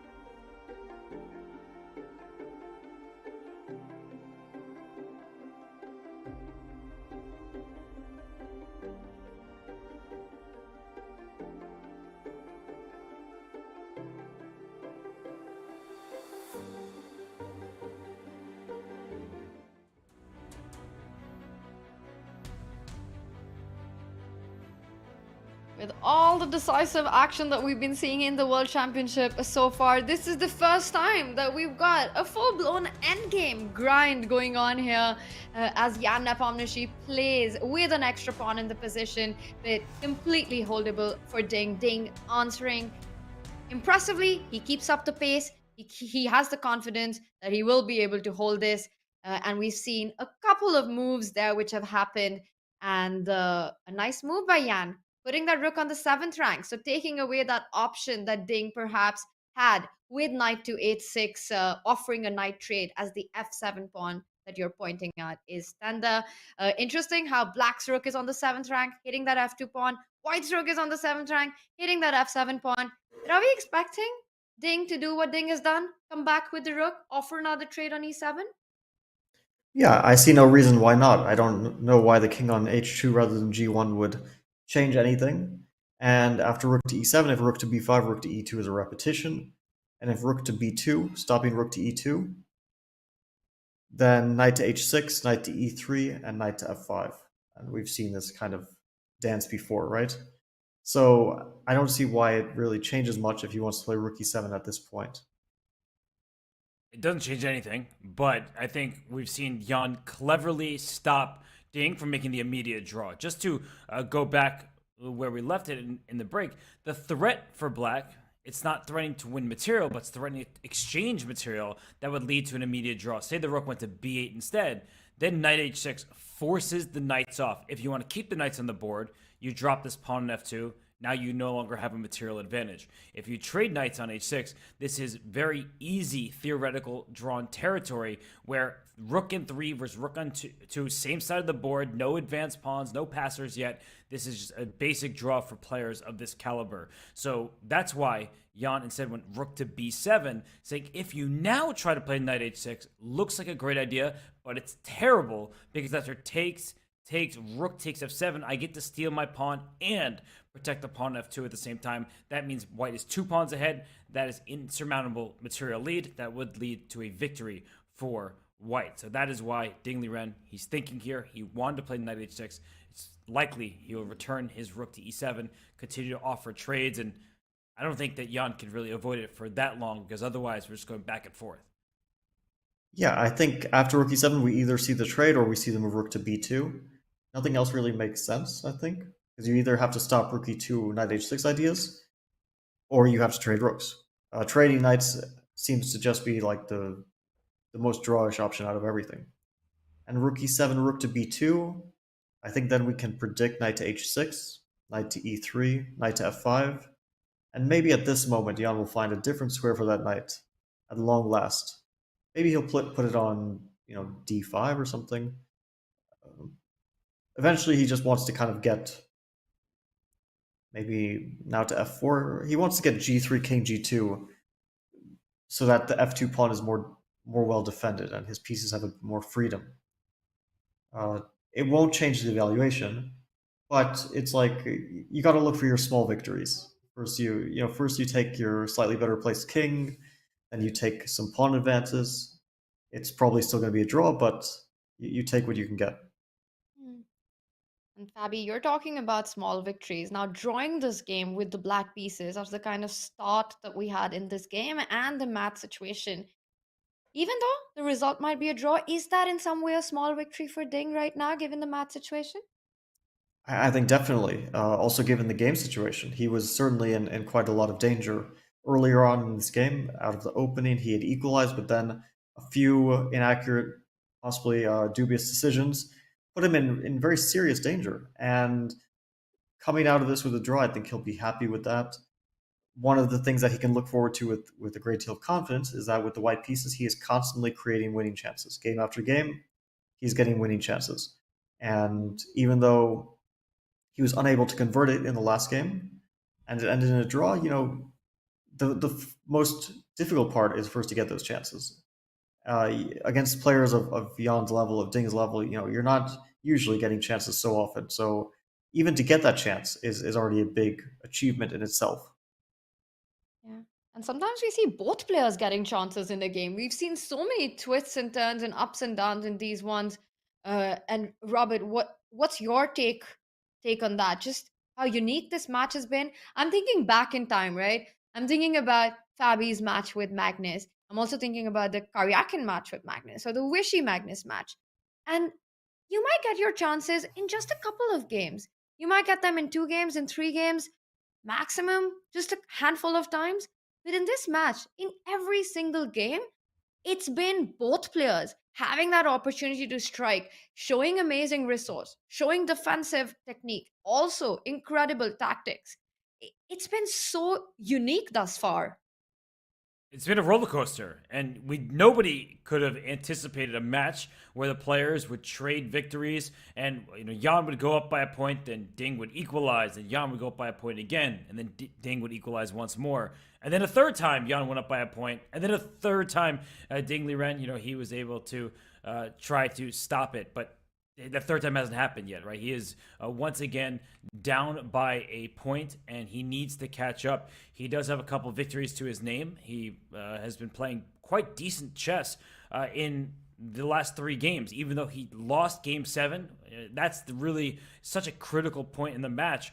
But I do want to take us back to Game 2 in some ways. Like, he went outside of his usual repertoire, and Jan punished him. Like, Jan Nepomniachtchi is playing great chess.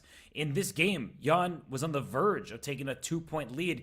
If he posed a few more questions to Ding, I really thought that Ding might have had troubles keeping up. But for Jan, the way he's played in general throughout the candidates and in even the last World Championship, I think that final result is super misleading, because in the first 5 games, and then even most of the way into Game 6, Jan was every bit Magnus Carlsen's equal throughout that match.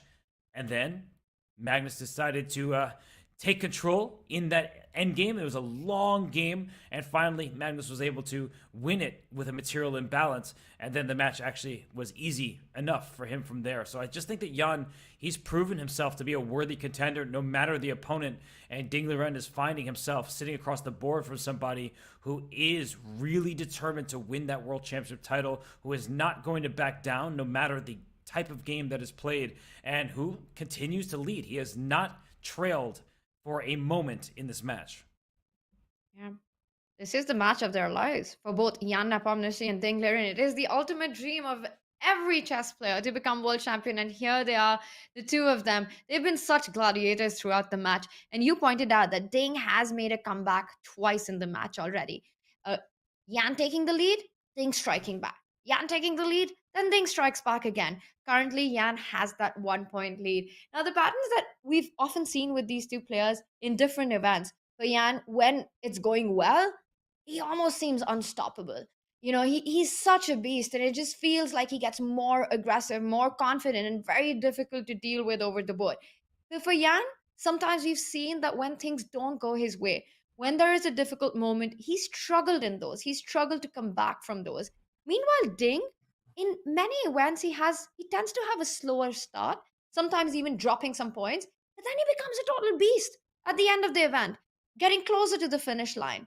Do you see this dynamic as perhaps having some effect in this World Championship match? Fabi, if Ding is able to equalize for the 3rd time in this match, will the momentum shift completely in Ding's favor? It's hard to say because it's been so back and forth, and we've heard a lot of, after every Jan win, that now Jan is going to win this match for sure, and then Ding wins, and suddenly Ding is a favorite, and it doesn't seem like either player has been able to fully pull away or fully show their dominance. The last 2 games has shown a clear trend for Jan that it's all starting to go his way, but this game I feel like is putting the brakes on that a little bit. If it's going to stop his momentum a bit, because he was very close to creating serious chances in this game, and it was really looking dangerous. We talk about positions that aren't like lost or anything, but still you can start to see the contours of how it starts to go sour for one side or the other. And in a lot of the games in this match, we've seen that the good day for one player has coincided with the bad day for another. For example, in the second game, Jan played a perfect game. You can't criticize a single move. But Ding played a lot of either questionable moves, bad moves, or just like it looks like he lost the plot and he just wasn't fully there. And there's a few games I could point to where it feels like one side got stronger as the other side got weaker. In the game yesterday and the game today, it feels more of that kind of typical top level back and forth. Even if there's mistakes, it's like mistakes by both sides, and neither side is running away with it. Neither side is playing perfectly, but neither side is playing terribly. It's a lot of back and forth. And also today, it felt like one of those games where one side gets a chance, they press the chance a little bit, but they don't make the most use of the advantage, and then it kind of simplifies into a drawish position. Of course, I don't mean to speak about the game as though it's in the past tense. It's still Ding is still working hard to prove the draw, but he did turn a very very dubious position into one which is objectively drawn. Yeah, very interesting what you're saying, and definitely Ding is sweating out a little bit. He is almost 13 minutes of a think tank in this one, and we were just thinking, right? It's a position that we've seen before, at least the idea of just simply offering a rook trade on e7. And very often during the course of the game, as the game progresses, you're into the end game, you've had your struggle of the opening of the middle game, trading off, well, and also countering super attacking ideas, which you have to be very precise with at times even offering an exchange sacrifice as we were seeing in this game. And then you come to this end game. How often is it that you kind of start double guessing, doubting your own confidence in your ability to hold this, and sort of seeing ghosts in the position? And I'm asking that because rook e7 is something that Ding has done before, but he's thinking for 12 minutes when he has the option to actually repeat it in this position. Yeah, I'm surprised by his long thought here, because I don't see the position having changed too much compared to what was it, 3 moves ago when he played rook to e7, or 2 moves ago. And okay, so when I was playing Magnus in the first game, I was dead lost, but eventually we got to a rook endgame, which was a draw. But I was feeling a lot of pressure in that rook endgame, and I knew, of course, it's a draw, but I was really feeling so under pressure because it was just like I'm losing the whole game. I'm absolutely exhausted, and he's still posing some practical problems to me. We both know it's a draw, but you still have to make the moves. I think that was a bit more complicated than this endgame, but it can get in your head, and once it gets in your head, it's not so much about the position on the board. It's are you panicking? Is your head working right? I'm surprised that he's not playing rook t7 quickly. It's not like long thought here is going to change anything. There's nothing to calculate. It's all the secrets in the position can be pretty much figured out within the first few minutes, right? No concrete variations to look at. Just okay, I trade rooks and I either consider whether the rook trade is good for me or not, and he doesn't offer the trade of rooks at the moment. And he ran away. He made his move and sprinted elsewhere. Maybe to get a refreshment, maybe just to stretch those legs. But I have a question, and it's not for the two of you, so don't get too excited. It's for the chat. I'm curious what chat thinks Ding Liren will play with the white pieces tomorrow. We've seen him essay a bunch of different openings. He is not somebody who's trying to be predictable. So come on, get involved. Let us know what you think Ding Liren will play. I don't typically ask the chat for recommendations, but I have changed. I'm a changed man. I've grown. So please let us know what you think. Ding Liren will choose the white pieces after the rest day tomorrow. That's a great question, Robert. And I know that you said it's not for me and Fabi, but you know what? I'm going to take it anyway because we've been seeing such amazing opening surprises by Ding. And that's been one of the unique features of this World Championship match that you were mentioning, Fabi, for you, the three big conclusions. One of them, just the kind of opening approach that we've been seeing by the players. And I'm going to predict at least the first move. It's going to be 1d4 by Ding. Fabi, I'm going to ask you as well for your prediction when Ding starts with the white. And let's just, for now, imagine that this one does end peacefully, needing that 1 point to equalize. What do you think he'll start with? I think an English reverse Sicilian is very likely. It's a rich area where you can search for ideas, and we already saw one of those reverse Sicilians, and it worked out very successfully for Ding, right? He came back from a deficit in the match to win a very nice game. And the Nimzo with a3, e3, it's good for one game. It's not going to happen again. The whole h3 business that he tried and didn't work out will never happen again. And probably Ding will never even play it his entire career again, because I don't think he wants to see that whole line. But the reverse Sicilian, it's Ding's territory. Jan is a little bit of a predictable target there. He can kind of predict where Jan might go, and it's rich positionally. So definitely a place to look for ideas. If they find an idea, I think that's a natural place to strike. But I say this with low confidence. I wouldn't bet much on it. It's just that I think it's a logical place for him. Wow. All right. So I'm going with 1d4. Fabi, you're going with 1c4. Robert, do not assume that you will be let off the hook on this one. You're the one who brought up this question. So I'm going to ask you to make an opening prediction for Ding with white. Yeah, I'm not the unreliable lad that just typed in chat, but I don't think we will see a Sozin Sicilian, because I don't think that even if Ding Liren played e4, which I don't think will happen, that Jan would not play the Sicilian. There's no reason why he would do that. It's too risky of an opening, especially in the Night Orbs. Why take the risk when he is up in the match? So, no, we're not going to see a Bond Cloud, Bill. I mean, come on. Let's be real here. We're going to see a delayed Bond Cloud. The Gubinator said G4. I think people are just having fun now. I asked a serious question. I wanted a serious answer. I have to say, that guy's name should be the Grobinator. What's the Gubinator? Nice. Well played. Smooth. The Albin counter gambit is more Jan's choice. So if Jan has a moment of delirium, he might decide to start sacrificing pawns in the opening with black, but seems rather unlikely. The Ding Gambit of Time. Oh, is this David Cronenberg? I see Crow in the username. Wait, did Cronenberg direct The Crow? No, I don't. No, no, that was with Brandon Lee. No, but the username was Crow Tweet, so I thought CRO was just short for Cronen. Bobby, you took it. You come on, man. I went too far. Yeah, you're like the Fly. That's a good movie. Yeah, we saw it together. Well, not for the first time. We'd both seen it before, but we watched that at the last World Championship. Yeah, that's right. You guys are watching movies at the last World Championship? Oh, we hit all the animals. We saw Pig, we saw the Fly. We were just going species after species. And what was that? We probably shouldn't talk about that Norwegian movie, the Trip or something like that. That was like a. Yeah, let's not talk about the plot of that one. But that one's a little too adventurous. But Bigfoot, who is producing the show, says I play the B3 special. Learned that on Chessable. Well, they do seem to like B3 on Chessable, even though nobody actually plays it. And Ding has played King of8.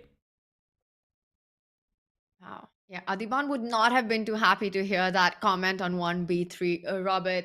But of course, some amazing options here for Ding that our chat is mentioning. I doubt we'll see 1G4, 1F3, Bong Cloud. But then what's to say about this World Championship? It feels like whatever you expect, the opposite of that happens. It's been an unpredictable opening affair so far.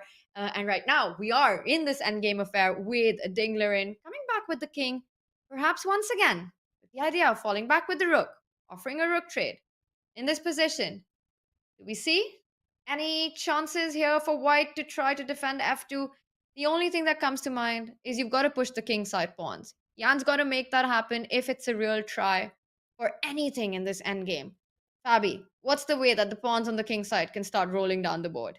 Well, the thing is, white has to deal with a very direct threat, which is f5. That's why he played king to f8. He wants to pick up the f2 pawn. So if white plays g3, f5 just wins a pawn, and white will no longer have any winning chances. And if white plays king to g1, then the rook gives a check and goes back, and that doesn't lead anywhere. If the king goes to g3, I feel like maybe f5 is still an option, but I'm not sure. But it also just allows knight to f5 check, so I'm not sure. Maybe king g3 is an option. f5, knight f6, knight e4 seems to trade the knights off. That's good for black. Or at least favorable for black compared to what we currently have.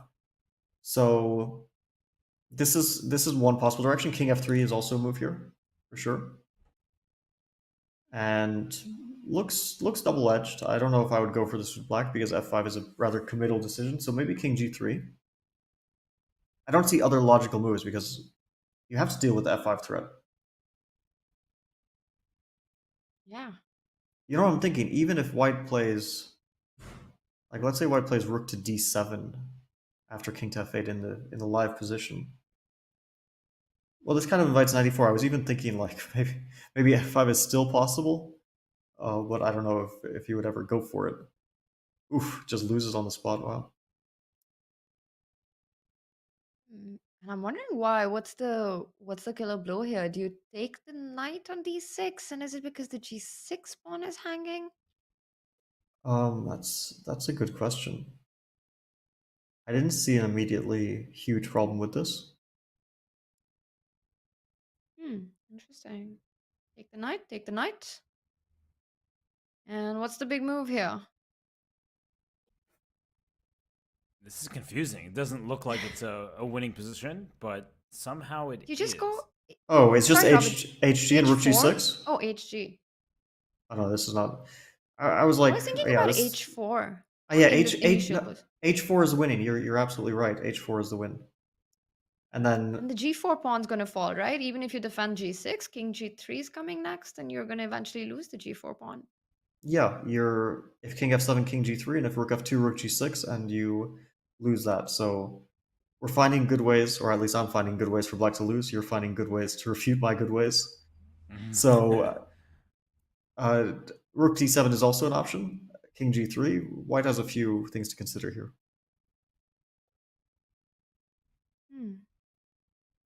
Interesting. But yeah, what you're pointing out, F5 is actually a real threat here. King F8 is not as harmless as it seems. At first thought, I thought he just wants to offer another rook trade, but you've got to be careful in these endgames as well, especially when you're playing the world's best players. And right now, Jan Nepomniachtchi is having a think. Will he go for rook d7, trying to set up this nasty idea of provoking f5, but it might be a very bad choice? Or will he come with the king? Or we might see a repetition. King falling back to g1, give a check, come back to e2, give a check, come back to e2. What are the chances of the game finishing with a repetition here? Well, Jan has no reason to do that. So, he can play on in a million different ways. He doesn't want to end this day just yet. But I actually think that oversight that we were talking about with rook d7, pawn to f5, this is actually very hard to recognize. Once you're in the moment and you see the eval bar off to the side, you think, oh, white's winning because of h4. But two separate pawns are under attack. So when you get to this point in your calculation, you think, do I take on g4? I go up 2 pawns. Do I take on g6? Well, if I take on g6, they take on h3 and then take on f2 next. I'm not going to get away with it. So I feel like it's actually such an easy thing to overlook if you're playing a long game, a very intense game, and you just missed the move h4 and suddenly you're lost. So I think that Ding Liren still has some work to do after this rook d7 move. He can just move his knight away. But with the rook on the 7th rank and f7 in its sights, he still needs to be a bit careful. The game is not completely over just yet.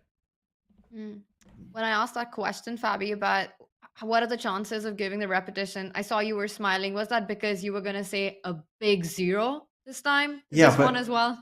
I was going to say 0, but then I remembered the last time I said 0, it happened. So now I'm going to leave it at like half a percent chance. So I have that safety net in case. No, but the thing is, as Robert said, like Jan has no reason. He can always make a draw. Yeah. There's no reason to acquiesce so quickly, especially when it feels like Ding is feeling the pressure a bit, right? He's been taking his time. He might as well. And the thing is, like, when your opponent creates a threat, at least you can now respond to his threat. So the threat is f5, so Jan has an intellectual challenge to solve, which is at least can I stop f5 and immediate draw? Whether that's with king g3 or rook d7, it's an interesting piece of calculation for him. So there's no reason for him to end it at the moment. Bobby, what's the most drawn position you've won against another super GM? I won like knight pawn against bishop, but not against against a GM like 2600 GM, but not against. Okay, so still, that's obviously in classical chess. Yeah, it's super rare in classical chess that you win these things at all. Like I can't really think of many. There's simplified endgames like this almost can never think of. Like I mean, rook and bishop against rook is kind of common that people mess that up and you get winning chances. And so he plays king g3. Okay, that makes a lot of sense. You had rook and bishop, if I remember correctly, twice at the U.S. Championship. One game ended in a draw, the other you won, right? No, so what you're thinking of is Gareev had it twice. Oh. And the first game he drew, and then he plays me the next day. We get it. I had the rook and bishop, and then I beat him. Yeah. And I don't know exactly what happened. It was such a long, chaotic game, but somewhere he gets confused in this rook and bishop, and it turns sour for him. I've had rook and bishop in a very crucial game against Peter Swiedler in the 2016 candidates, and it was 2 rounds to go. I was tied with Sergei Karyakin, and my tie breaks were worse than his because at the time the tie breaks were not a playoff. The tie breaks were whoever had won the most games, which is also coincidentally whoever has lost the most games has the better tie breaks. And he had lost a game, and I had won 2 and drawn the rest. He had won 3 and lost 1.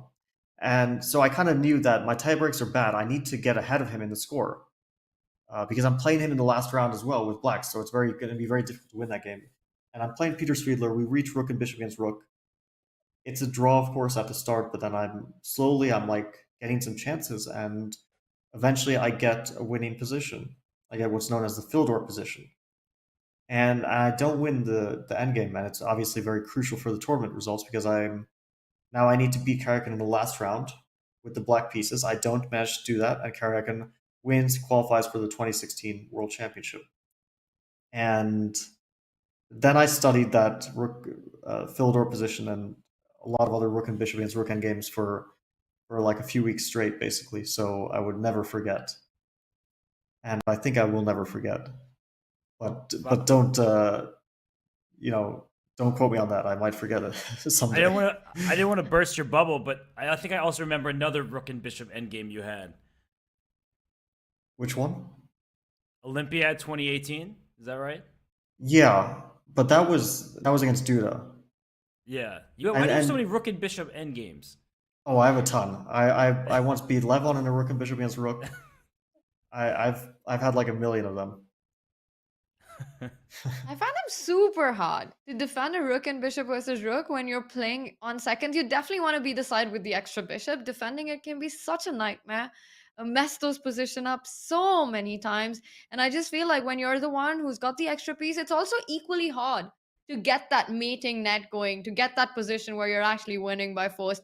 And very often what we tend to do is just avoid going into a pure rook and bishop versus rook because they're so difficult to actually defend. And on that topic, I want to ask you, Fabi, for a world championship preparation, right? Of course, opening is a huge part of it. But what about these end games? What about these kind of typical setups like a rook bishop versus rook or rook and pawn end games? Wow. Okay, we've got a big move. So I will wait on that question because the move that you were pointing out, f5, a structural change, hitting that knight. But the f2 pawn is defended. But just to finish my question, Fabi, I was going to ask, how important is it in part of preparation to actually look at those kind of positions before going into a world championship match? In terms of, we did a lot of general chess training and a lot of training games and so on. Not a lot of general endgame work. I don't think that's been like I have done training in that area, of course, but never like specifically for that world championship. I don't think. I think a lot of it was working a lot on openings, playing a ton of training games, and I felt like I was in good form that entire year. So all the training, it was working off throughout the year. I was having very good results and always felt kind of sharp in all my tournaments. Jan quickly plays king to f3, which we kind of said this was, and now he's frowning. He's trying to get into Ding's head a little bit, I guess. Well, what does Ding play? Ding is wondering if rook e7 still holds because he can force the rooks off, and he does it. But you mentioned this earlier, and that's why I was nervous to say it, Fabi, is that pushing the pawn to f5, there is some drawback to that with the fixed pawn structure, but Ding has calculated that in this position, it still should hold.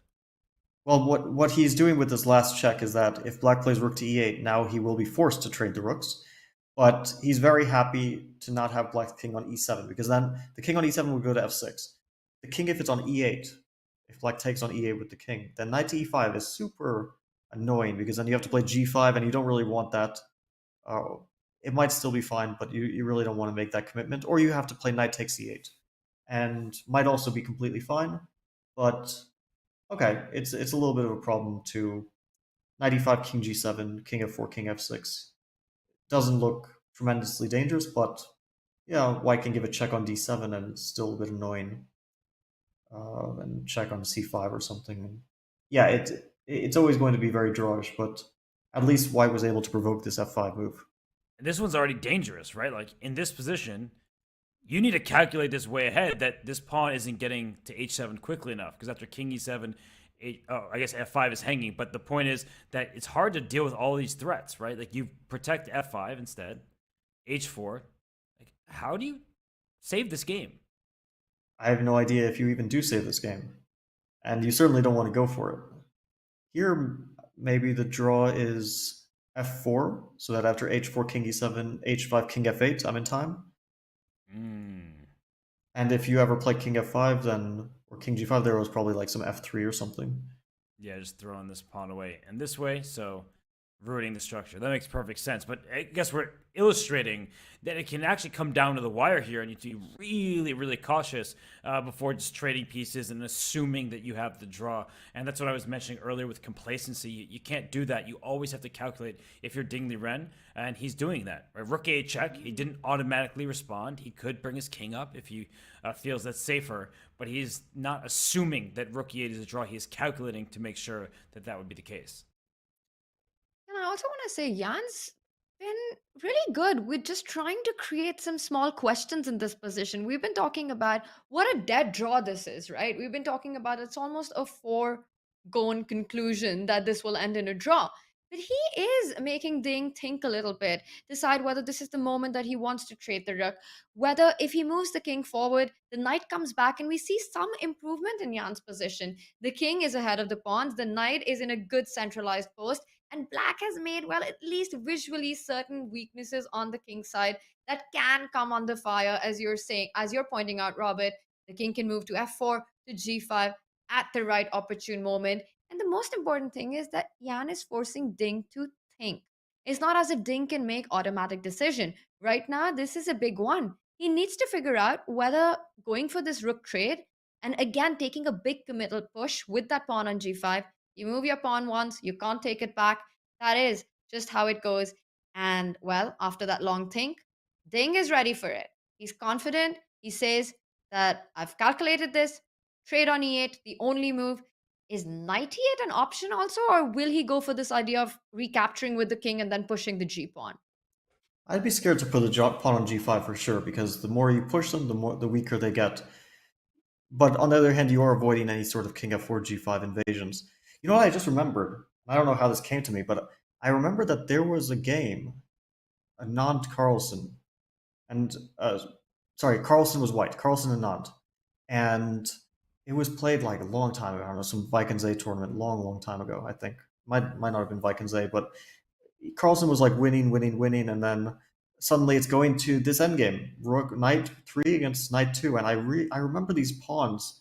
I think it's the structure with the pawn on f5. It suddenly like reminded me of this, and Carlsen won that game. It was a draw. It was drawn, and then suddenly final mistake happens. Like it starts to get a little bit difficult, and then one objective mistake turns evaluation drawn to losing.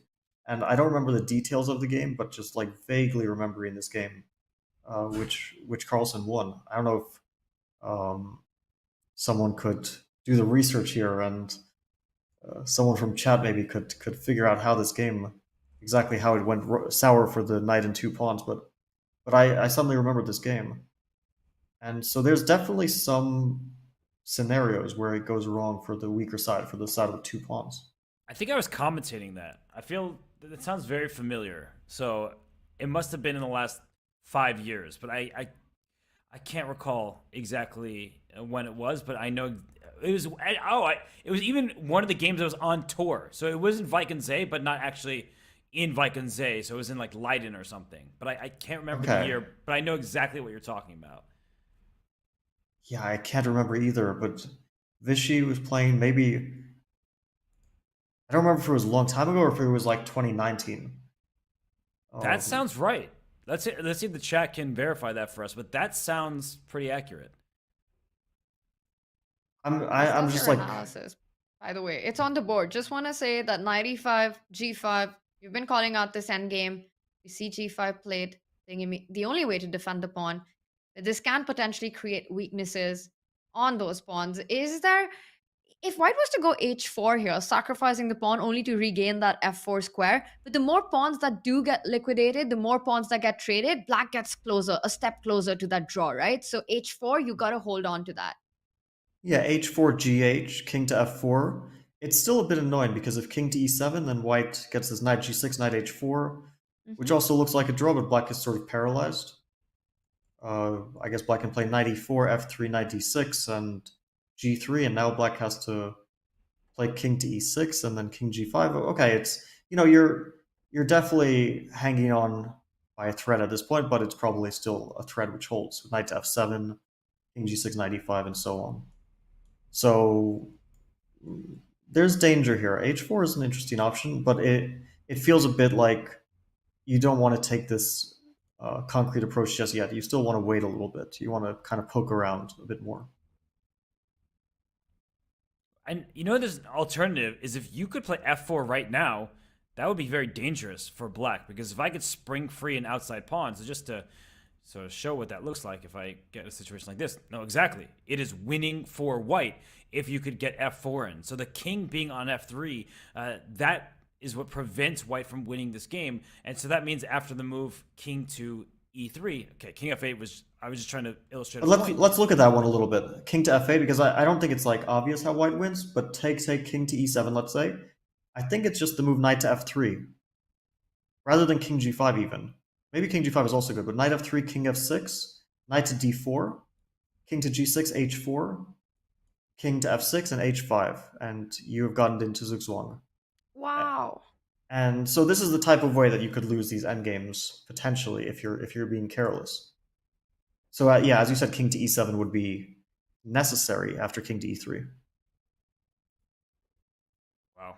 Yeah, it's just amazing how one little difference can change the evaluation completely. So in this position after g5, king e3, king f8 is, we knew it wasn't a good move. We were just trying to make a quick move. King e7 is important. And this king gets to f6, I guess, just in time in many of these positions. But even this looks kind of worrisome to my eyes. Yeah, for sure. You know what I'm thinking in the live position? This move g4 is like rather dangerous looking. And I think that black has to play king to e7, g takes f5, and king to f6. Because if you take on f5, I think you lose with king g4. Knight f5, king g4, king f6, and now it still says draw, but knight d7? Nope, it's saying win now. You go. So, I know what you're going to do. You go around. Dirty devil. You do the little tour. Oh. King g6, knight g5, and you're up 2 pawns. So wait, what's the draw after king g4? Because the computer was saying that there was something. No, I think it was just I was moving and it didn't react just yet. No, it says this is somehow holding for black. Oh, knight to d6 holds it. Ooh. Okay. Yeah. It's I mean, at that point you're in an easy process of elimination because other moves are obviously bad. But there's danger. We're already in territory where one move might draw, one move might lose. Wow.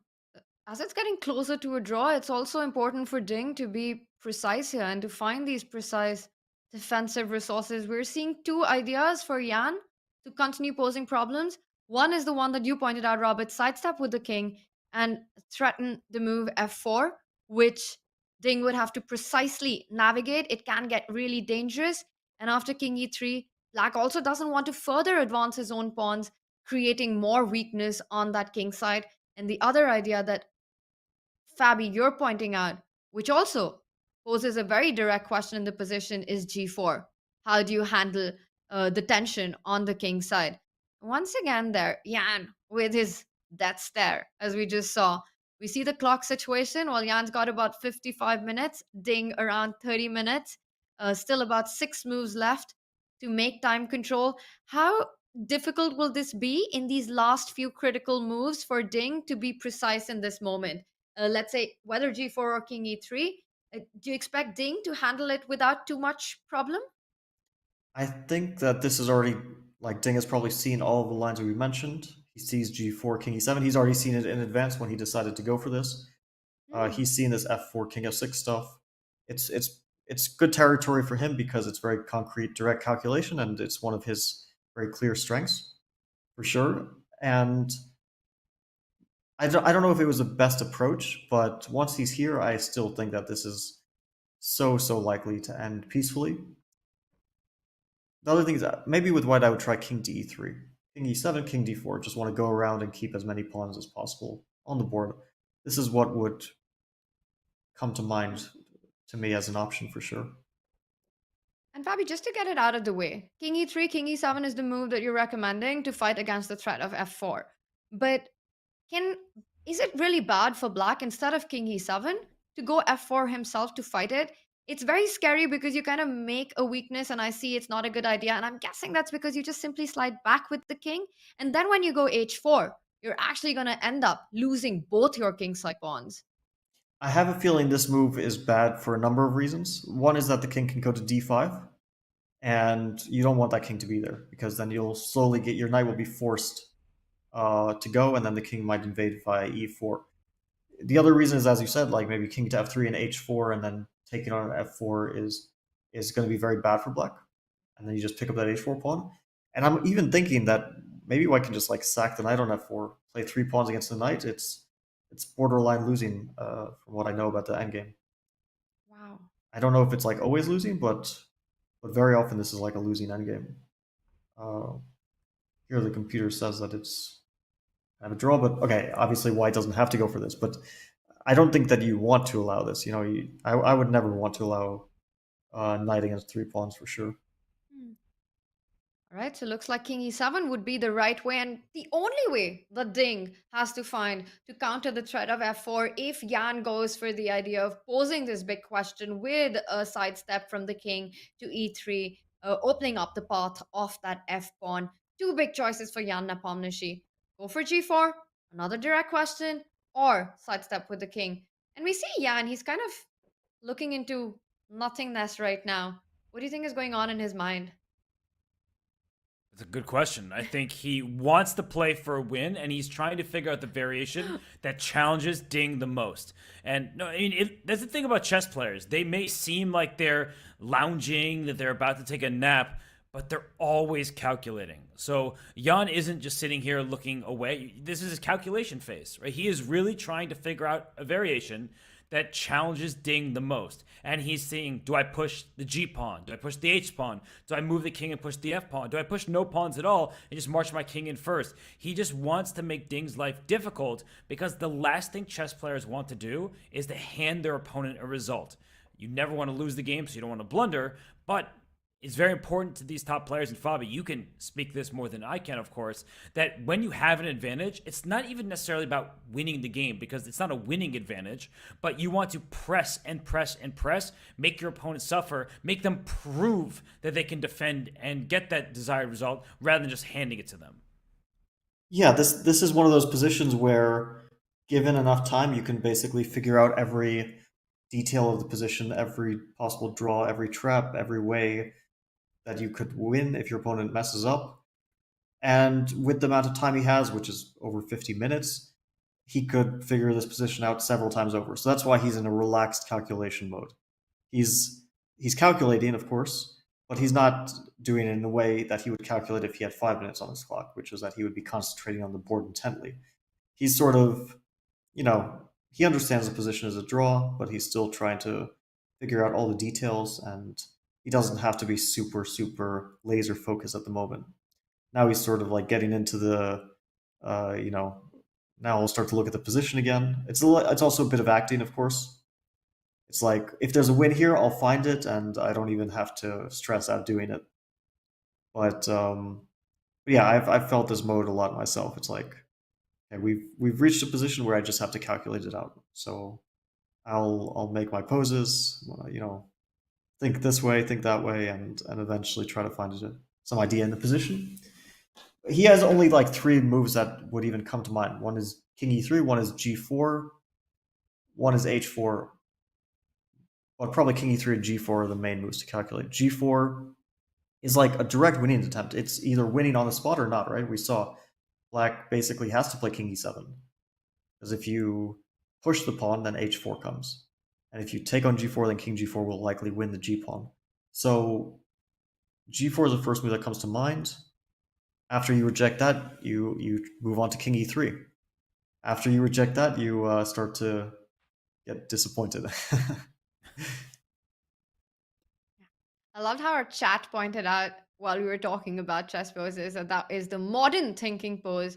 Well, the original thinker, it is all about, well, I think it was all about philosophy and contemplation, but this one's nothing about that. In 2023, the modern thinking pose is indeed about the chess position, as you're pointing out, Robert, that very often chess players tend to look away.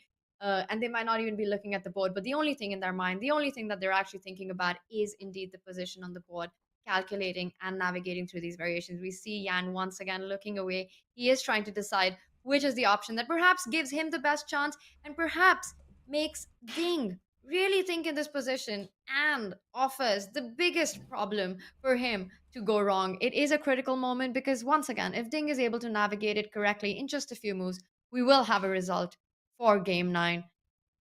I'm still thinking Jan will decide between one of these two options that we've been looking at, g4 or king e3. Do you think Jan is also just trying to come to terms with the fact, because I know that this happens when we're playing, right? What has happened before in the game? The fact that he had all these opportunities of capturing that rook on b5, the fact that it could have been a more difficult task for Ding Liren to hold this game.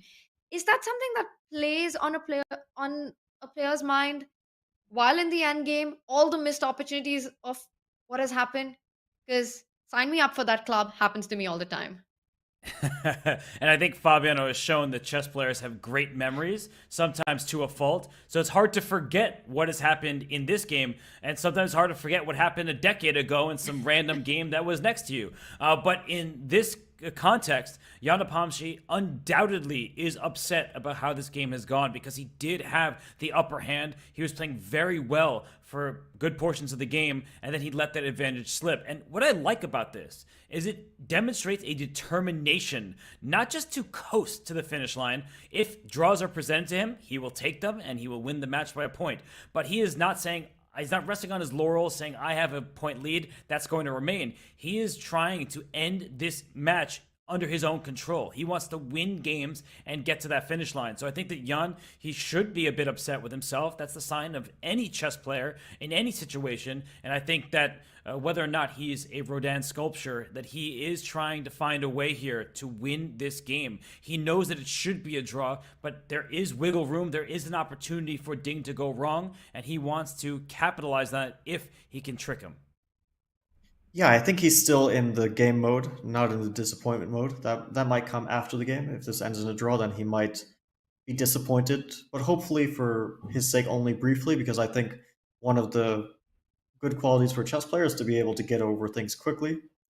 And as we all know, as any chess player knows, you're going to have to deal with a lot of disappointments, a lot of missed chances, and you don't want that weighing on you for the tournament or even for the rest of your career. You want to be able to get over it quickly.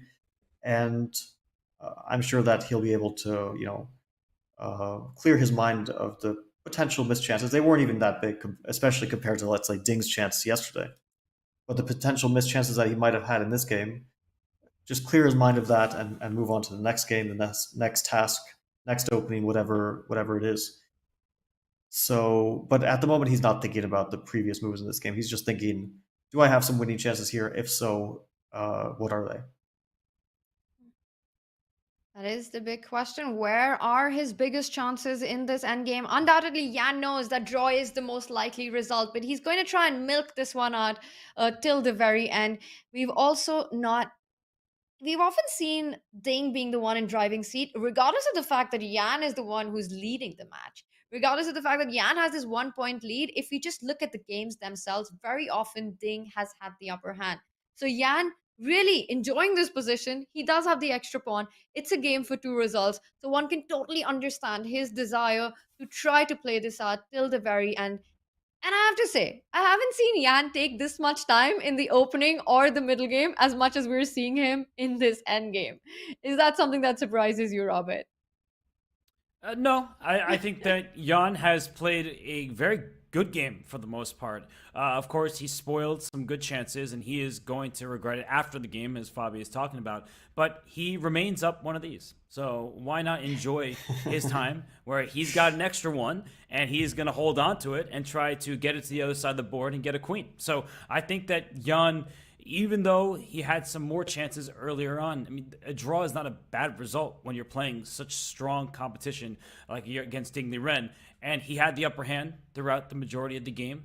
He has nothing to really be too hard on himself about. And I think it also changes the trajectory, because in Game 7, he was worse for most of it. He did win in Ding's time trouble. In Game 8, he was completely lost.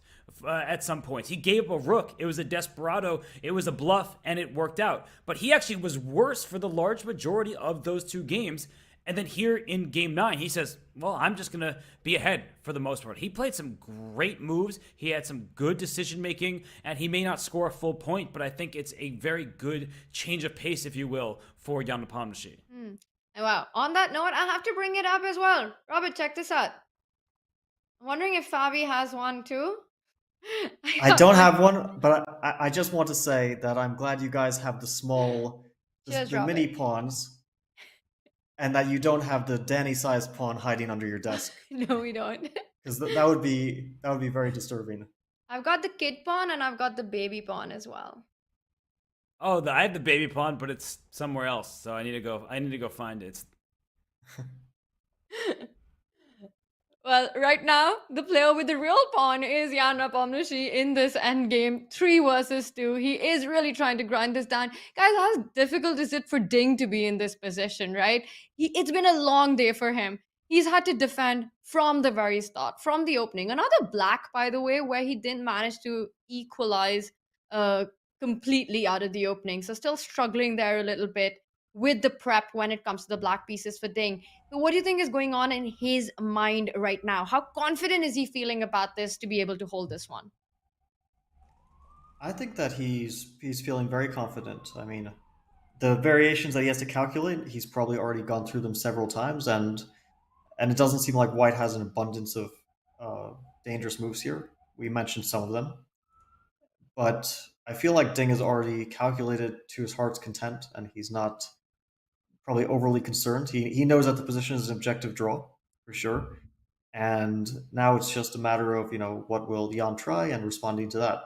But I don't think he's concerned in the sense that he's worried his position is bad. I'm sure he knows that it is a draw. And the more Yan thinks, probably the more confident Ding is getting of his chances. It will be a big relief for the Chinese superstar to keep things under control, to go into the final 5 games as with trailing with just a 1-point margin. And he also starts with the white pieces in the next one. But currently, Yan in a big think tank, almost 20 minutes. I don't think, Robert, we've seen this happen in the World Championship so far.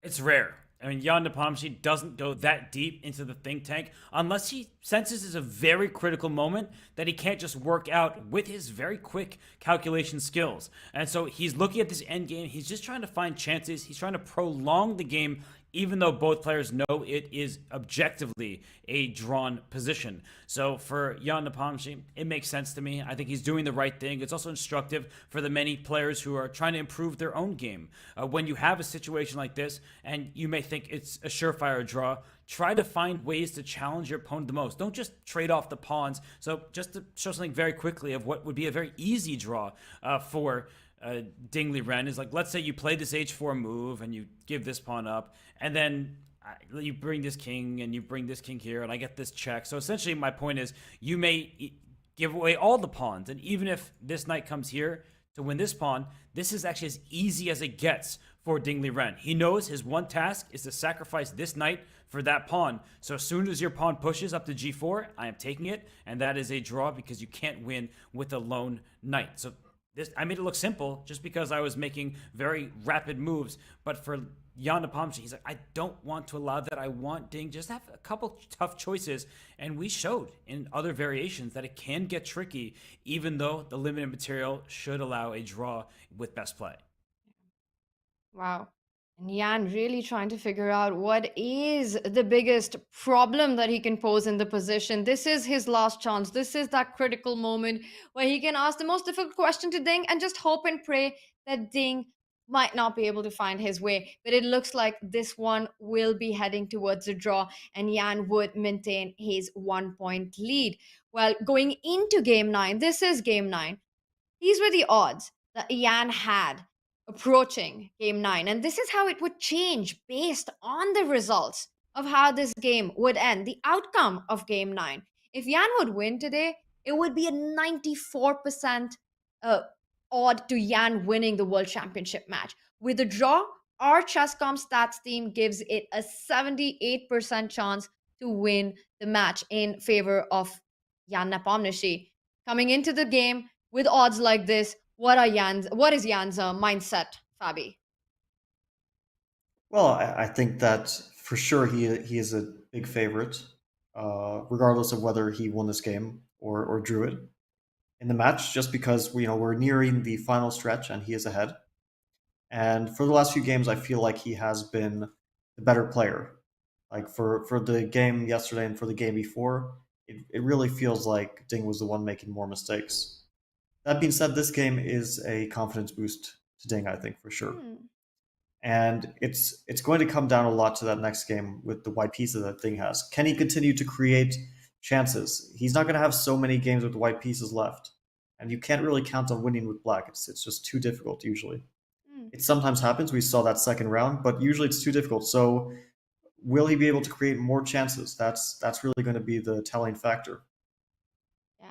That's going to be the big point in the next one. But there is action on this one. Well, Yan chose a third way to go for a direct approach. And this is a line that we were looking at. A potential pawn sacrifice on h4, but it's a temporary one. You just separate black pawns only to go and pick them up a move later. The idea is not only to separate the pawns, but also to get that key f4 square for the white king. And this was a line that we looked at earlier. Fabi, Robert, king f4, can appear on the board at this moment, hitting that f5 pawn. And if black tries to advance with his own king, there is a check on g6, forking that king and that pawn on h4. I do see Yan reaching out. He's made the move. King f4 on the board. Knight e4 a possibility, as we've been talking about. King e7. Which one are we expecting by Ding? So I have this little funny line to show. Knight to e4. I like the move. f3. Oof, apparently it's very bad. But f3 in my idea was knight to f2. And if king takes f5, then h3 makes a draw.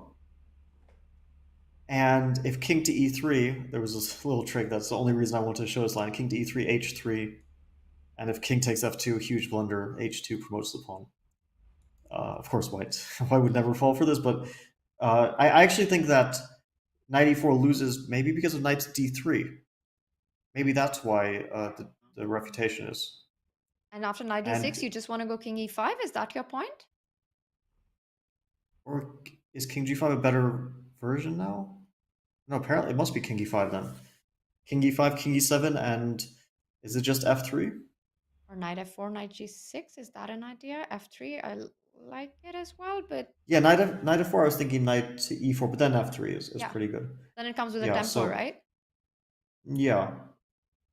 I'm not sure why f3 draws, but I guess there is some very good reason for it. Yeah, that's a good question, because f3 looks so strong after king e7, and I'm wondering, maybe we should just try and find out why precision is required. Why is f3 a check? Oh, it's knight c4, yeah, and knight takes king f5, knight e3, of course, yeah. So you can't fall for this. So knight f4 actually defends that really important g2 pawn. It allows all these sort of f3 things without dropping the g2 pawn. Although there is actually, if you play f3 in this position, let's just make like a neutral move like king d7. f3, knight c4, king f5, knight e3, king g5, knight g2. Oops. Knight g2 loses. Yeah, you can't do that. h3, and it's typical sort of pattern for how the knight gets dominated by a lone pawn. So yeah, all this is fantasy, but it shows that Ding is thinking. I'm sure that he'll figure out knight e4, knight d3, but he is still thinking about the move. but this is a critical moment because knight e4 also feels like such a natural move that you could be really tempted to play, right? Because you want to try and trade off as many pawns as possible in the position. You want to put pressure on that f2 pawn. So it's not super hard, but Ding definitely needs to find it. We saw that after knight e4, knight d3, the eval bar gives a massive advantage to white, and Nepo could be staring at a win if Ding falls for this. So the other option that we were discussing, well, perhaps the only move that Ding has in this to keep the position balanced is come forward with his own king. Get that king moving to defend his pawns. So king e7, and here he's got to navigate and evaluate what happens after the check, the knight capturing on h4, because visually it does look uncomfortable. Your king and your knight, it almost feels like a zugzwang, right? Your king and your knight is stuck defending that f5 pawn. Yeah, and white can also maneuver if king e6 here. I think maybe black should provoke f3 instead, but here king e6, knight to f3 starts to get a bit annoying because king to f6, knight to d4. And yeah, I guess you go to g6 and it's still either side is holding on, but it doesn't look super pleasant. King to e5, knight to f7, it's again this idea. And the king to e6, knight to g5. So it's a little bit of an unpleasant endgame, but probably white just doesn't have enough resources. There's just too few moves left in his position. You know, white has so few pieces left, and that's the main issue. I think that Ding will not fall for knight to e4. I think he'll play king to e7. I mean, after defending so heroically, knight e4 would be too much of a heartbreak to take in this one, Fabi. Robert, what's your take on this? How difficult is it to be precise in this moment for Ding? I think that he is doing the right thing. He's continuing to do this. Anytime he has a move that's in line with his previous plan, he knows he's ultimately going to play it, but he double, triple, quadruple checks, because if he makes an inaccuracy now, it's not just that's the game over. You lose. We just saw knight e4 is a losing mistake, and for Jan, he will capitalize on it. So I think that Ding will play king to e7, but he is just trying to verify that these lines work out, because I think from a distance, from afar, it looks like there could be some zugzwang that costs you the game, and so he's just trying to put his pieces in the right squares. Wow. Yes, this is the moment. Ding needs to be precise now, or things could turn around very drastically for black here. Ding has to find the move king e7 to keep everything under control. We're going to go into a short break, but when we return, we'll find out if Ding has been precise. We love that pose, but there's thinking to be done.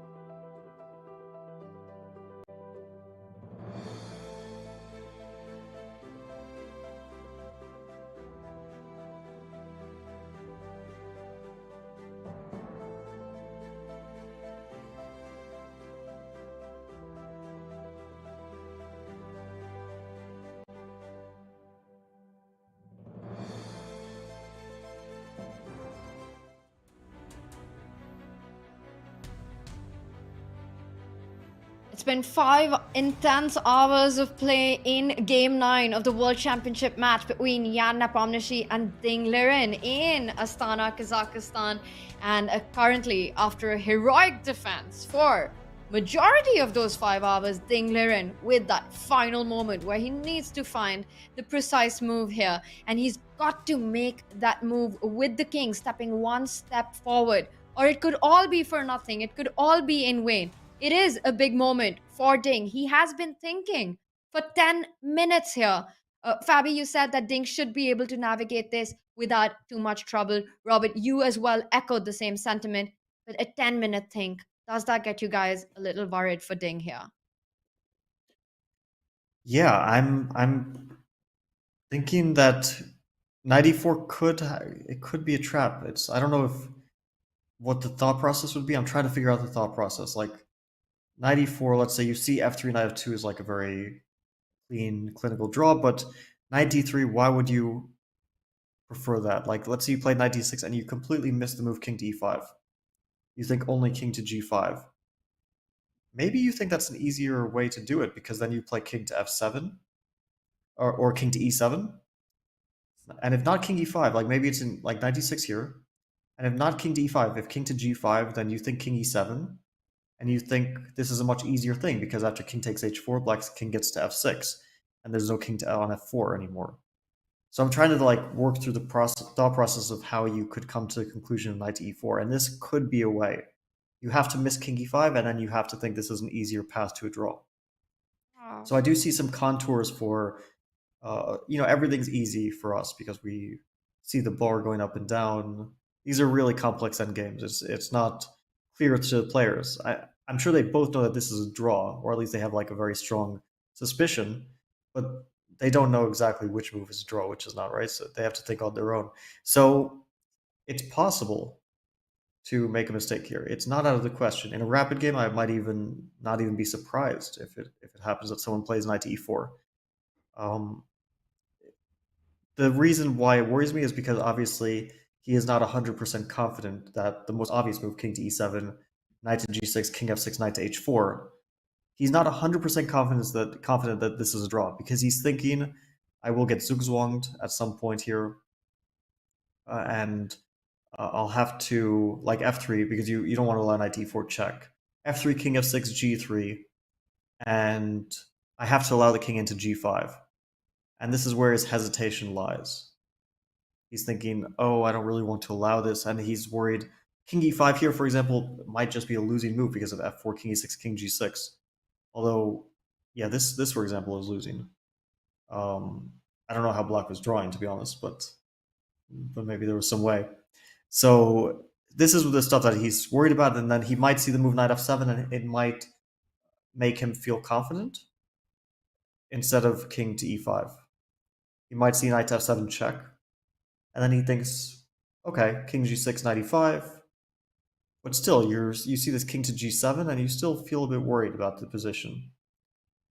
Even though, yeah, you assume that it should be a draw somehow, but you're still a bit worried. Like, what's my next move here? f4g. I was trying to do this, Bobby. That's a beautiful way to draw, but g4 instead of g takes f4, right? Right. I'm just trying to show everybody the king and knight versus king will not be a win, but as Fabi is saying, I was trying to trick, and he says no, and g4 is just too strong. The pawn will push, and the king helps escort it to the other side. That will become a queen, and the knight on h4 defends the f3 pawn. So Fabi, I mean, you're right that this is actually very deep. This exact variation here, like at this moment after king g7, you think, all right, if my king moves, I'm losing contact with the f5 pawn. If my knight moves somewhere, say back to c6, is there going to be some kind of f4 and a potential zugzwang going forward? What's the deal? This knight can also reroute at some point. So there are so many things to consider here. It's not straightforward. The engine often misleads us in the sense that we get a sense of security because we know without any degree of questioning that it's this evaluation, that it's even, that it should be a draw. But when you're at the board after this grueling, not just this grueling game, but this whole match, the atmosphere is intense, the gameplay has been a struggle, it's definitely somewhere you can go wrong. And look at Ding's reactions. He's looking at the clock. I'm getting a bit nervous that, I'll bring it back to the live board, that he could make an error here. I want to explore that position a bit just because it's like kind of personally fascinating. After king to g7, knight to c6, Guys, because he's reaching out for something. I'm sorry, Fabi, but yes, you have to continue with this analysis, but every time he reaches out, I'm just so terrified that he might pick up the knight. And because we've seen those lines, it would be game over. And this isn't any game, right? As was seen in our favorite feature chat as well. If Jan Nepomniachtchi wins this, it could very well mean match over as well. So it's a really critical moment. Ding has to make the move king e7. And every time he's reaching out for a piece, heart is slightly fast. Fabi, Yeah, sorry, continue with your line. No, I think we all want to see a draw here because it would keep a great deal of intrigue in the match, while a loss for Ding would be pretty disastrous. It wouldn't decide the match, but it would make it really tough for him to make a comeback. So I do hope that he makes the move king to e7 because it would be a tragic way to lose. But he's looking very concerned, very nervous, and when you get nervous, that's the moment that you make a. He makes another move. He makes h3, and I see our eval bar doesn't move. So things. What is h3? First question. It's a pawn sacrifice. Fabi? Well, that pawn was gone one way or the other. So after gh3, does he just want to play king to e7? I guess so. h4, king f6.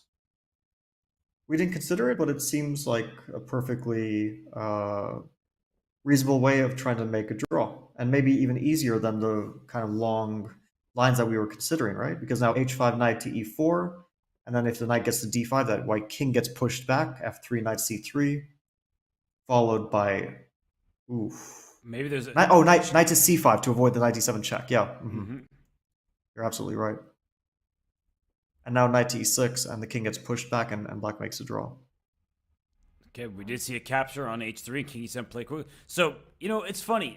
We see brilliancy as sacrifices for checkmates, for huge moves that win games.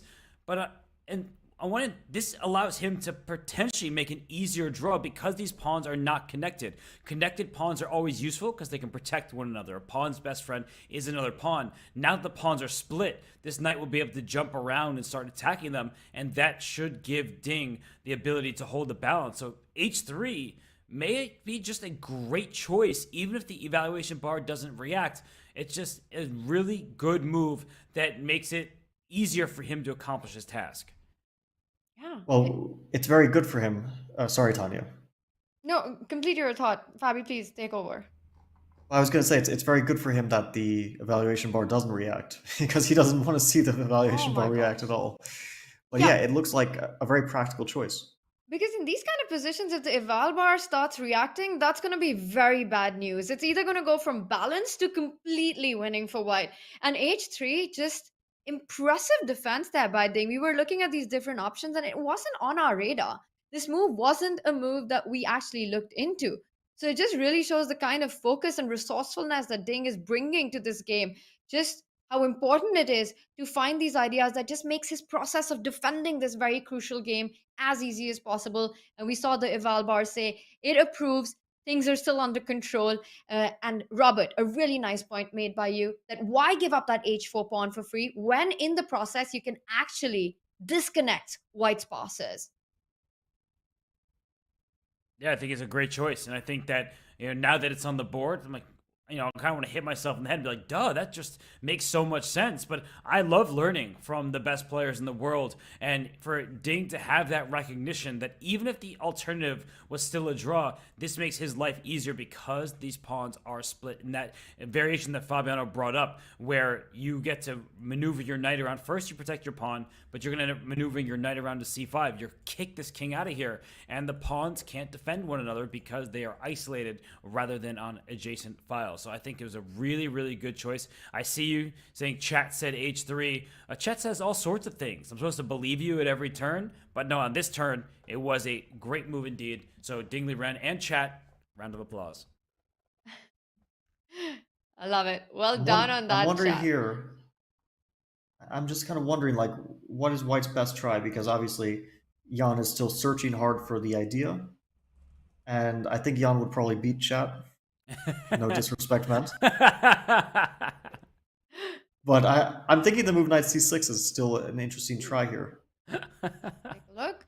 So your idea is to give a check, and then you want to just start trying to create those zugzwangs that we were looking at, putting pressure Exactly. on that pawn on f5, jumping back to d4. So let's say if black was to come forward with the king to f6, you want to start already putting a lot of Let's pressure start with on knight the f5 d4. pawn. Knight e4, And knight e4, f3. knight f2. Knight to f2. And if h4, you get knight d3, and you're stopping it all. Yeah, that leads to a draw. So is there a bet maybe f3 after king f6? So not knight to d4. So I give that check.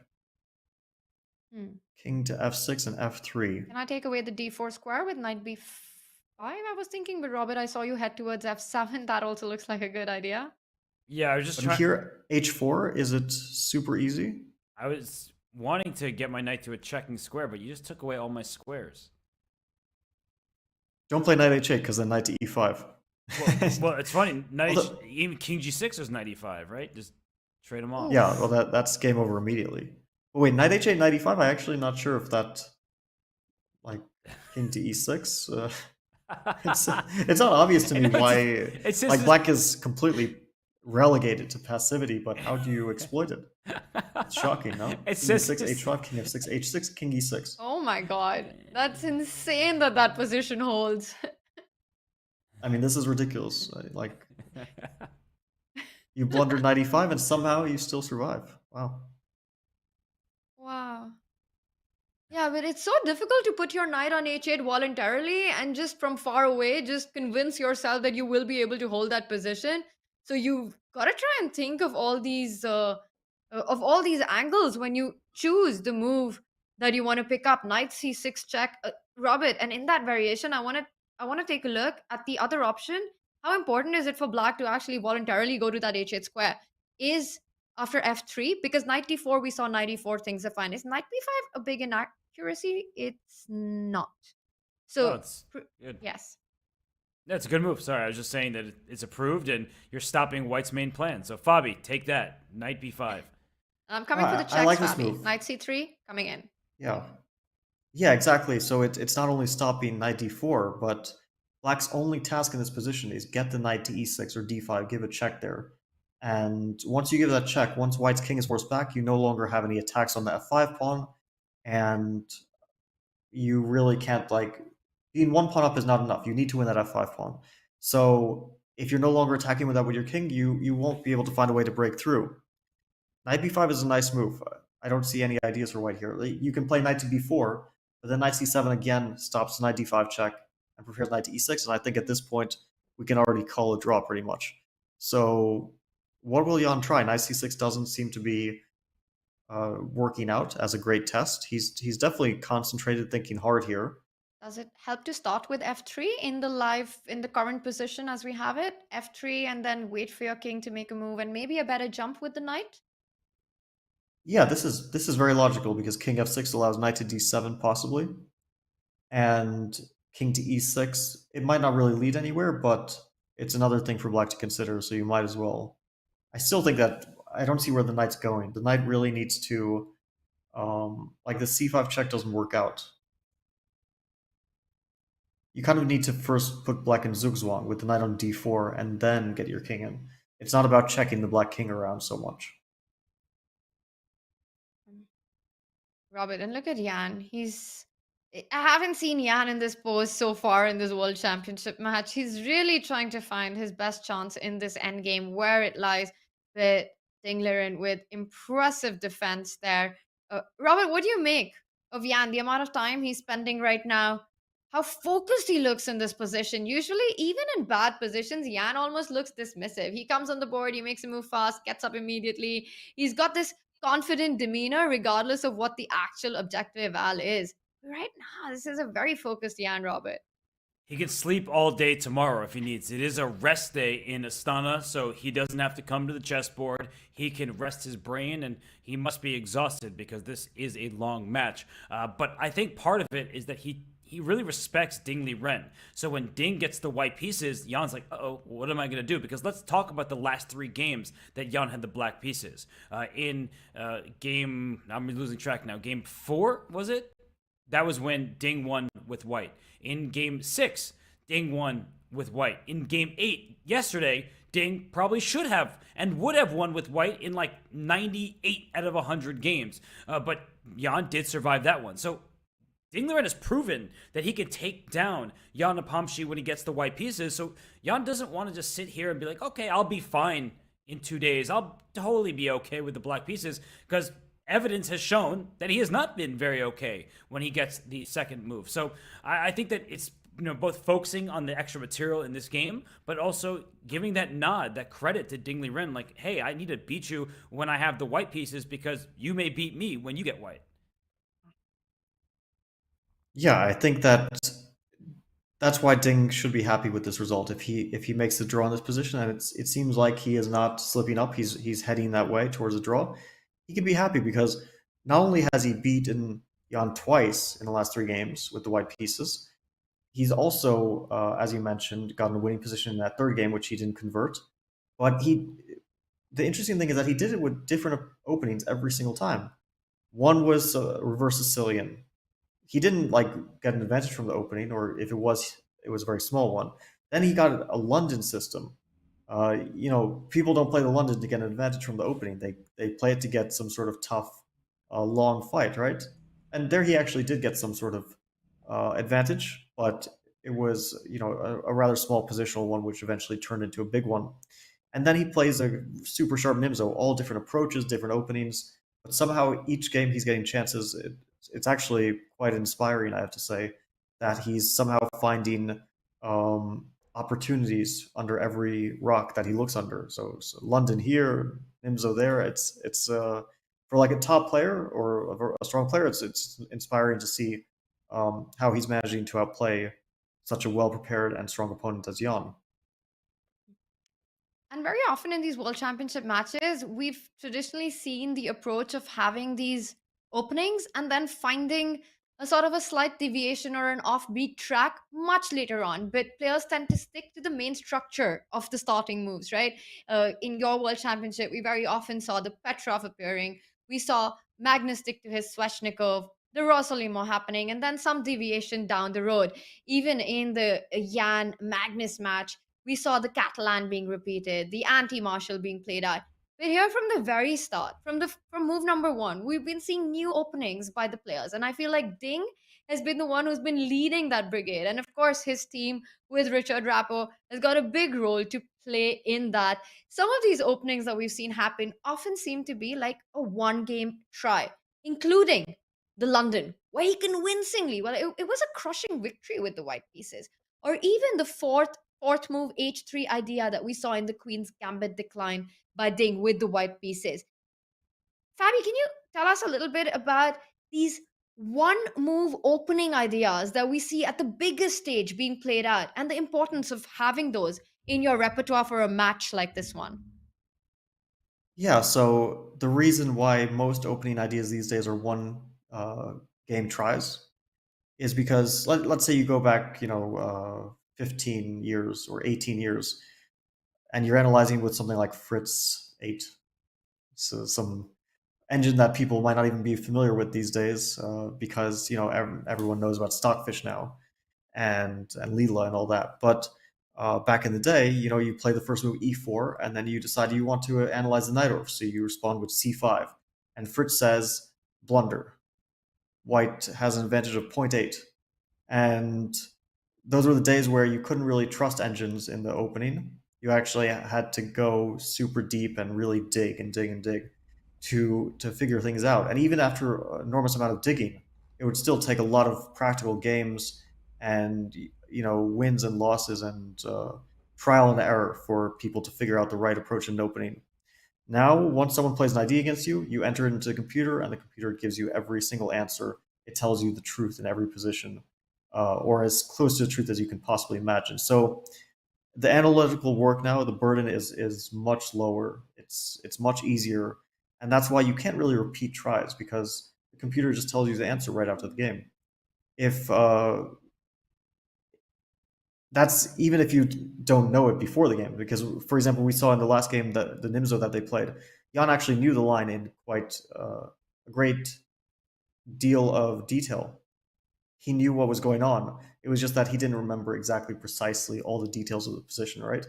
But if Ding plays that again, Jan will come, super well equipped and remember every detail, and there won't be a single place that Ding could surprise him in that Nimzo with E3 and A3. That's why you have to jump around, because these are all one game tries. It's not because chess changed, it's because our analytical tools changed. Yeah, wow.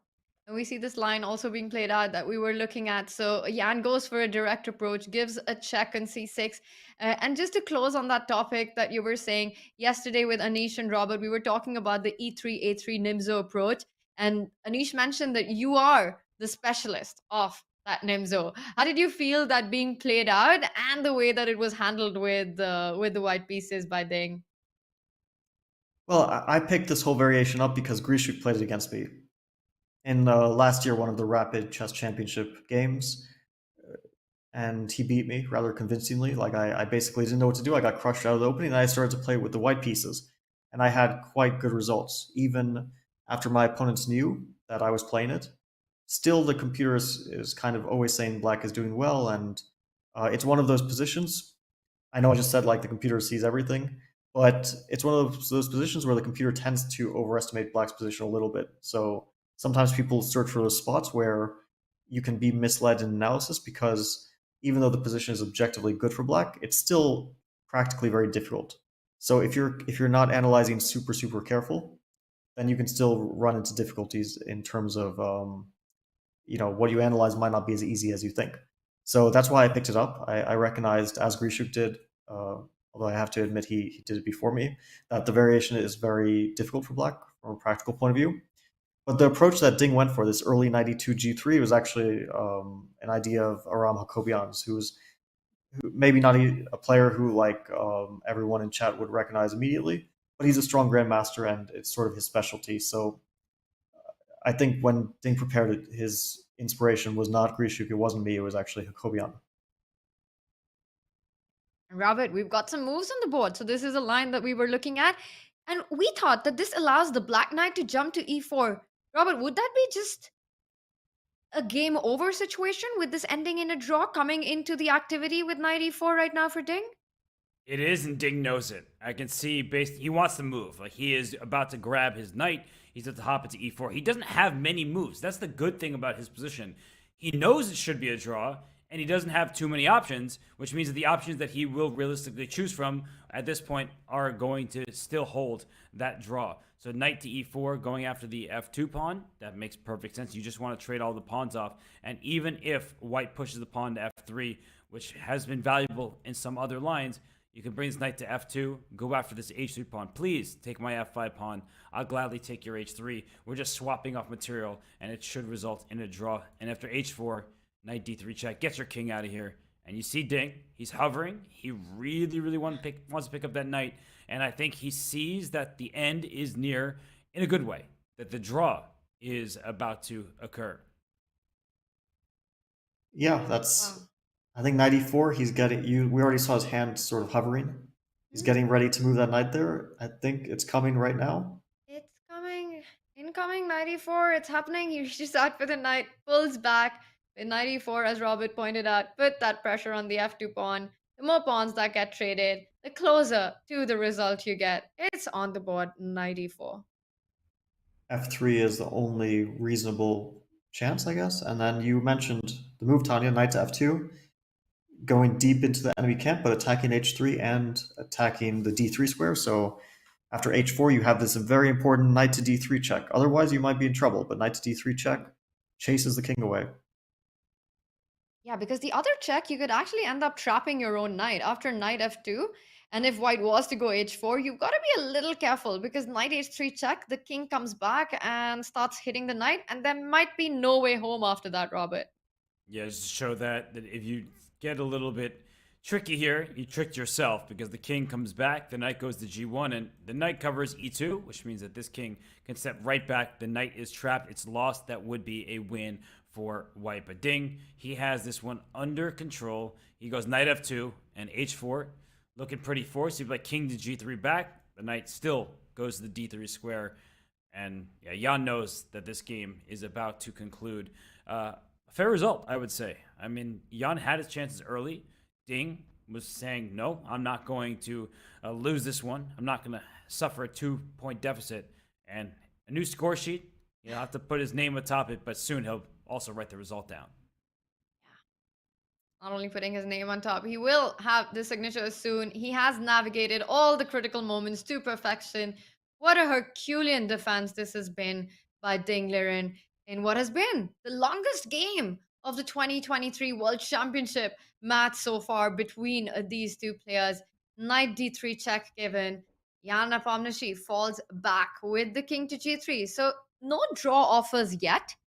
But I also don't see a way to kind of force matters here for black. I don't see a repetition. I don't see a way to trade more pawns.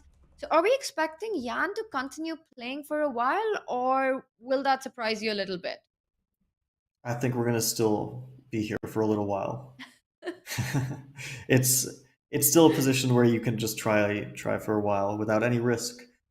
You might as well, right? I mean, it's just good equity, I guess. We can't blame him for playing this on, but it's not a position where it feels like Ding would go wrong under any circumstances, unless like some blackout happens. I really feel like Ding is going to draw this, but just out of pure obligation, Jan is going to try to win as well. Yeah, he has to, right? He's up a pawn. There's no reason not to keep going here. Typically you don't want to tire yourself out, but tomorrow is a rest day. He can relax, and I think that's part of the reason why he's played this on so long. If he had another game tomorrow, I think he probably would have just allowed a draw earlier, but he's spending his time. He's really working at the board, and I always like to credit people who do that, because if the game is going to be a draw, you can extend your hand early, or you can play it out. And speaking of rest days, I'm trying to think, do we know what the players have been up to in this World Championship match during the rest days? Because there's often such different approaches. When I was in Dubai for the Jan Magnus match, Magnus was completely different. During the rest days, we'd see him go out, play sports. He would play basketball, football. Jan, a little more secretive. One of the rest days, he even went and got a haircut, I remember. Fabi, what was that like for you? Are we seeing a repetition right now? Is he gonna go? I think he's gonna go knight f4. Yeah, we're still gonna see some more moves. So, like, I actually have some inside information on what Jan and Ding have been doing during the rest days. I hear they've been going to the trampoline park with James Canty. I mean, don't ask me how I know this. It's just you got us there, Fabi. So during the London match, we were going to get massages. That was like our way to relax. We would go to get a massage and walk a lot. We were in the city, so I know that Magnus found some place to do sports, but we were just walking around the city mostly. And there was still a lot of prep work that had to be done. And I was sort of telling guys like, Rustam and Christian were there with me. And I was telling them basically what directions I thought were interesting and what directions deserved work. So yeah, there was a lot of chess work to be done, but we were trying to find some relaxation as well. And we didn't have a trampoline park, unfortunately. I see the trampoline park is still on Fabi's mind. Definitely need to get that trampoline chess going, Robert. And there a small bullet dodged by by Ding Liren. You definitely don't want to trade off the knights. That would be a lost king pawn ending. But I think any other move, keeping the knights alive, and it's still a draw. Ding Liren decides to get the knight on the queen side of the board. He goes knight b4. And now, Jan, Robert, is he trying to get the king from the other side? Does he want to march up the board from e3, d4? If he could, he would gladly do that, especially because this knight on f4 makes sure the king cannot pass. The king can't go to g6, the knight covers the square, and even if the king went around to h6, the knight stops from going to h5. So this king is the only piece that can help in terms of trying to win the game. But even if it were on d4, unless you're getting a trade of knights, black will just keep checking that white king and go after the pawns. Like if this king were on d4, the knight would come to c2 and maybe even over to e1 to go after your pawn. So I just feel like it's worth an attempt, but it's futile. The defense by Ding Liren has been spot on. Wow. And while Ding thinks of his next move, I have another question about trampoline chess. Robert, which one would you prefer? Trampoline and chess or chess boxing? It depends who my opponent is. Am I fighting Fabi? Like what's going on here? 'Cause if it was Fabi, it would definitely be trampoline chess. But if it was somebody who got on my nerves a little more, then I guess we have to go into chess boxing. Wow, that's fired there. What do you think, Fabi? I'm still trying to stay away from chess boxing, at least for a few more years, trying to protect the head. And someday maybe we'll see. But trampoline chess seems pretty safe as long as I don't fall on my head. I'll probably come out of that game alive, so that would still be my pick. But you know, I had such a good time watching the chess boxing event that Ludwig organized in, I think it was November, right, in Los Angeles. December, yeah, December. December, yeah. Yeah. So it's fun. It's fun. As long as someone else is in the ring. Yeah, I mean, well, I want to see people that I recognize. Like a lot of the streamers, I didn't know them, but when Andrea and Dina and Lawrence and Aman got into the ring, then I was personally invested. I was like, okay, this is fun. This is exciting, you know. Yeah, you guys were there watching it live. I caught some of it online and it looked absolutely amazing. But I want to ask you, Fabi, if you had to have a chess boxing match, who would you pick as your opponent for that? I've got to put you on a spot for this one. So like, you know, I've said that Anish would be kind of we're probably in like similar weight categories, I guess. But I've spoken to him and he has not only no interest in chess boxing, but he actually dislikes it. So I don't think that he's a willing opponent. So I'm not sure. I don't know. But I'll think about it for a few years and then we'll see.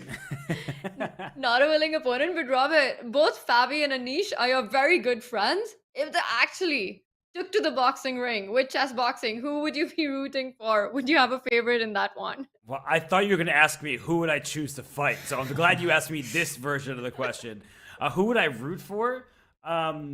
I think the chess world wins to see this happen because so many people would watch. You know, it would be a lot of fun for all who are going to be entertained, except for maybe Fabi and Anish, who both don't want to be there. But, you know, for everybody else, actually, you know, Fabi, I do have a question for you related to chess boxing. Which of like the top 10 players would make the best matchup? Between me or just like in general? No, just you don't have to be involved because I know you don't want to be. So just choose people. I was actually going to say that if I was like fighting Hikaru, that would be an interesting one. And that would also probably get a few views. But in general, let me think. So top 10, who's like currently top 10? It doesn't have to be exactly the top 10. You know who all the best players are, so. Okay. Let's do something fun like Grishuk against Kramnik. Although I think Kramnik would never ever do it, and probably Grishuk wouldn't either, but that would be a fun one. Yeah, wow. Speaking of a fun one, are we seeing a little repetition here? A knight check and a jump back to d4? Or will Yan just dodge it one more time and play the king forward to f4? We might be seeing a result at this moment if he comes back king e2, knight d4 repetition.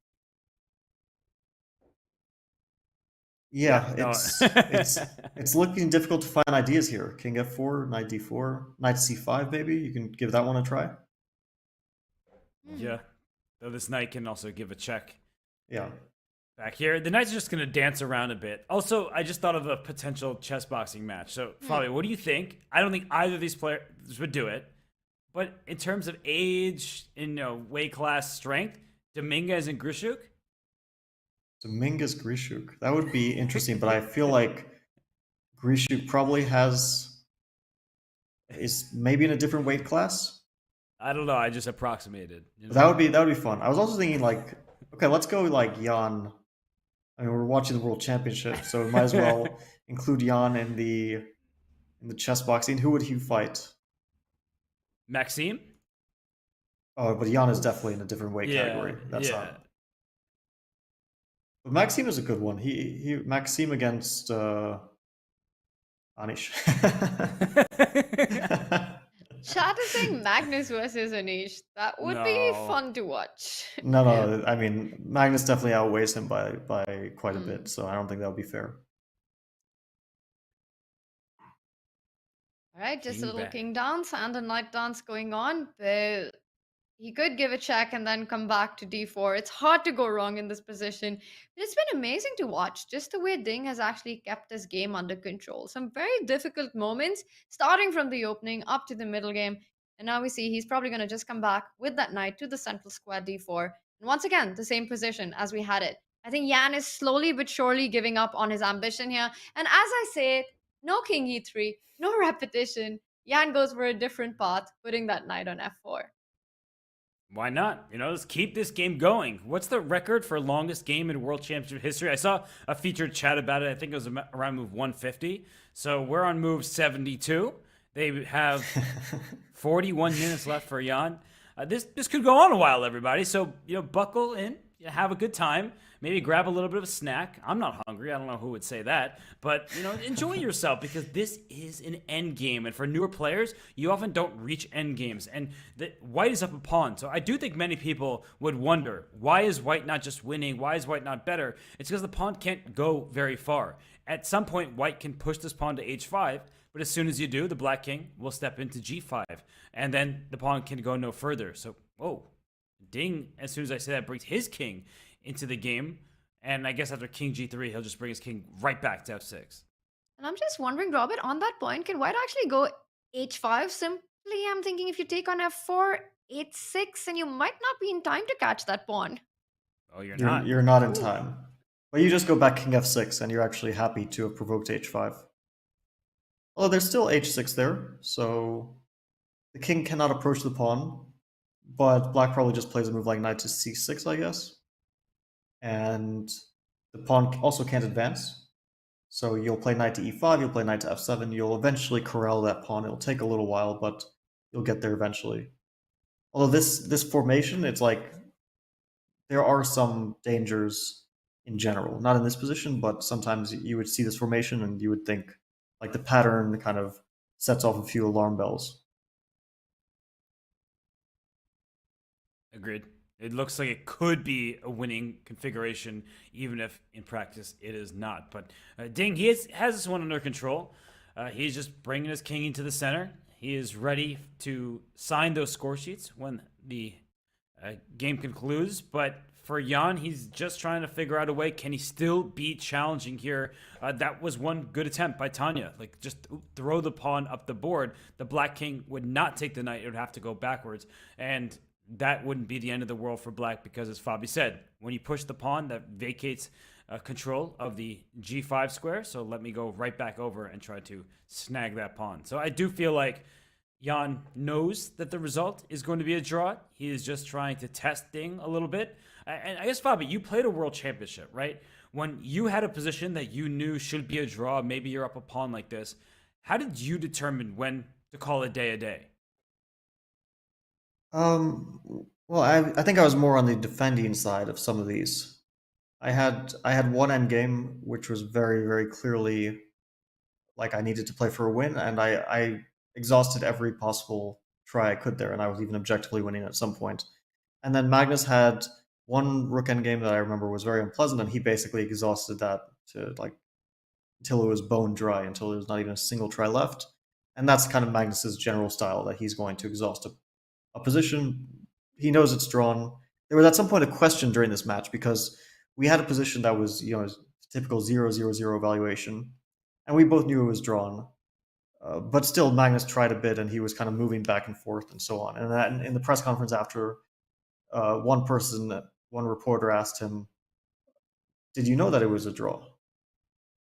And he was like almost offended by the question. He was like, "Of course I know it's a draw, but it's still, I'm trying to squeeze a little bit out of it because that's how you win games, or you try to win games."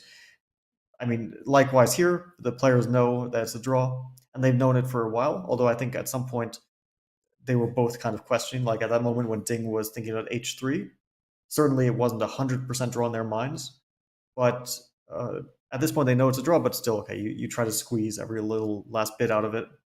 So I have a question, Because we know that this game will not be the longest game in World Championship history. They're not going to play another 80 moves. But isn't the longest game the one that we covered, Game 6 of the 2021? That is the longest, right? Yeah, Rakesh actually put it. It was a featured chat. That was Game 6 of the 2021 World Championship between Magnus Carlsen and Jan Nepomniachtchi. So that is indeed the longest game in World Championship history. And it beat out some game by Korchnoi? Was that like, or who was the previous record holder?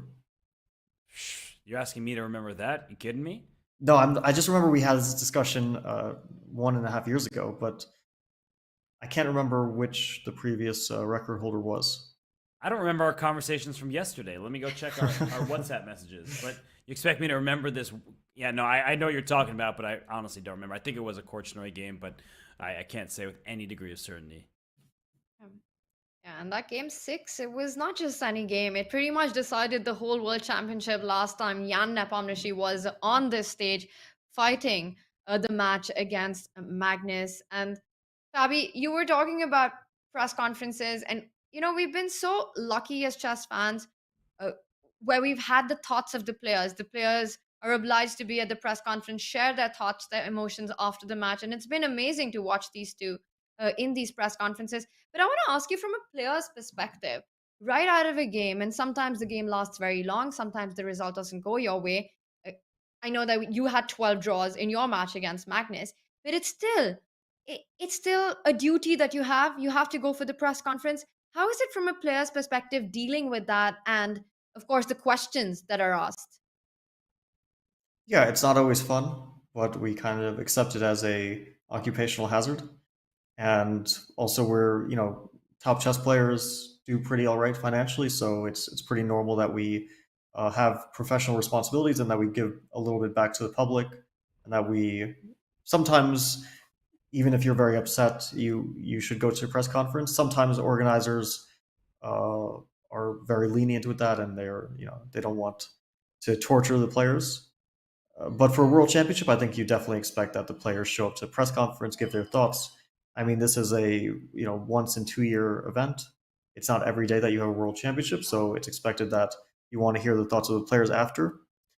And yeah, like my personal sort of I wouldn't say relationship, but my personal opinion of like press conferences in chess has been pretty mixed. I remember sometimes going to a closed tournament with all the best players in the world, and then they open it up to the press for like the pre-tournament press conference, and then it's just cricket, and not even a single reporter asks a single question, and then you just feel like, what are you doing there? I mean, you have Magnus, and you have the number 2 to 10 player in the world, and you're not asking any questions, then what's the point of like even having the press there? So I think it's generally good, to have engaging press conferences. It's good for the outside public, it's good for the spectators, and so on. Yeah, Robert, as a commentator, is there a moment that you can remember from all the press conferences that we've seen that has sort of left an impact on you, what we've heard from the players? Wow. Okay. Well, there are definitely some negative things I can think about, but I'll take this one and think of a positive. When Magnus lost to Hikaru at the Speeches Championship final, but still came on and did an interview. This was his own choice. He actually volunteered to come on and talk about it because he had such a good time playing that match. And he was talking to me and Daniel Naroditsky for like a half hour or something like that. So that is actually one of the best moments, I would say, from a post-match interview that I've been a part of. So I think that, Fabi's right, that it's necessary for chess to continue growing and succeeding, and for the public to get the players' thoughts, because in chess, unlike in, let's say, professional sports, you don't always get a moment where you can pinpoint, okay, in that basketball game, why did you make that spin move there into that double T? Like, that's not what you get in them, and it wouldn't really make sense. But in chess, because it's complete information game, it's all laid out on the board in front of you. We do get a lot of analysis, get to hear players' thoughts, their fears, their concerns, their overconfidence at times, and I think that's just human nature, and it's really great to see that unfold. So I like press conferences. I wasn't used to them when I played. They were few and far between, but I love that every big chess event that we have, we get to interview the players and see their raw emotions, because it humanizes them in a way that I think chess historically has not benefited from. Yeah, I couldn't agree more with everything that you just said. It's so special to actually get their thoughts and their feelings after a game. And we're super lucky to have that when the players answer and respond to these questions. I was actually watching that interview, Robert, that you and Dania had after the Speed Chess Championship with Magnus and Hikaru. And it was brilliant to see because even though Magnus lost, it was clear just the love that's there for that format and for the games that he had and the competition, the rivalry between these two. That was incredible. But I think uh, the other moment that actually came to my mind when you mentioned the Magnus loss, I thought you were going to refer to the 2016 World Championship match, where Magnus was the one who actually lost the first game to Karyakin. He's the one who was trailing Sergei Karyakin in that match. I think it was game 9 or game 8. Chat will correct me on that.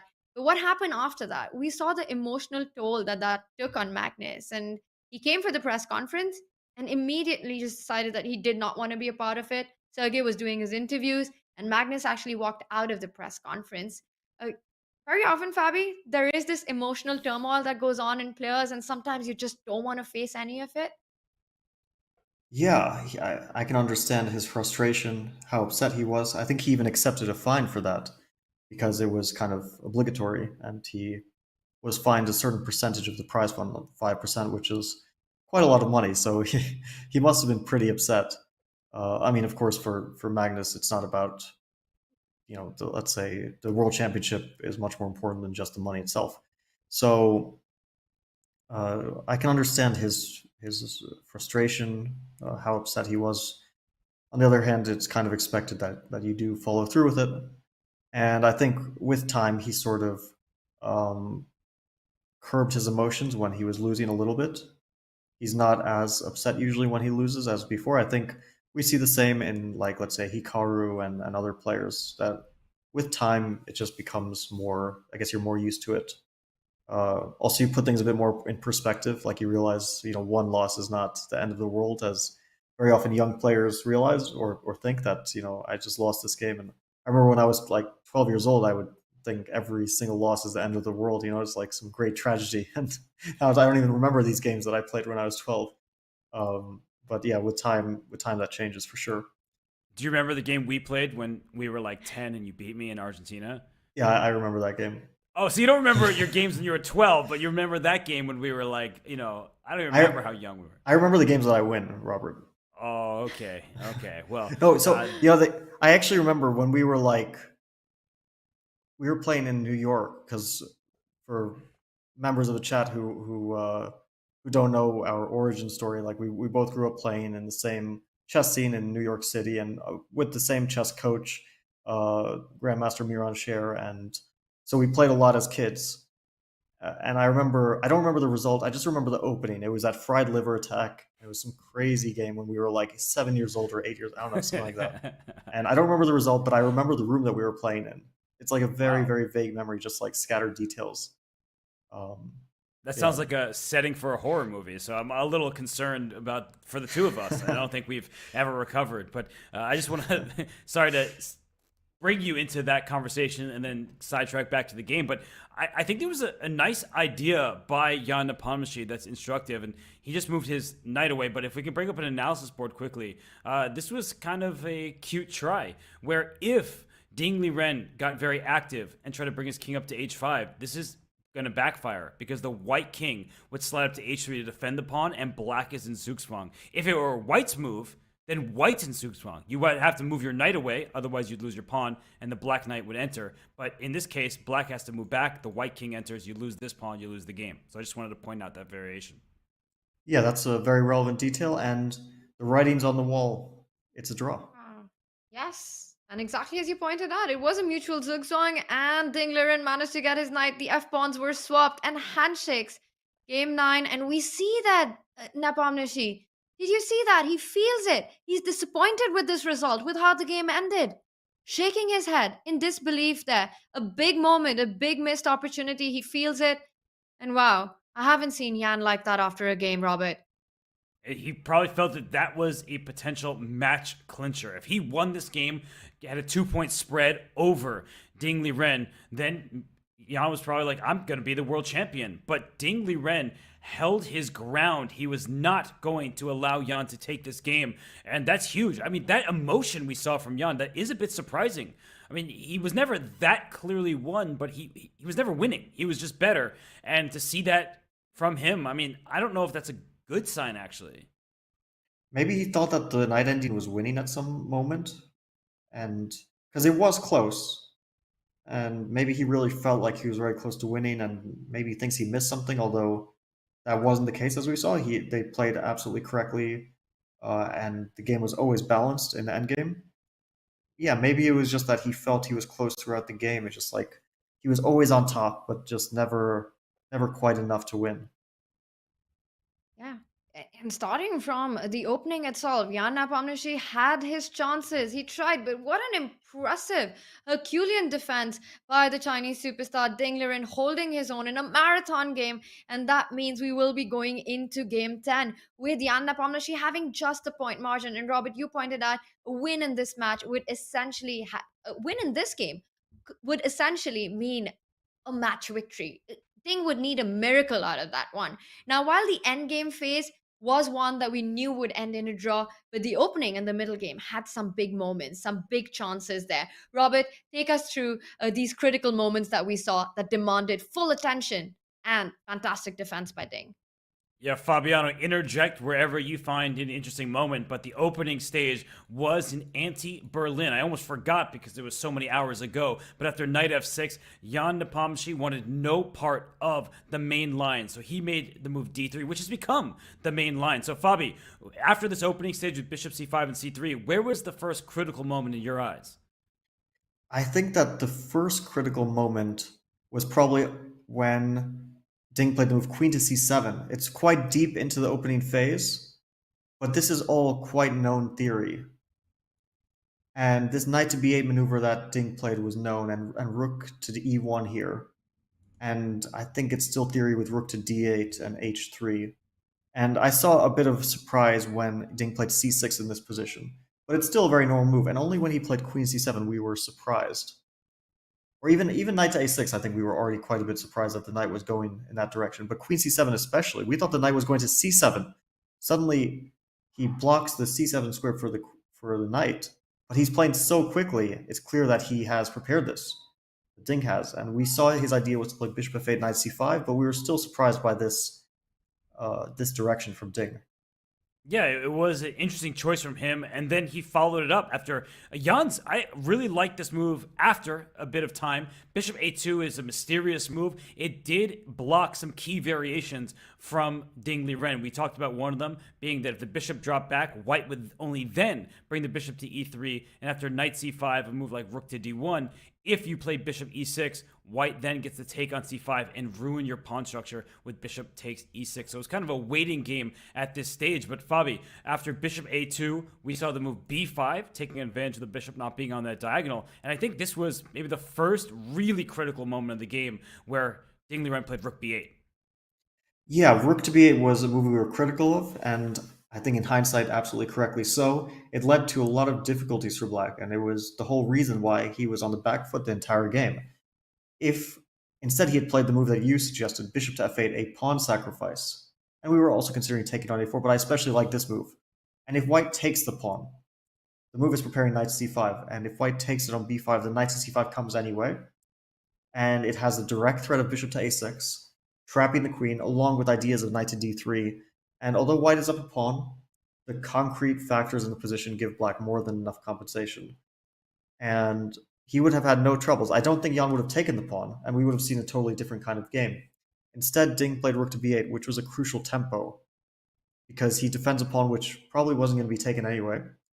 And now Jan had time to play knight to h4 and get an initiative, and this is a position of one tempo. If Black is getting bishop f8, knight c5 in one go here, he's doing great. But if not, then he could come under a dangerous attack.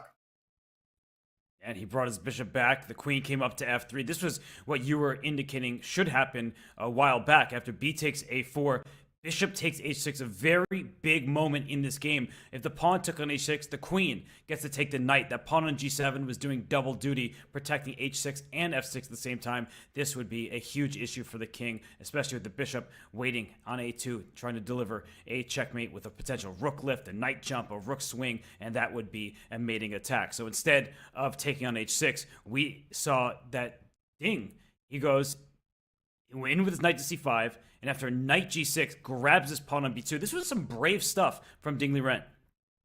Yeah, I really like how Ding played this part of the game, especially knight to c5. I think that was very important. And the point was not to take on b2 immediately, because you very crucially need some intermediate rook to d3 tactics. So rather than take the pawn immediately and allow bishop g5, which would be very, very dangerous for black, he played knight c5 with the idea of disturbing white's harmony with the move rook d3 at a crucial moment, for example, after bishop g5, rook d3 here. And then we saw a line which we kind of thought was possible, but we weren't 100% sure, because after knight c5, white had a lot of potential options. We were talking about bishop g5 here, we were talking about rook b1, we were talking about some crazy stuff, sacrificing everything on the king side to break through. But the way Jan played, very logical, with knight to g6. It was indeed, and I mean, I think just this press conference is about to start, so I'm noticing that. And so just to go to this moment here, I think this was a huge moment in time where instead of taking this rook on b5, we saw a trade of bishops. And after that, it felt like the advantage was never really there. This would have been a totally different game had he taken on b5. Absolutely, a very exciting game. We've got the players in Astana. Let's head over and hear it from them at the press conference. With a question to Jan Nepomniachtchi. Jan, you seemed quite disappointed when the game has ended. Can you please share your thoughts about the game? Well, it was, I guess, not much after the opening, but I guess after like this rook b8 move, I thought like he should have played bishop f8 and second pawn. But after rook b8, knight h4, I think that there is like very, very nice initiative for white. I mean, probably there were like different ways to build up. Maybe I should have tried not bishop takes h6. I played it at tempi, but maybe something like knight f5 also made some sense. Yeah, capturing on h6, but it looked like so nice. But actually, I never could find like any decisive blows. A lot of nice tactics, but I mean, okay, I ended up going for this dry position, and I mean, from some distance, I missed this rook b3, rook b4, and yeah, it looks drawish though. Of course, I should have posed more problems in the endgame, but yeah, somehow it was not so simple to move my pawns forward, and yeah, I guess the knight endgame looks maybe dangerous for black, but probably a draw. Right. Thank you very much. And Ding, how did you feel about the knight endgame? What was the evaluation? I would like to ask journalists and the audience a little bit of silence. It's really difficult to hear. Please. So I will repeat the question to Ding. How did you feel about the knight endgame, and what was the evaluation of the position after the rook trade? Well, first I thought it was an easy draw, but I realized it's not so simple, especially after the position he played king f4. If I go knight e4, it might lost because knight d3, knight d6, king e5, and he had many waiting moves here. Also, if I go king e7, I expect also a lost position. He has 2 pawns, and then he can go king g5 if he has a chance. And during the game, I thought maybe h3 is the only move to save the game. Right, to talk a little bit from the beginning, today you had the 20 minutes advantage on the clock right after the opening. Have you felt comfortable with your opening choice today? Yeah, this line I prepared some time ago, But then maybe rook d8, as he said, is too slow. I totally missed his idea knight h4, queen f3. I should have played bishop f8, but I was afraid of take, queen takes, knight c5 and b4, and I couldn't find the continuation after this position. Maybe I have some chance here. I should spend more time on this position. Right, thank you. And Jan, you had a long thought, and then you decided to play bishop to a6, bishop to a2 on the move 16. Can you please walk us through this moment and share the idea behind this move? Was no idea. I mean, actually, I wanted to play, let's say, put my knight on c4, so in case of bishop f8, meet with bishop e3, knight d2, knight c4. So I was struggling to find a useful move. So maybe I should have just played, I don't know, like bishop d2, bishop f8, and here rook d1, and then bishop e3. But of course the position is like very dry, yeah, so it slowly becomes like drawish. So I felt like maybe bishop a2 is tricky, yeah, so I combine like, I prepare knight d2, knight c4 at some point, and also let's ask black if black can make a useful move as well. So perhaps, okay, I could try something like b4 at some point, yeah, like prepare b4, but yeah, I mean, these Berlin structures are dry, yeah. Right, and also at this moment when you decided not to capture the exchange, the rook on b5, and instead you decided to capture the bishop, light square bishop, what was the reason that you made this decision why you didn't capture the rook on b5? Well, I probably thought it's just too good, the position after. After I grab an exchange, it's if I'm not winning by force, it becomes like I wouldn't say double-edged, but it's tricky, of course. Yeah, okay, like those pawns. And I mean, black has some plan. Yeah, like knight goes to f6, like another knight maybe to b3 or something. Okay, I mean, it should be winning, I believe, for white. I mean, at least some nice chances. But it wasn't clear, and as it was in the game, I'm a little bit missed the idea of queen c6. And I mean, it takes a while to capture this a4 pawn because, yeah, this rook takes c3 tactics is quite nasty. So perhaps I would just have played something like bishop c1 instead of queen e2. And I guess it should be like very nice, very pleasant position for white. But yeah, alas. I mean, also in this endgame, yeah, suddenly after rook e4, maybe I should have tried f3 or something, yeah, like maybe to keep up some pieces and then, okay, come up with this idea rook a4. And yeah, but I think it was like never something very real, and yeah, he defended well, it seems. Thank you, and Ding also the same position when Jan decided to take the bishop on e6. Which move you wanted more to see on the board? Bishop takes the rook was your best option that your opponent could play, or bishop e6? Well, bishop e6 came as a totally shock. I thought he would take the rook, and then maybe rook d1, knight f6, and then to see what happens. But takes the bishop, it's totally shock. But actually after that, he's still better. It was not something that I expected, that I'm hoping for. Also, I have to fight for the equal after he takes the bishop. Right. Thank you. I don't have more questions for the moment, so I would like press to ask the questions now, please. Thank you, Mike Kleinschus. People are really enjoying the number of different openings played in this. I'll start again. The mic. Just a second. We need to change the microphone. We need technical help because the microphone is.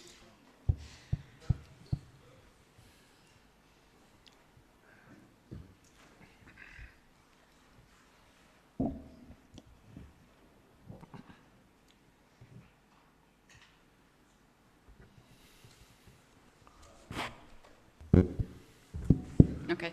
I'll start again. Ding, I think people have been really enjoying the number of different openings that we've seen, but even Fabiano Caruana said that it must be really hard to remember all of your preparation when you keep changing openings. So especially because you're getting different structures. So have you been able to memorize or recall all of your preparation, or has it been difficult because you've been changing openings so much against e4? Yeah, sometimes it's difficult, but today the idea is, I remember the idea of Queen C7 with something, with Bishop F8, so the idea is very clear to me, so I just feel, I recall it during the game. I just need to, didn't miss the move order. I just need to recall which was the best move order to reach this kind of position. Okay, thanks. Thank you. Next question, please. Эльмира Мирзоева, телеканал Матч ТВ. Вопрос к Яну Непомнящему. Ян, расскажите, пожалуйста, о сегодняшней партии и насколько для вас сегодня был неожиданно выбор Берлина со стороны оппонента. Hello, everybody. We are from Match TV, and the question is to Jan Nepomniachtchi. Jan, why did you choose Berlin position? What was the reason behind? Ну, мне кажется, после дебюта белые намного не рассчитывают в этом варианте, но как-то удалось поставить проблемы. Вот. Ну и мне кажется, позиция была очень перспективной, но я не видел ничего решающего ни в один момент. И довольно сложно было выбрать из типов преимущества. Вот. Ну, мне кажется, довольно неплохо соперник защищался. Хотя, наверное, игру можно было усилить. Вот. А касательно Берлина, нет, это не стало сюрпризом. Ну, все-таки это один из основных дебютов моего соперника, и тут странно, если бы я удивился. Well, actually, it wasn't a surprise for me, because Whites had a good position, and they didn't have much problems. And actually, there were perspectives, and there were not any decisive moments to have some decisive advantage.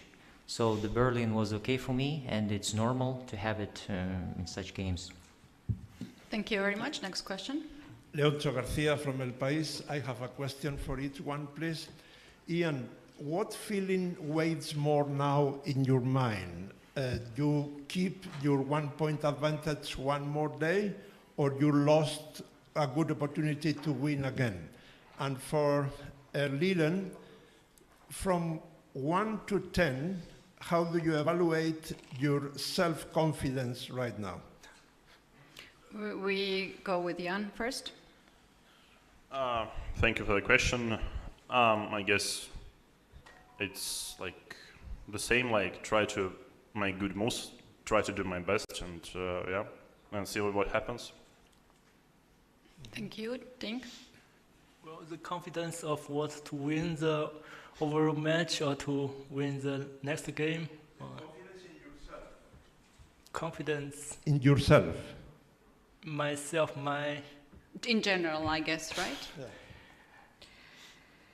But it has to be something to win the match or to win next game.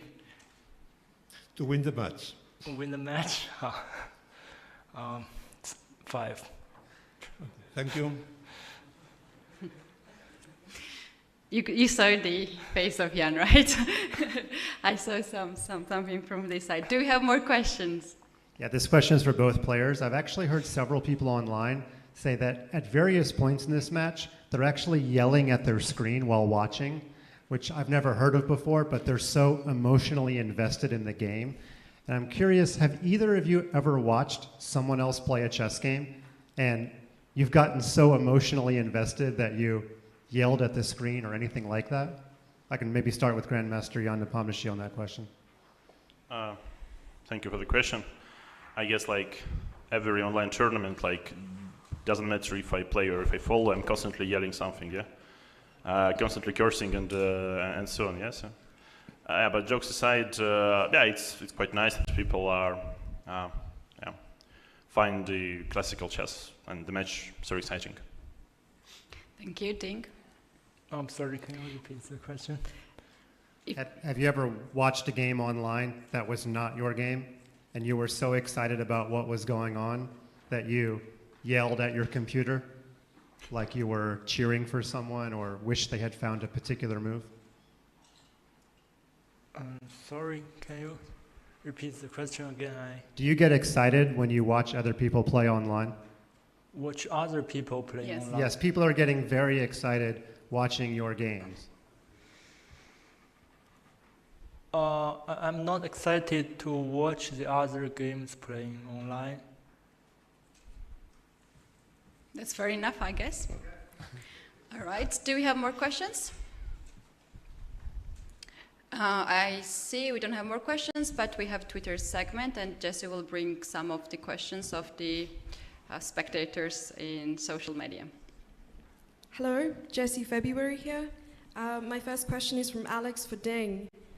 Are you more confident in your time management now compared to your previous games? Well,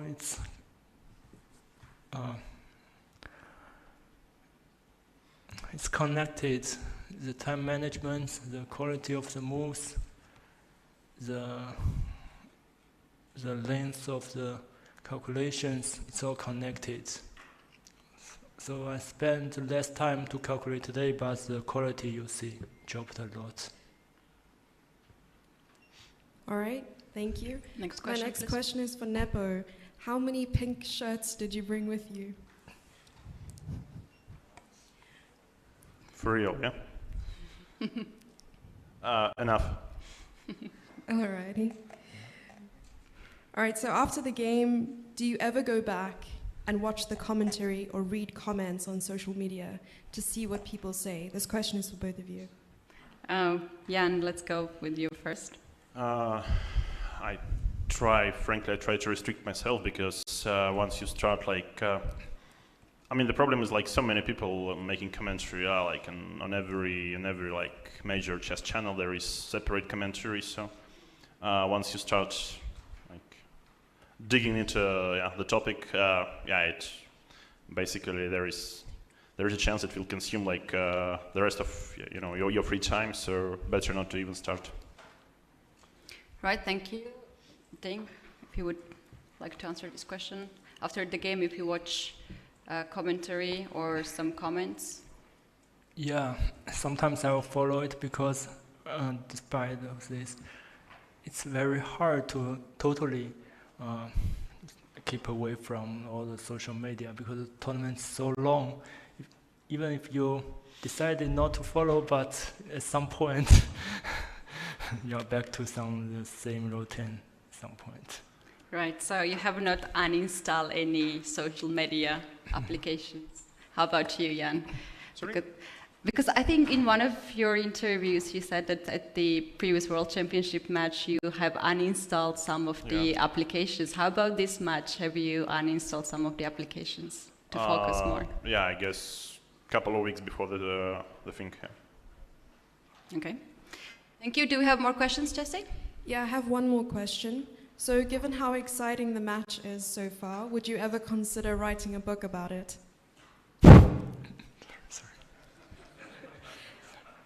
Okay. I mean, since I'm still a player, not an author, I guess yeah. For now, my duty is more simple. Yeah, just play some chess. Right, that was the question to Jan, or we also want to know about Ding? Sure, since what about your writing skills? Yeah, it's not my job. Okay. All right, thank you.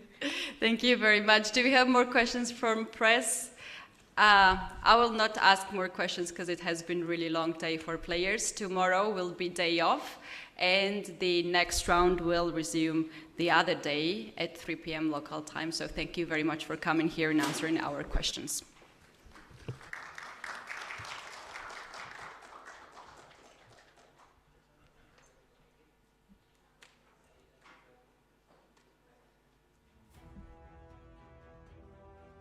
The players having some fun there at the press conference. Always really nice to see. And as Jan mentioned, he has to play some chess. Well, he has to play his best chess because after Game 9, this is where we stand in the World Championship between these two amazing fighters. Ding Liren is trailing Jan Nepomniachtchi. Jan Nepomniachtchi with a 1-point lead. A colossal Game 9. A big, long fight. Finished in a peaceful result. It ended in a draw. The game was full of ups and downs, and that means Jan Nepomniachtchi goes into Game 10 as the leader of the match, but leading by the smallest margins, just a point. Ding, he has done it in the match before. He has managed to strike back twice. He needs to do it one more time to level the score. Very interestingly, he mentioned that he gives his confidence in this match a 5 out of 10. And Fabi, I've got to ask you, we saw the frustration and disappointment in Nepo when the game ended. Is this a huge confidence boost for Ding?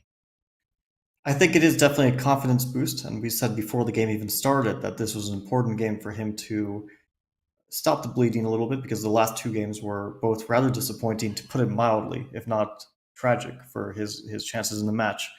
And yeah, it's very important that he didn't lose the game, especially since he was in significant danger. Not ever objectively lost, but definitely in danger. And I think it's also good news for him that he has a rest day, because he's going to need to prepare something very poisonous, very venomous for Ian. He's going to need to try to strike with the white pieces, so it's important he has a rest day to get his variations in order, get some ideas. You know, he has his team of seconds. We don't know the entirety of his team, but we assume that he has a bunch of people who might be searching for ideas here and there, searching for chinks in Jan's armor, and certainly rest day helps with that. Yeah, it comes at such a crucial moment right before Game 10, where Ding will start with the white pieces. Now, Ding had this monumental task to hold and defend this game, while for Jan, it was very frustrating being close, getting to that initiative, but not being able to make the most of it. Robert, how do you see these two players handling this rest day, and what will they need to do to reevaluate, to step back, to come back to that Game 10 with Ding starting with the white pieces? I actually think that Ding will have a pretty happy rest day. He drew this game with the black pieces. He was in some danger in the earlier stages, but he held on, and he actually didn't make it look too difficult. It was pretty surprising by how confidently he handled that game after having a disadvantage. So heading into Game 10, where he gets the white pieces, let's not forget that this is a longer match in 2023 than it was in 2021. They added 2 games of classical chess. That's good news for Ding Liren, who now has 3 games with the white pieces remaining, whereas Jan Nepomniachtchi only has 2. So if Ding Liren can play like he did today and yesterday, he will have good chances to even up this match, because he is playing pretty good chess. He just needs to keep that confidence level even higher than a 5 that he said. Yeah. We saw a very interesting take in the press conference there about the approach that the players have to the commentary. Now, as you mentioned, Robert, going into the rest day, very critical point for both of them, and a much needed one. But also this talk around them following commentary. 2 very different approaches there. And Jan mentioned that he actually deleted certain social media apps before the start of the World Championship match. Fabi, I want to throw one question to you right now about how important is it to actually disconnect from the social media and from this pressure that builds around the match before this big stage? Yeah, I think this is a common wisdom. That's what I did before my match with Magnus. I didn't have any social media. I didn't even have my phone. I think I could still like talk to people on rest days sometimes, talk to some friends, but I wasn't checking Twitter or anything like that for sure. And before the candidates which I won in 2018, I think also I was basically taking a pretty big rest from social media before the tournament started. Yeah. Wow. Okay, so a big rest day coming up for the players, and this is our schedule going into Sunday is when we will be back with Game 10. But it is so important for the players to make the most of the rest that they have after the long game that we've seen them fight it out to the very end. In Game 9 comes at a very critical point, as Ding, who is trailing Jan Nepomniachtchi by a point, he will start with the white pieces in Game 10. How crucial is that, Robert, that he gets that time to really prepare for the Game 10, because he needs to maximize every single opportunity at this point? it could be even more important than we ever could have guessed because of this preparation leak. I mean, if that really was the accounts of Ding Liren and his second Richard report, that means they need to throw that out the window and come up with something new. The good news is he gets the white pieces. He has a lot of time to prepare, but Fabiano, he could speak this better than I can, and he said this before. Oftentimes, preparation helps the player with the black pieces because, you get to work on your opening lines and or think what might be coming, and that way you can work to combat that. So I actually think that the rest day comes at a good time for both players. Jan Nepomniachtchi, he has the lead. He is a fantastic fighter, and you could see that bit of dejection on his face, not maximizing the potential of his position today. But I think that both players, they're going to go into the rest day, and they have chances. Jan's are better. He has the lead, but Ding is not out of it. Not at all. It is a match wide open. Jan leads by just a point. The frustration on Jan was indeed clear after the game and even during the press conference. Now, Robert, you mentioned that this is such a critical junction for Ding to actually use the rest day to come up with the best opening ideas. We've seen him come out with surprises in the World Championship so far, but it's also been such a long match for these two. And Fabi, after playing a game that's almost touching a 100-move mark, being in this position where you've got to defend for a long time, how key is it to also focus on getting some rest in the rest day, actually, and not just about the chess? I think that's the most important thing. Coming into the final stretch of this match, it's going to be nerves, it's going to be tiredness, and all the associated things that come with that. Because once your emotional state is a bit off, your nerves are a bit frayed, then everything can fall apart. It's not about the chess part. You can be the best chess player in the world, and you can start to play mistake after mistake, not for any chess reason, just because you're not physically or mentally there. So that's going to be super important. They both need to be rested tomorrow. I'm sure they'll do some work. They'll do some checking because it's just hard to stay away from chess during a match. You're looking at the openings. You're wondering what you're going to play your next game. So they're definitely going to be involved in the prep, but I think the majority, like 90% of their day, should just be pure rest and trying to recover a bit of energy. Yeah, who knows? They might even find themselves in the trampoline park. But we will find out. But definitely Game 9 had the upsides for both these players. Ding showing fantastic defense, but for Jan Nepomniachtchi as well. He really created his chances out of the opening. He was the one in driving seat, asserting pressure throughout. But the result was a draw. Robert, who do you think is happier with the outcome of this game? Team Ding or Team Nepo? Well, I like the way you framed it. Jan Nepomniachtchi asserted himself. He may have won Game 7, but it's not all about the scoreboard. It was Ding Liren who actually was outplaying Jan throughout that game before the stumble at the finish line. So I feel like for Jan Nepomniachtchi, he's proven to himself that he could outplay Ding Liren. That in an opening that his opponent knew better, he still had the upper hand, and he has a 1-point lead, so a draw, every single draw gets him closer to a match victory. But for Ding Liren, a draw with the black pieces, 3 white games remaining, I think both sides can take some positives away from today, and I think we saw it in Ding Liren's reaction in the postgame. He is a happier person today than he was the day before, and certainly more so than in Game 7. So I think that both players, they can be confident. They have been playing some great chess. There are so many ups and downs, and there are so many ups and downs to come. Yes, can't wait for all the action as we will return with Game 10 on Sunday. Definitely, it was a dramatic day of chess. And one thing that stood out to me was that Ding is still perhaps struggling a little bit with his opening with the black pieces. We saw him sort of fail to completely equalize today as well with that move Rook B8, and then it was all Jan. He really tried to push this to the very end, but in the end, Ding Liren's defense was up to the task, and he keeps the balance, or at least the balance in a way that he only trails by a point, and he starts with the white pieces. I know one thing for sure. We've been talking about expect the unexpected, how unpredictable this is. You know what? I'm going to make a prediction, guys. I think we're going to have a decisive result in Game 10. And simply because this is such a big moment for Ding, with the white pieces, we've seen so many decisive games. He needs to go all out. The task is cut up for him. Meanwhile, Jan Nepomniachtchi will try to hold ground, as he does. We will be back with amazing action from Game 10. Robert, Fabi, today has been fantastic. I know it was a really long game, and it's been a long day for everyone, including the players and our chat as well. but it's been fantastic doing this with you guys. And chat, while we leave you, we will be back on Sunday. Take a look at all the fun that we had in Game 8 and Game 9. Wait! He just took panic. He panics. Wait. I told you I didn't like the position. But Jan does it. He does it. He goes for it. He finds it. And that deserves the double exclam. He's let Jan back into the game. It looks like things are not going his way at all anymore. If there's a draw, I think that is actually a very good result for Ding. And I do think a loss today would be a backbreaker. We see e45. Now here's the question. Are we going to see another anti-martial or are we going to see Berlin? I think that a Berlin would be a really smart choice by Ding. So we're going to see a very solid game for both players. I understand the impulse to defend your pawn. Ding Liren invested a lot.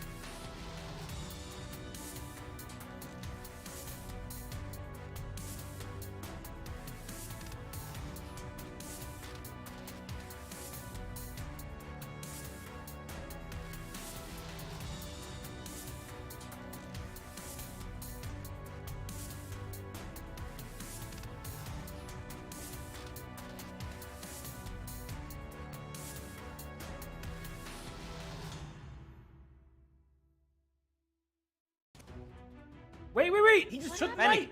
He panics. Wait. I told you I didn't like the position. But Jan does it. He does it. He goes for it. He finds it. And that deserves the double exclam. He's let Jan back into the game. It looks like things are not going his way at all anymore.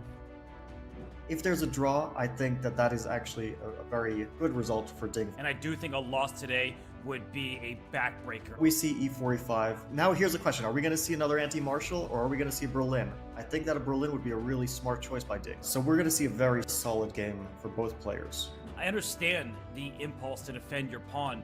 Ding Liren invested a lot of time at that moment, but rook b8 That was a mistake. Jan didn't even think, by the way. He moved. He went queen f3. He's not taking. He's not allowing Ding to defend that king side. He's going for the attack. There are many options here for Ding Liren, but they don't feel like opportunities. Jan Nepomniachtchi right now, he's the one dictating the action, and he may very well win this game if Ding Liren does not find a solution. Wow, Yeah. this is an insane position. I just want to put this in, that getting these lines and this attack out of a Berlin, honestly, only happens in the 2023 World Championship match between Ding and Jan. And we do see pawns are coming off the board right now after rook takes c3. It is heading towards a draw. I see you saying chat said h3. Chat says all sorts of things. I'm supposed to believe you at every turn, but no, on this turn, it was a great move indeed. So Ding Liren and chat, round of applause. I think Jan would probably beat chat. No disrespect meant. It's a draw. Did you see that? He feels it. He's disappointed with this result, with how the game ended.